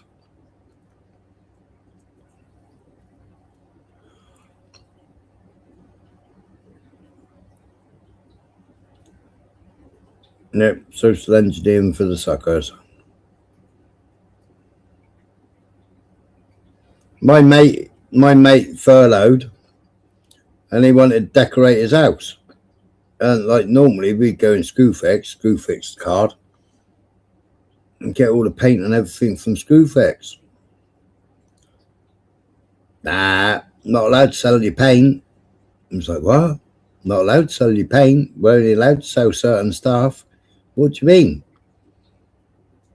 They come back. He said, I'm not allowed to buy paint. It's like, what do you mean, not allowed to buy paint? It's what I wanted to. He had to buy paint online. He had to buy it from eBay and Amazon. I think he bought it, and he decided that he was going to decorate or paint all the outside of his house. Wasn't allowed to buy masonry paint to decorate outside his house.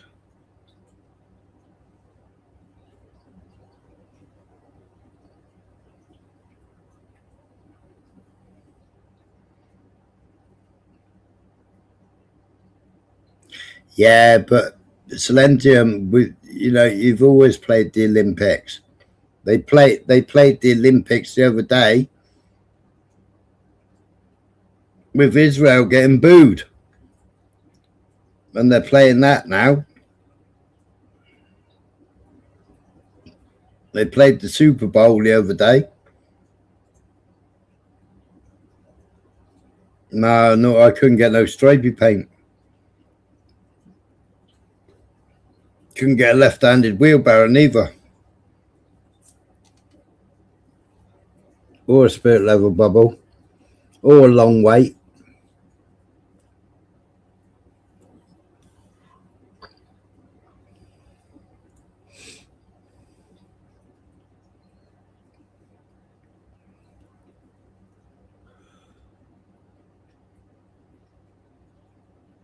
But all that transgender shit they showed, you weren't in Paris. You weren't allowed to play any of that. YouTube took it down.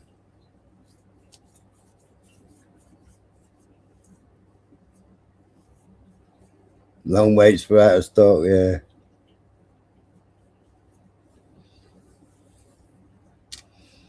I had all of that when I was in Shrewsbury, chipping. First and second fixed carpenter. GPS conversions. Go for this, go for that, go for this, go for that.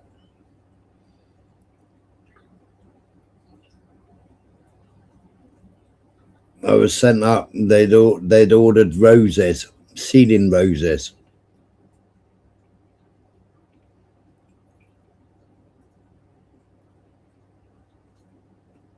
So he said, go up to the hardware shop, I've ordered some ceiling roses. They should be ready to collect. I thought he was on a wind up, didn't I? Well, next door to it is a florist. So I come back with a dozen roses.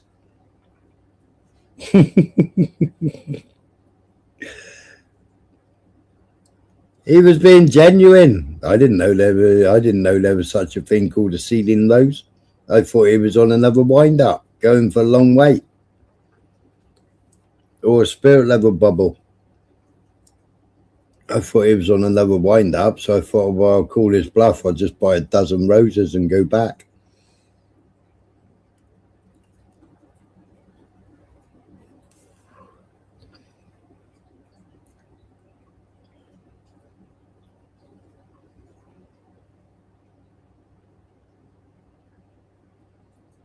Remember when Britain was a cool place to live? Well, in the early 70s, late 70s.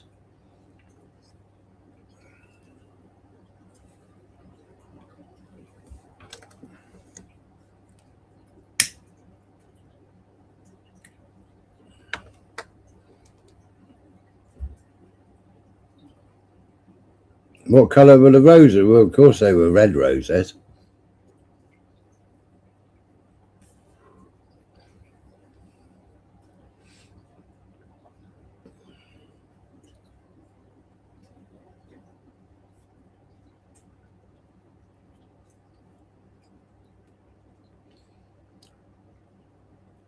Well, Windrush was a big psyop, wasn't it? If you go and actually look into the Windrush and the British government, that was all a big psyop.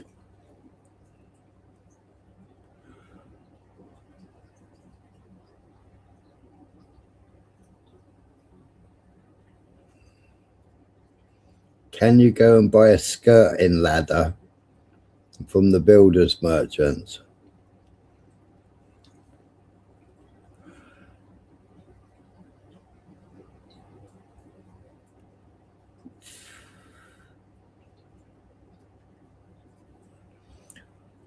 Cornwall's still cool.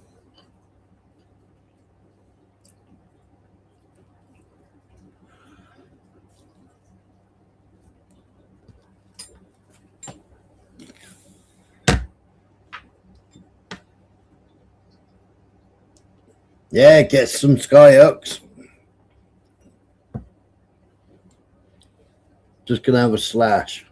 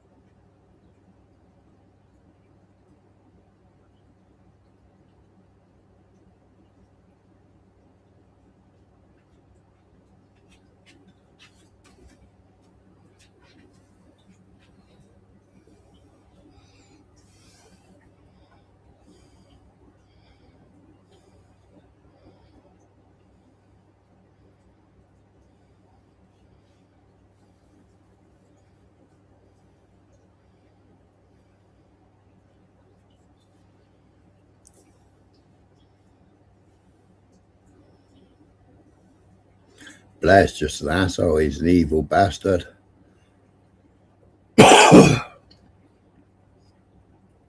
Quick, everybody leave. I was thinking about winding up anyway, because I think Nutter went live half an hour ago, didn't they? Nutter came in, didn't he? 5:30. He normally goes live at 6, doesn't he?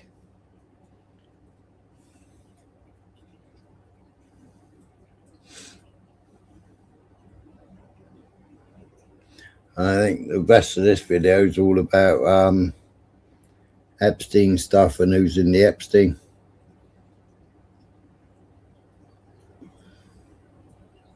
I think most of the people on here have already seen, or most have seen everything that's been in the Epsteins.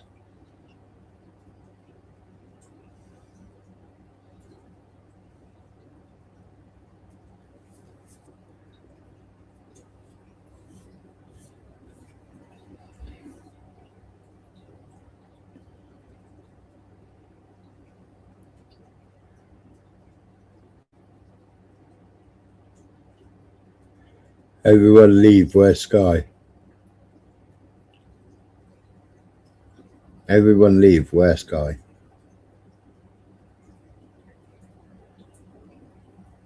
Yep, no words are hostage.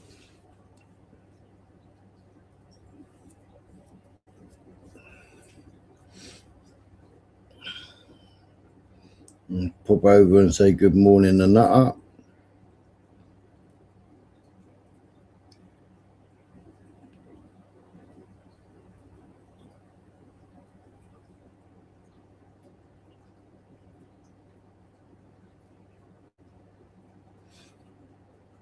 I think everybody's got Nutter's channel in here anyway, haven't they?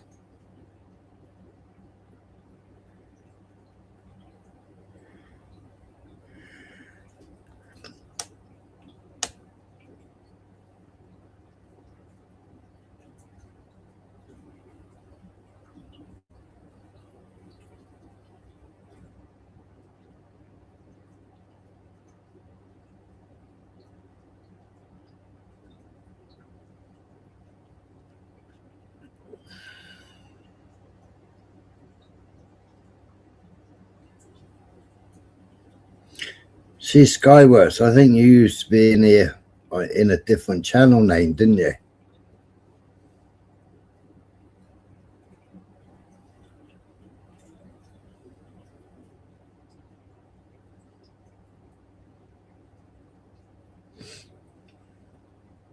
I enjoyed the stream. I couldn't stop laughing.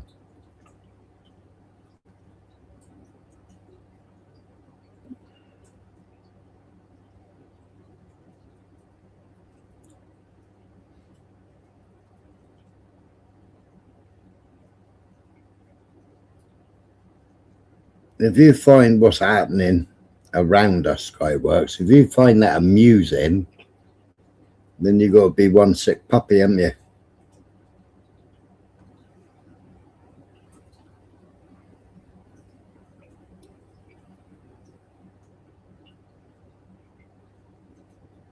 Which makes you wonder, are you part of the problem?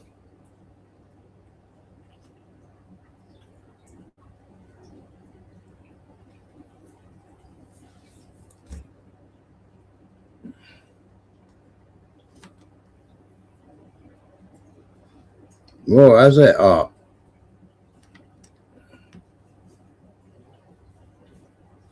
Only ever been on this account. But if you find that amusing and find any of it amusing, then you got to be part of the problem, haven't you?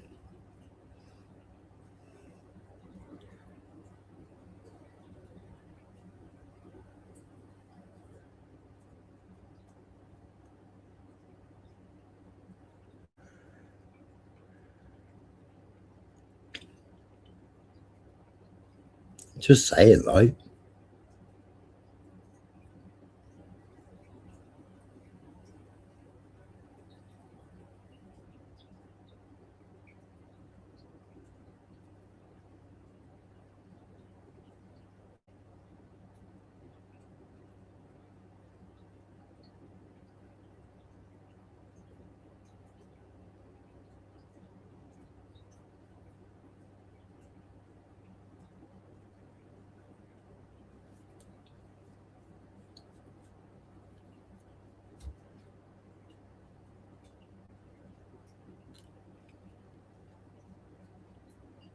What could you say? How so? What could you say? Well, no, how do you find it amusing? How do you find the way this world is going? How do you find that amusing? How do you find what's been happening in the background? 33% sure Skyworks is my ex-wife there.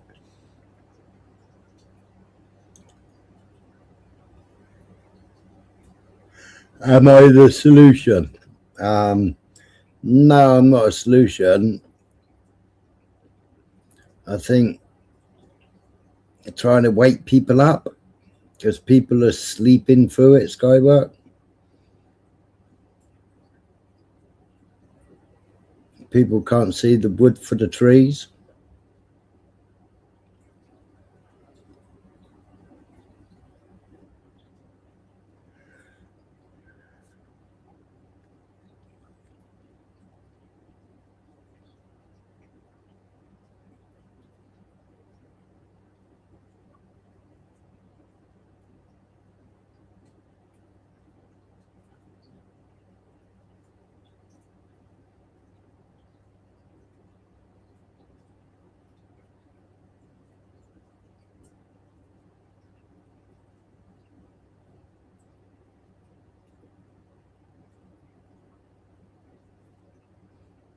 Right, anyway,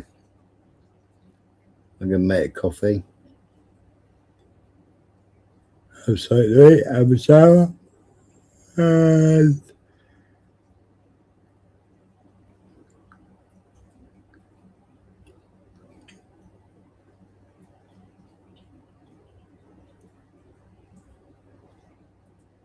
go off to hospital, I suppose.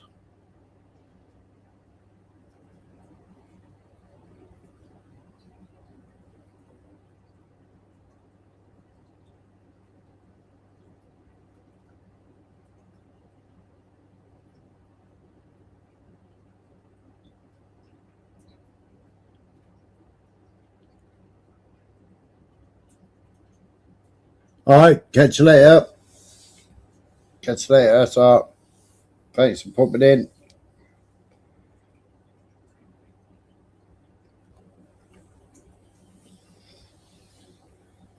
And I'll catch you all in a bit. Take it easy.